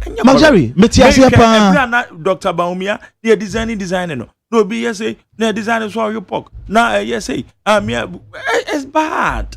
We shouldn't do that. So in penifo na say omo pese omo di sanction ba system no. Ade a ensen fata anasa ade a enye no. We need to condemn it. Intinka police for car order from above. Na koma kofa basintali e aba. So address a picture of Baumia so we pork. Intina omumie nu nyina na ye do megina mran. No way you say justice and fairness is being exhibited. But we choose and select. We animal farm 2 legs good 4 legs bad. Then Jerry, if we want to change the narrative, it is the approach state institutions don't change the narrative. No, it is not the select and choose approach. No, and yes, then you fortify Omo say the NDC did not deal well with them. So far as MPP is concerned, you fortify the chief for some maybe. And that is what Majari won for us. But se kukuru ne njaya keke no njaya. MPP before there adwin say ya they say the NDC for year no. Yes say na mo ye nti ye de kyerem. Enu so mutimi njina. For a whole president to say LGBTQ is not part of his priority. Not just omo ye so piece of no mo to aso. Omo anomini mba ne da no mo to aso. On cancer. Na Major Oga say LGBTQ then the plus and your priority and non cancer so be send me wo hwe me stand and say mra na mo ani abere mo ho no yam pass Ghana be hia na Major na Akufo at the time sa na me kan ha sa abere na malama nom so jagu me so say e je say me foa de ekoso no so na ho enei that's the same stand. Major, mami yan pass ya Ghana be hia. Inti me answer Ghana be hia na. Mami me answer. No, does it mean say me person me promote LGBT? No, what I'm saying is I say why you too serious to say the am pass mrana Ghana ye wu ani. So no me hia yan ma say ye easy o. Enya dia momo gaga no. Metiasie. But me honorable chief what you honorable chief no me Major, Adiwe is serious, and we need to attach all the necessary seriousness to it. Mama two examples. First one, so we busuim oba mba mienu na oye father na oyere ewo ho na obeba no oba ba mienu no omo ye niema a ekire se to wase omo ye niema a ekire se omo pese omo ne omo ho da na wo as eja wo feel o say it's not part of your priority because o priority no say so pay duane so ko ejuma so making sure so to your fees. Indirectly what you are trying to tell sankwala no say because it's not part of your priority because it's not part of your priority no some kutu person monye. That is me my understanding. Now let's come to the issue of the LGBTQ. The reason why MPP for yeniabre ye person the same state institutions they exerted force on MPP they should act the same no this the NDC promised that this thing will not survive under their tenure. In fact, people went to the extent say omo parliamentary seats ni position omo nyanyi omo de beto no. That was the level of seriousness omo attach here. In fact, on the first 100 days they promised that they would deal with it. It's Majari. In as much as say it may not be serious for you, and also said there are graveyard things that we need to deal with it. The NDC told Ghanaians say so far as they are concerned, it is serious for them. It is serious for them. Then we expect that in that same fire, speed, omudi making sure somebody approval, gold board, LI, ne humra, our parliament, and we expect that they will exert the same speed. But sebabe ese kukwasa, ne babe ese almost coming Ghana for, ne babe ese almost ye Ghana for settings, and we see this CSOs, religious organizations, media houses, and almost 45, almost 4 NDs for when they were in opposition. Keeping quieter, then we'll call them out. The level of hypocrisy must stop. The level of hypocrisy, we say again, must stop. President Mahama cannot say one in opposition, and when he gets power, misleading Ghanaians, scamming Ghanaians, come and change his mind. And your country be by this time, you're impeaching. But as usual, almost a majority, over 2/3. Judicial in the session, go to Quom. What are we expecting? But it is quite disheartening. Say the same government omuba Ghana for Nasi, omuba religious organization in Soria yewo ewo my Ghana mu. Mosques yewo ewo my Ghana mu. Traditional organizations and as a traditional shrines and as a culture yewo o my Ghana mu. Omu nyina sorry they spoke against LGBTQ++++. NDC4 won their hearts. Ewini omo by saying so omo bad, they will act on it with speed, with fire, and with all the necessary emergency or seriousness attached to it. Then for President Mahama to come and say it's not part of his priority. By this time, these organizations by this time, no, they will hit the street and start agitating and calling on the president. You look at our clergies, our respected religious leaders, and tell them to their face, say, this is not a priority for them. Today we are here.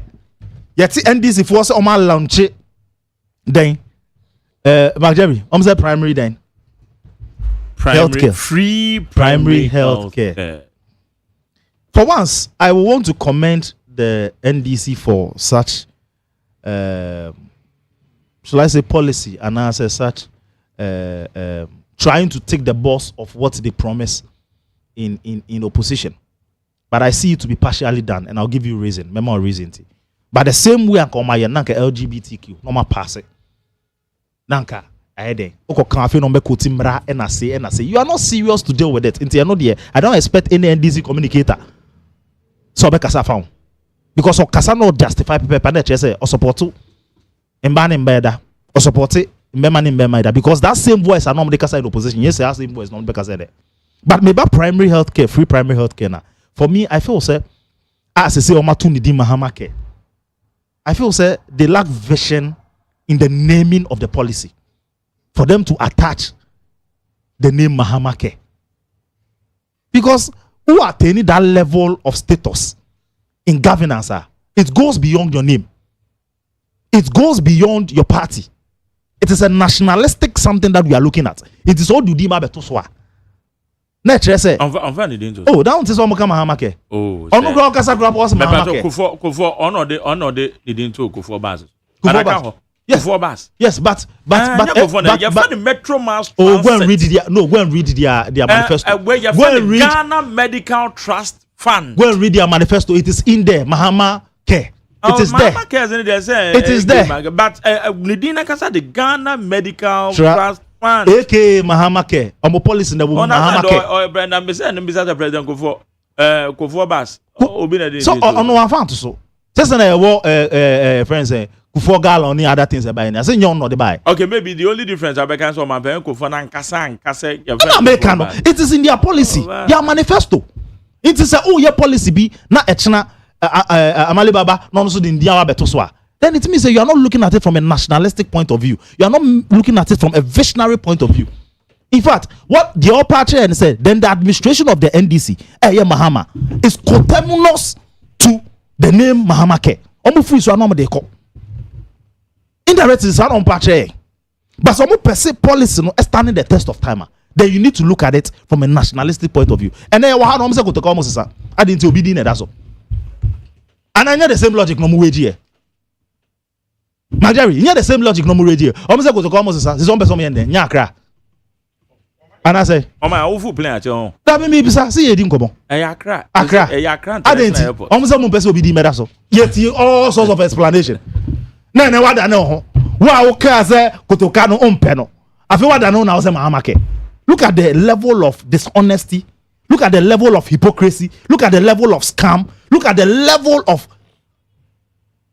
settings are ending for the mind. How does it got to do with the Mahama case and so what? At the end of the day, but you see, all your policy, you look beyond your personal interest. And so policy near national health insurance, it has stood the test of time. Say MPP, or say this, you are buying back, it has stood the test of time.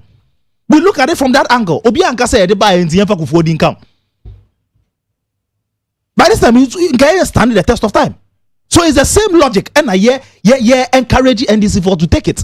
The same way who reasons in Kotoka, go you free honor. There's some reasons that it's from Trimana. If you are dreamana, it's not a see mutiswa, no more they think care of person you Kotoka different. Say it in the over pages you and no more the propaganda, a yet the DNA of NDC on the basis. Now let me come to the substance master. Yede national health insurance buy. A near man national health insurance buy a cover no from 2003 till now no. And yet the same thing they cover. As a buying kono, we keep what enrolling other health policies, other health cares on it. Because you person gradually you're expanding such that a bit marketer for all this kind of things are NDC for a raising red flag on. Inti. If that is the logic, and yes, from 2003 to 2026, MPP pen atransosa, NDC aba, MPP aba, NDC aba, obiaba odibi count.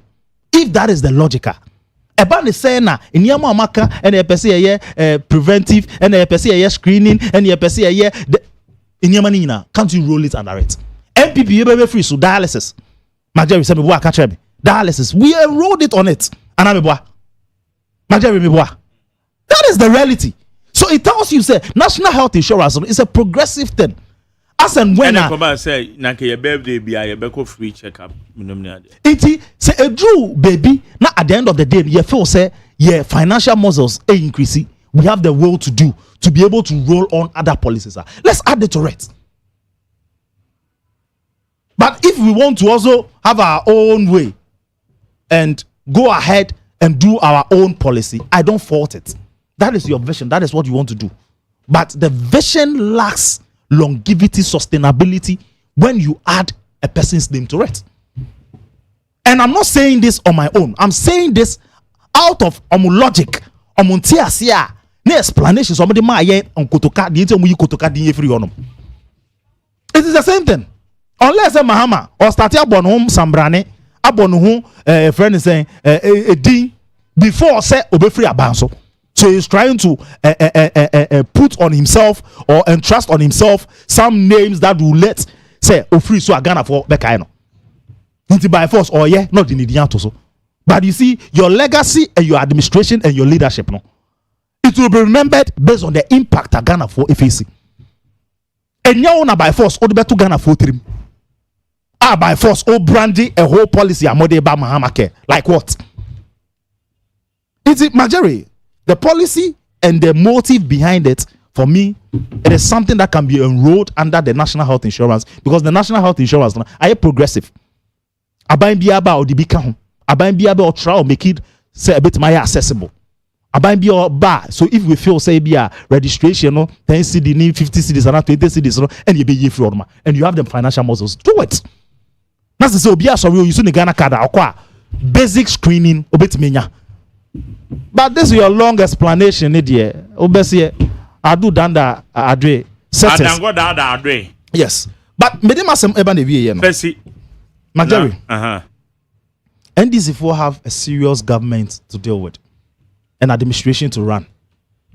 We are fed up with the consistent lies and propaganda on things they said, and I'm in opposition. Means to say. Then be faced with facts. ne enyom ne sambrane ne nkyerɛkyerɛmu ne kasa ne propaganda na ɔmo yɛ. We are fed up. Unim say yɛato fu wɔ mo. Yɛato petrol mu, yɛato diesel mu. Pato nim. Mebacho minim. Okay.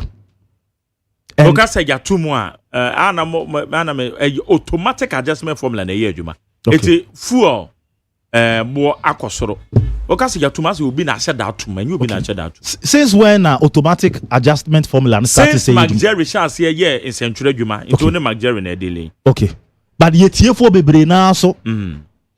Ye momo tiase NDC for momo tiase say MPP for na dey tufu wo. E ma me kan say there be da. Okay. Amanfo ne ma anya adwen. Good. Ba me kan. Good. It amanfo no amanfo anya adwen. Now. Thank you. Amanfo no mo anya adwen no. Omo na me address anope. Asa. Say. Omo ana omo di tu mu say MPP for na tufu wo mo no. Na omo tena platform so eka.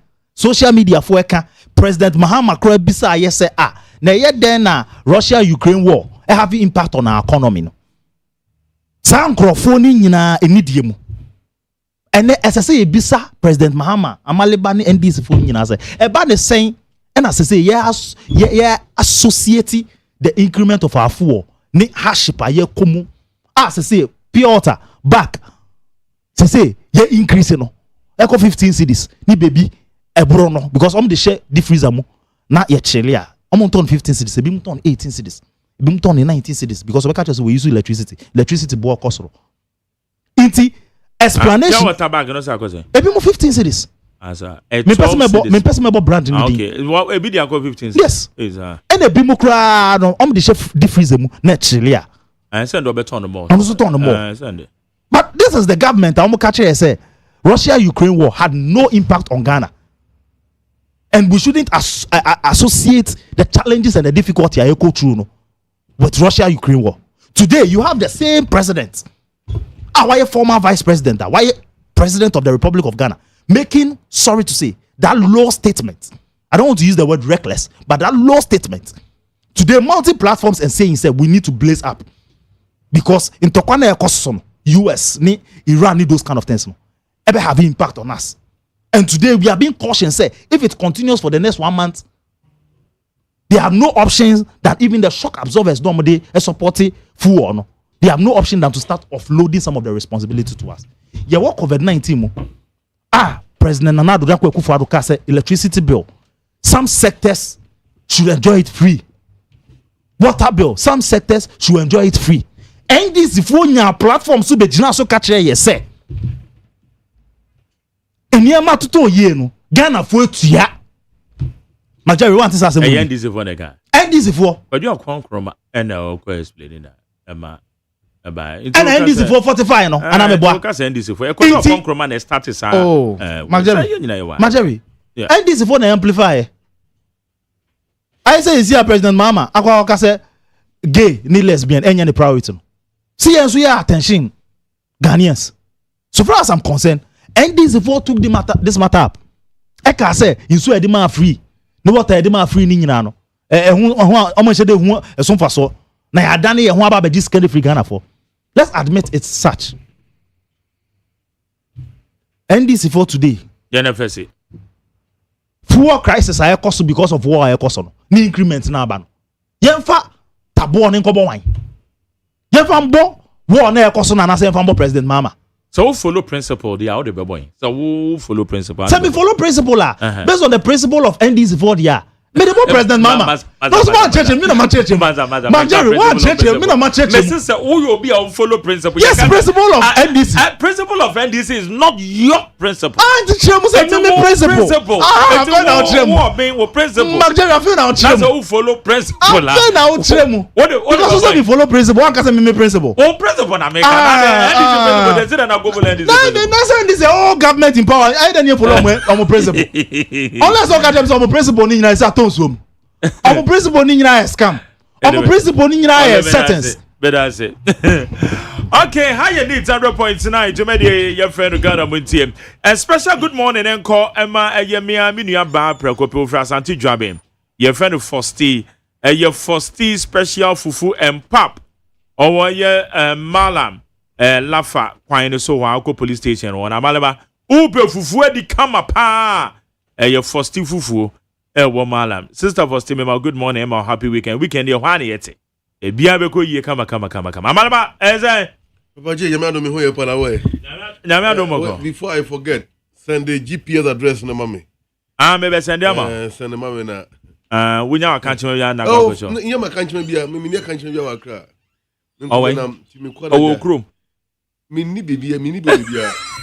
Me kumina me kwa na makoya me wedu me wi na makoda. Yo. Ba da mal ba yan ko. Papa J. Mami nchi oni atiefo. Edebojo. Oben mi hu na chepa tin say before the omudi. No, so why you busy? Obey busy ampa. And obi are busy so I know so fa na manyo go. Obey busy ampa say yama. Oh, na mi nchi me party mpanyimfo nchi akese nkoma me boss am jemfi. Na otwi mu nsem ya baba na mamente we ba ku mi no be free with your kind permission. Andra Vincent Ekonsefua. Is it Andra? Asefua. Or your press conference. And in fact, we hear daily lives are published on my front page. And I pay. Can't tell me the daily lives. Yes. And then me who? And me nibu ha. And then me nibu. Daily lives. And I'm say daily lives in here. Watch you say imagine daily lives in here. What's that there? Daily lives. Now I let him daily lives. When him who daily lives. Me name daily lives. Oh, that come on, Sam. AKA daily guide. But the Modian part the daily lives. Daily lives. What kind of people be daily lives? If you are daily lives, daily lives they're free. Your people be daily lives. Daily lives, AKA daily guide. Oh man. How they bet you are front page that page there?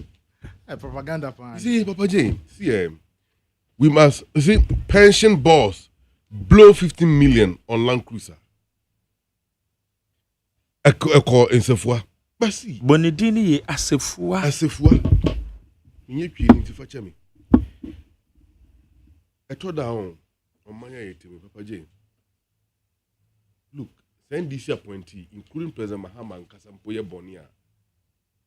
Na ebeda hope se wa ye bonia. Me metna ha and shield the President Mahama simply because wa ye bonintra. You know why?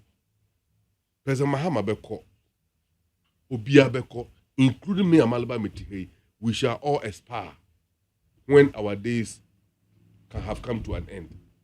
But NDC will endure. So, yet we are not only speaking for the system, at the same time, we are mindful about the credibility and the integrity of the entity political party called the National Democratic Congress. Not now, but into the foreseeable future. And until NDC, a buy no money per be a bonia, na a better Ghana for him to pana from ra. Ye money pan ho buy. However, so be a soon ye bonus so yen tra ho en yen hwe ha ma obi en kan ko hwisam en fan gumpinin fo ho fi. Wo mo modom ho si ho eso mo ma na wiade anajo. And they are doing so to the best of their ability. Look, there are a lot of allegations oh yeah. This is just one of them. Say, Mr. Chris Bwedi, CEO of Pensions and Regulatory Authority, National Pension and Regulatory Authority, say we're increasing the salary by 25%, which is a lie. Because Mikuta Kratawe, in fact, NPRA and the Krata Babontin are responding to all the allegations. But for the sake of time, let me deal with Wenun Kwanamin Komenim. Me wa Krata wa hawe a internal memo. Papa J, as you can see, internal memo altered in that was on the 5th of September 2024. And let me read it briefly.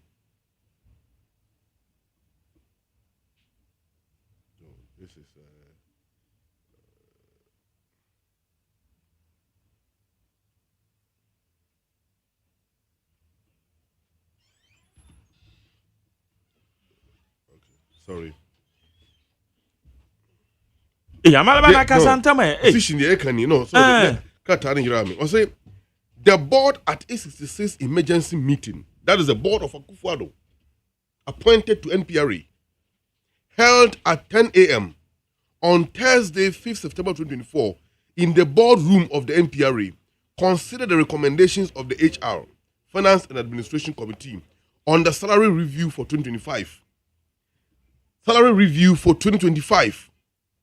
The board adopted the recommendations of the committee that there should be a salary increase of 25% effective January 1st, 2025 to be implemented as follows. 20% increment salary across board and 5% to be utilized for structural realignment of salary scale. This is, in fact, Nipo San friend Yvonne OSEI AGYEMAN. And Papa J, this is Akufo-Addo government time. A decision taken. President Mahama Ebo Yura Chris Bodidin on I think 23rd of January or so, and will take office around 29th, 30th January. Before Bedru Hono, that's our decision. We must take care to order that. It was on the basis of this decision and the previous executives no more Hono and the Jomo monument of the Kofi. So why could Vincent Nsefua came and lie to the public and claim that the current CEO are increasing the salary by 25%? Send us our document. Okay, I'll forward it to you. Amount response to Amodia, but I don't know whether you've seen it. Let me forward. I'll forward all those documents to you so that at your convenience you peruse them. But see, the fact of the matter is this: the MPP are confused. They are dazed. They are completely out of order. On one hand, they are jumping on fishing expedition, looking for a new maybe to hang on in order to claim that under NDC there are wrongdoings. But the facts will continue to expose you. My boss am here to Omofo, and I believe if MPP listens to it, it will help them. But I am afraid it appears to me and to many Ghanaians who are thinking like my good self say, MPP co-position, that's what money answer yaka. That's what I say. The main party say, what money answer yaka. Kenya sa opposition Juma, Papa J, you have the due diligence, okay? You have the diligence. Apart from diligence, you must pay attention to details, and above all, be truthful. Assembly in the NDC can opposition and then no cray. Everything we said in opposition and now we still stand by them. No regret. Because your oversight responsibility as opposition, both in parliament and outside parliament, diligently. And within the Ghana for 1 year, dream, over 180 ministers in parliament. And you are languishing for a few. Meanwhile, you are able to do your work well. And Papa Jesse, when you are trying to correct him about the differences between Ghana Medical Trust Fund and primary free primary health care, he wasn't even getting the distinction. He was not getting it. Ghana Medical Trust Fund and only Edino.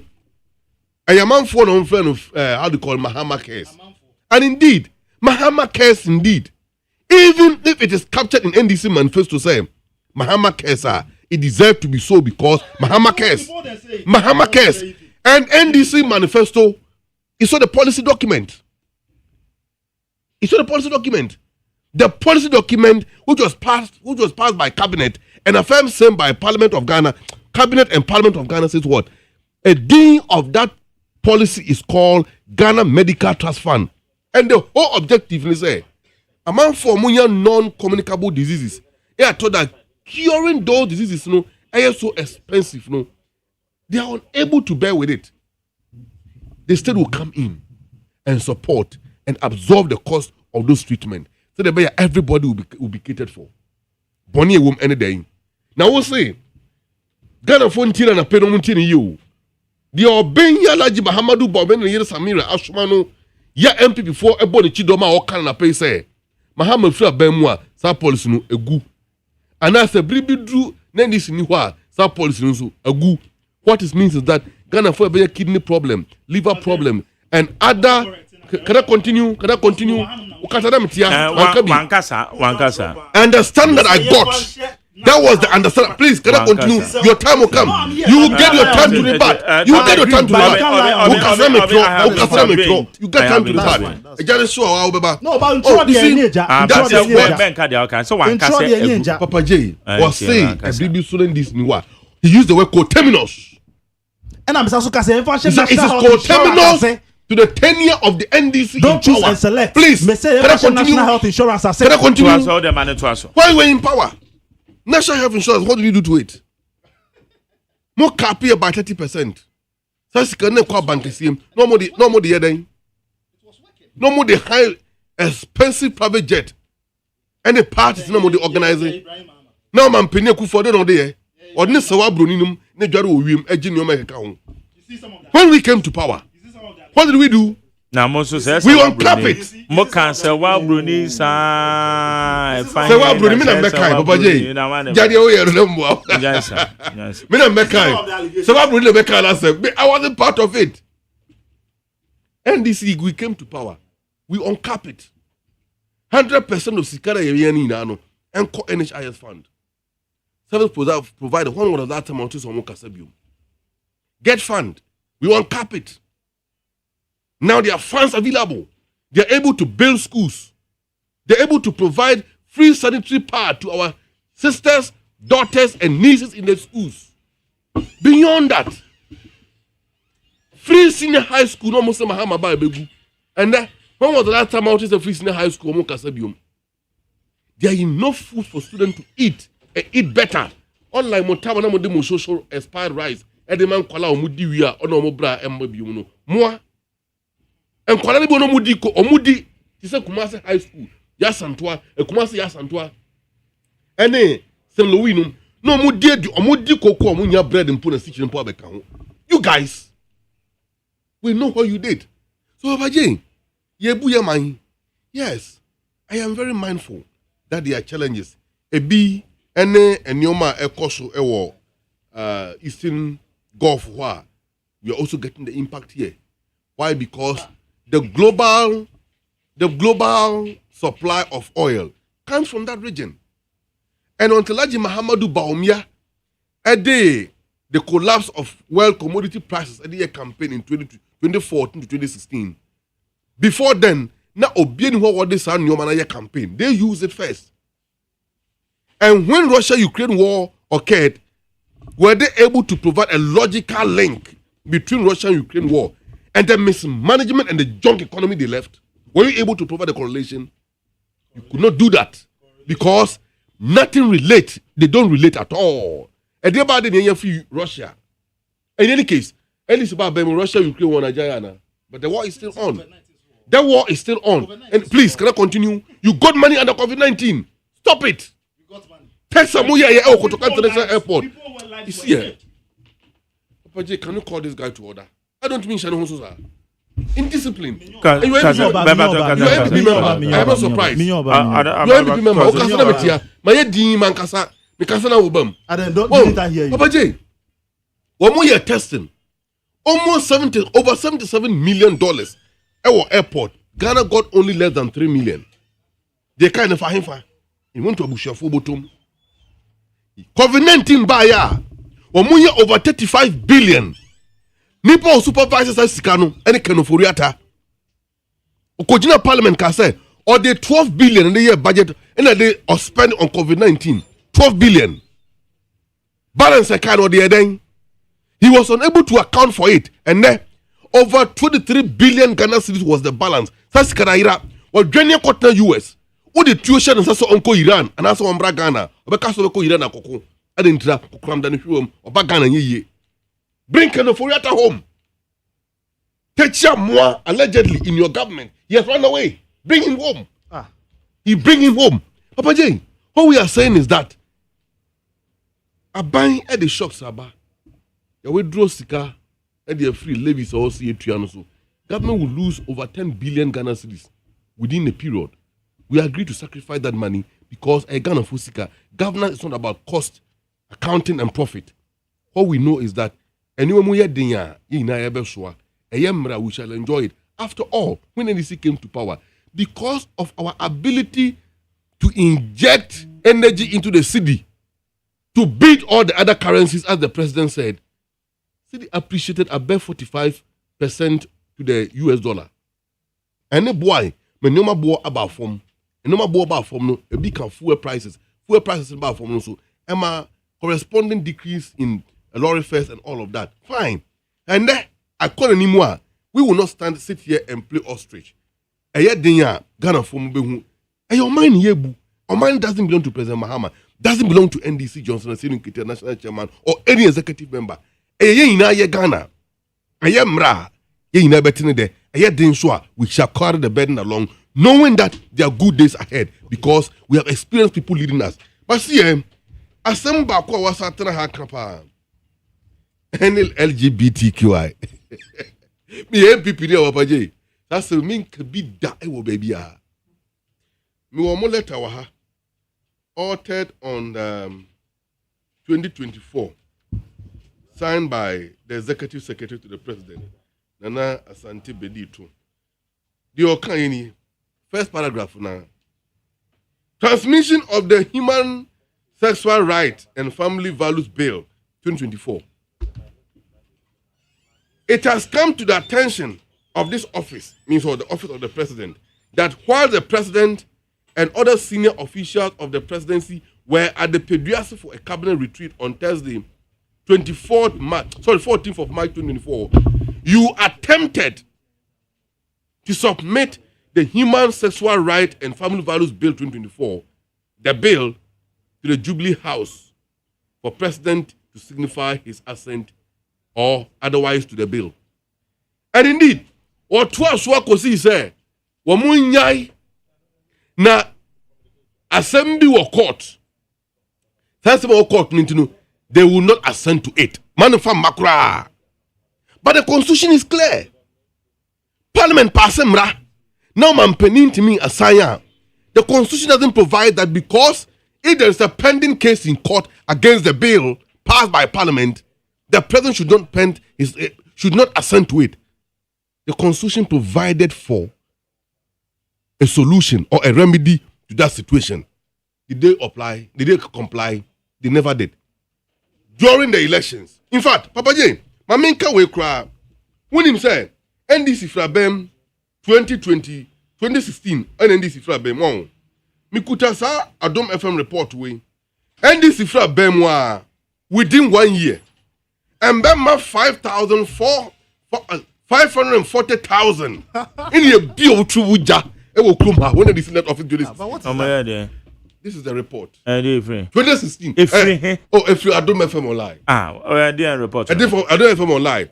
Over 540,000 men near deal to Wuja when they became to power under your tenure. And yeah, no during that time, such attitude and practices continue to escalate. Omanpenye Kufuado said, it is bound to happen. And he said, they should protest. It became loud under your time. Keep quiet. And yeah, Nunkwa, Papa J. Yewaha, and during the campaign to the 2024 elections, MPP youth organizers, any or more branch executives, they were found. Source documents in it. Adom FM online report. Yewaha and a campaign towards 2024 elections. Adom FM online. Fear the NDC. Fear the NDC. Adom FM online. Top in it. I took a screenshot. Look at the top. Top in it. Don't worry, we can search for it. No, look at here. Bebajo. we Adom online. Adom online, sorry, Adom online. There be Adom FM online to when you're official from Adom FM. Adom online, and you see, you've been exposed. NDC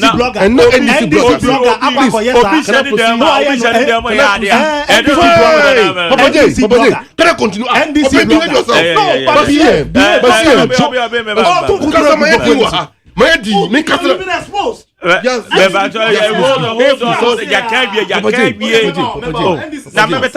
Are you aware of a daily Gaffney report on the same subject? I'm not aware. You're not aware. It's a daily Gaffney report. Daily Gaffney report on the same subject. Are you aware of that? You wouldn't be aware. You wouldn't be aware. How will he know? How will he know? How will he know? Papa J, this matter became loud under their time. An old man feels uneasy when dry bones are mentioned in the proverb. Woman look. But who so kasa amonyefe? Adana mo pesa kasa ne sa. Ebesi den na na Kufuado say okofa gay aba. Papa J, mama. Eh, we say wo kan sabe. Unimport. Gay ba ye ne. Oh, Papa J, unimport down kwa. Besi gay e ba ye ne. Unimport down kwa. Because I'm beyond say no ma we. Meaning unimport down kwa. Pour down kwa so ye hwan. Hwan. Oh, hwan. Akufuado no wo fa JB down kwa na ba. Aba. Na nkunu ye Peter Pollock. The gay, apart from Sodom and Gomorrah, the next time happened in the Kufuado family. Yes, happened in the Kufuado family. Peter Pollock. President Mahama, a target, a yes, a gay activist. Yeah, again, not make Yasus also. Don't do that. Papa J, yes, sir. The difference. Oh, I mean, you can't behave yourself. Unacceptable.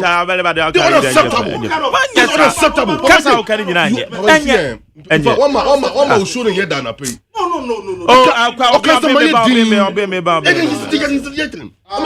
don't even have self-control. And you send the whole show into a shouting match. What kind of behavior is that? What kind of behavior is that? And seminar will come in here and you're correct. And yet they make canning here correct. And now they are going to president be sent me the gay back. Peter Pollock. Nyansa men the woman said president be so when the Kufuado went to Al Jazeera and said it is bound to happen, what did he mean by that? And not just what the gay back. It is bound to happen. It is bound to happen here. It is not your cancer, no cancer, and answer where it is bound to happen. Oh, yeah, One kasa. It is bound to happen. It's bound to happen here.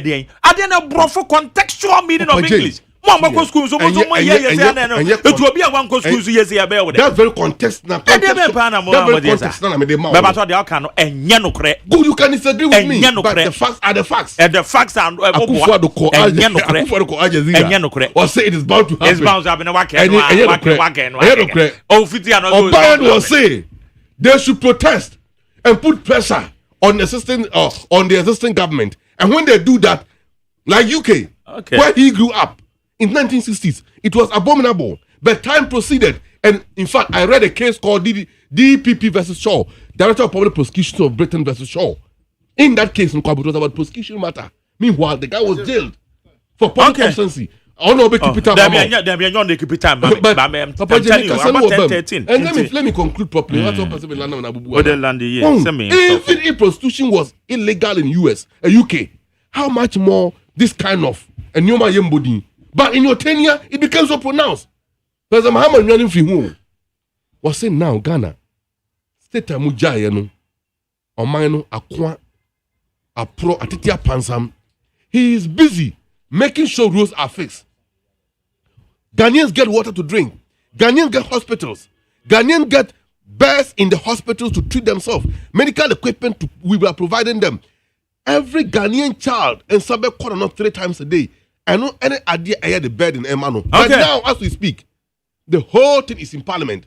Speaker, I can say we should forget about the noise. President Mahama Kachin say Parliament pass a bill in the Bape or Besai. Mahama and Shemra.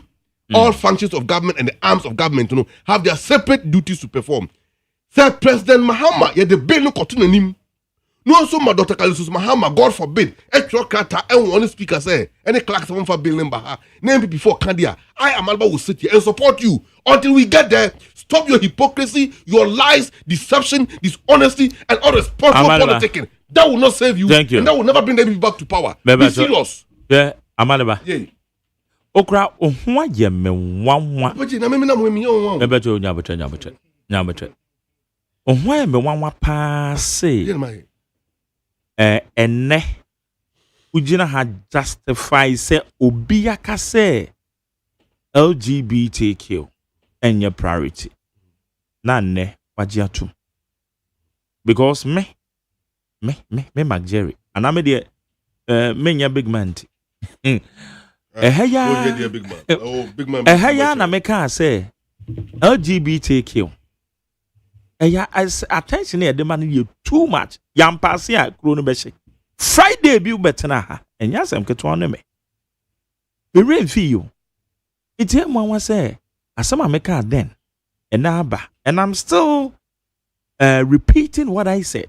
My position no maintain same. Say yam pass here Ghana be shia na. No say no wadia too.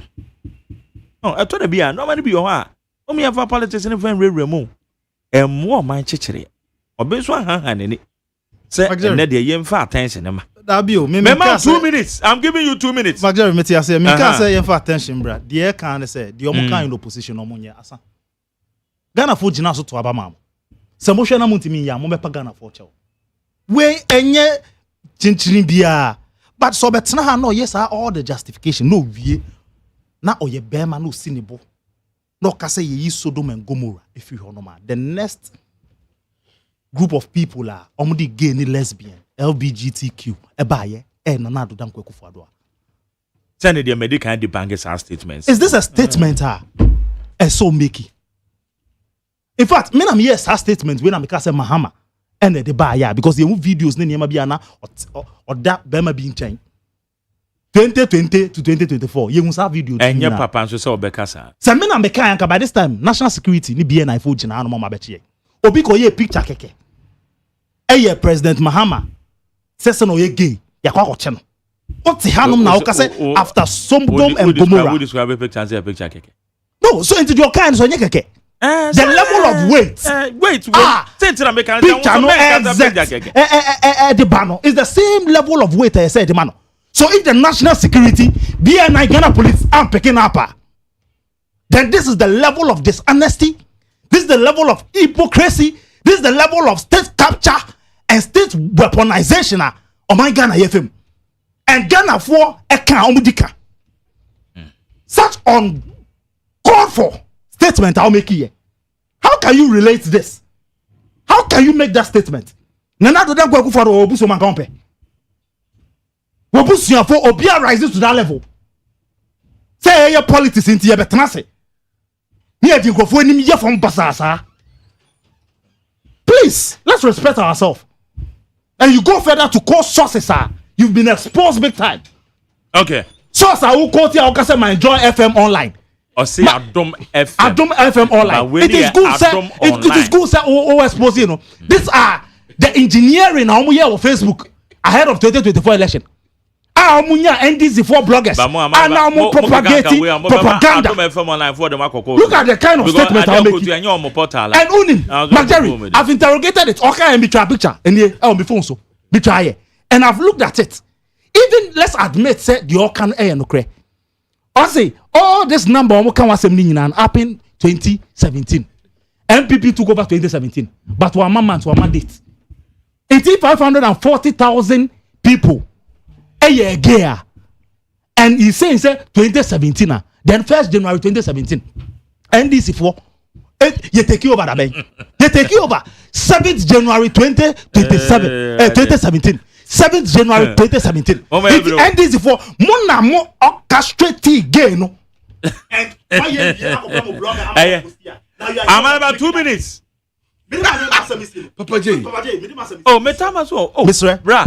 And this force should spare us this, your friends say, propaganda and attack and insult on the Ghanaians' intelligence. You've been in power close to 2 years. Whatever you think that MPP 4 year and Senfata, being it covered fund, being it Sika Ninyama, go to court. All right, the rubbish aura now mo yeah no. Mo amon crop for say aura document am by rubbish. Madam, thank you. I have no regret. Said and of course, that Adom online. Please, continue. Manin kasa be o be manin na who wanna dream? Hey, Adom be kasa wanna dream. Me tie there be. Adom online no, me check it Adom TV. That's what I got. That's what I got. And Adom, that's how do you call it? Multimedia. And issue official disclaimer. BSA. There is a platform that impersonate you. I don't have it. So now as I stand here, I believe this publication came from them. You can run away from it. I don't care. But the publication is 2017. Yes. Say, on your comfortable, say me say Kufuado, abushemu. The next gay no a whole free buy. Where how do you call it? Ghana Web publication. And you see it. My boni panidin. Paul Dankwa. Nikunu Peter Pollock. Who was Paul Dankwa? Charlie, they are working. Paul Dankwa. Who said they are okay? They are okay. Paul Dankwa. Oh, Paul Dankwa na working. Me name no. Fine. Oh, Becca, baby, I was say Nikuni Peter Pollock. Peter Pollock can say I no. Odoko Paul Dankwa na ya JB Dankwa. Ne ba JB Dankwa ba no. Enti me ba say okuta DNA. Don't let us go there.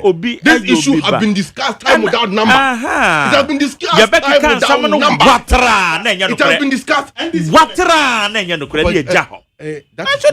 the case. That is not the case. Papa say here they live with Omampenyin. Say get with your friends saying. All beto the book ni ade. Omobody dey kan ho. Say no ma be mfuwa so because a useless statement we shouldn't make. And the fire penny for. Why are you doing same? Different matters. Why are you doing different matters? They are different matters. Besides then we get the same thing. Mimi na me. Then you na we. What else someone can? Okay there. Listen to him. Okay there. The allegations he peddled. Allegation ben kaka metiyaka. Allegation President Mahama any NDC for the four gay so and unti Omampeni say it is not the priority. And no kind of mechanic. You can't say a priority. And yet, Papa J, it's on between you and I. But yet, tenetini. Oh no, you're my opponent. Oh no, you're my opponent. And you, okay? He is my opponent, not you. You are a moderator. Okay, so don't tend to be you and I. And they make a question say, Papa J. NDC or Maya Yebu. Ghana for the Juma Shensa. A Juma so no Ghana for so Nijehu. Almost say yes, there are troubles, there are problems. We should focus on solving the problems, which is our preoccupation. Now, my main cabium say, and this new opposition Ghana has you. More bam. You are bam, you new opposition. The opposition we have. I am making an open statement. Let me conclude there. The opposition we have is the people of Ghana who gave us this overwhelming mandate. And at a given point in time, we will listen to the people and do as the people expect of us. And yet this rabble rousers don't do more. To say where we would the work and magiatum. I feel me personal way. Okay. I'm demanding $500. We got some man can say. From just $500. From who? From you. From you.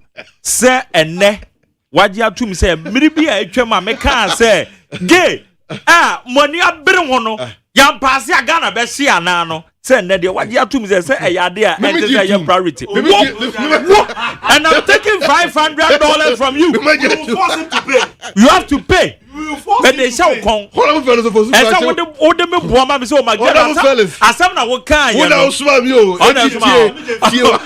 Stress am jamfi. Okoyi ma boy Ghana. I say o ka to na mo fa me boy am say asam na mri bi me kan ya wo na me ba ko wa ha no. And na dey what you to me so I dey na your priority. And I'm taking just $500. And therefore me go say to my reasonable me can dey obeka don't give me to ya. Okay, you go about 03022579020 03022579020 your number is number 1 into both my friend and 03022435540 03022435540 Machie yes I just say bye NDC ni Syria call ba kwa wudi unwuni pa amale ba na me dey send ko dey wo ye no nya bi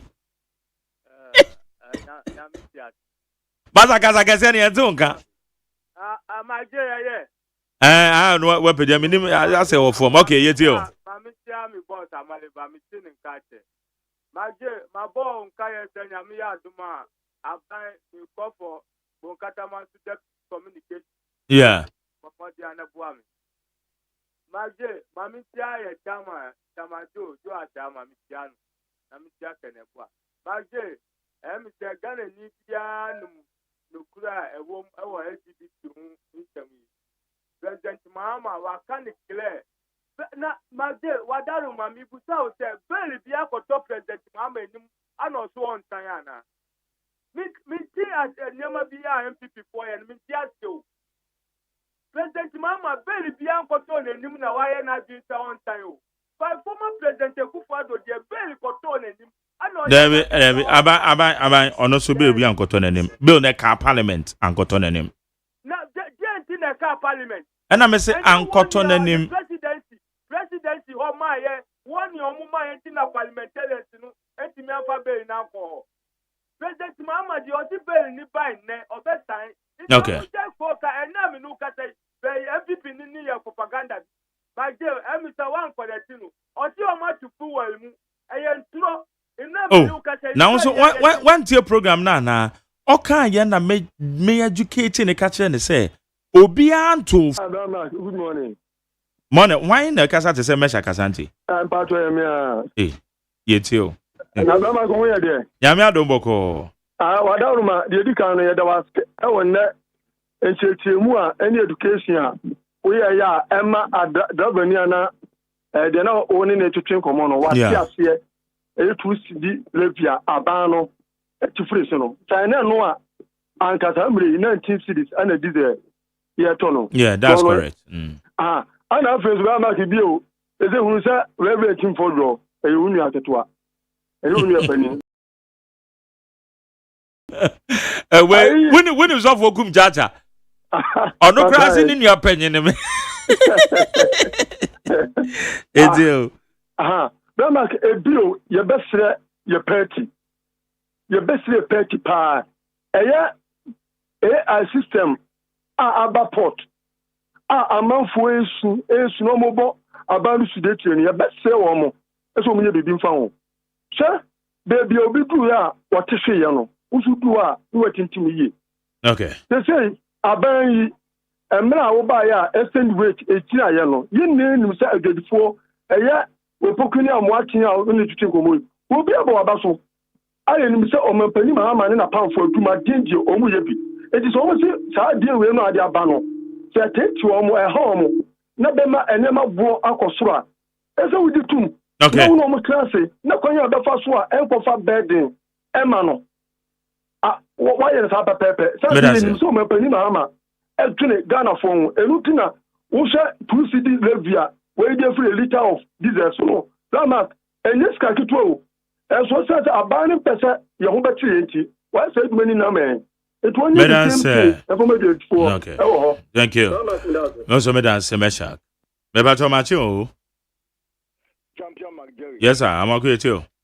An opinion and Kano were pound for our studio. I mean, income nasa chairman, you were on our watch a jaco. McJerry, you like the mama say, and or the primary health care at the Abba. I bet why I'm at the Impumudin. McJerry, I had a pa, a banner, I have won a bus or Saquanso. Then beside a banner say, or the primary health care ever. Now I get a 1 a banana and a shot. Now, oh, no one's young now, but what you're going to oppose now, or the banner. Second, be Yalia, a hand from the Uncle Irish. The best now, banner say, so now all the gonna walk on a phone and pass it. I was second of when I have a panel. I was sell or no, I get a 1 a banner share, no, it's hard than it. Doctor Fear, next full of you. I'm going more, not gonna for your quack or I show because I'm gonna for your yali. That's a 24-hour market. I have fun and what even if the way you was a market. And the only no can answer the 24-hour market. Now, game with somebody. Get a phone with somebody your mama Kafa game. The extra here on the one mama not down for it Andrew Solomon. And yeah, you're getting a gay president. I lose now, but again, over young Banana Belgium, which also came from Cantamanto Market, Accra, Ghana. Yo. Mark and Baton, where there? Nanko Pandomo. Mark, I will say, yeah, not then you go for gay. Hey, Papa, His Excellency, gain no here, JBBI, and the Asprawa, or majority of parliament. I mean, what I say, more majority of parliament. At the end, is too kind. As over time, a parliament in the year, more baby, more party loan is here. Now, the end is too fine. On the mean sign, that's it. On the mean sign, Yen fancy a honey yede ene Ghana Montie yede si. Obi bi a ofre da se mo amoka ye ho. Na wochimu ni nyina be sabre na Friday yeda ma se weekend. Yen pa kwanhia bia wo. Yen pe bloody weekend bia na ahyanse ye ya ka bobo nkrofue. Mo amofre yeda ma se mo am send messages yeda ma se. Bi team ame no mo ye adwuma. Engineers achu agbona na jare na naboaje adasa nkroma yeda ma se. Na nkroma adwuma bi wo ye so ba be. Umba be ye dada. Bedi aseda ebema bena frema abankro. Na brof within the Margaret. Ono no ye in charge of the social media handles no. And the doctor for that extent na bedi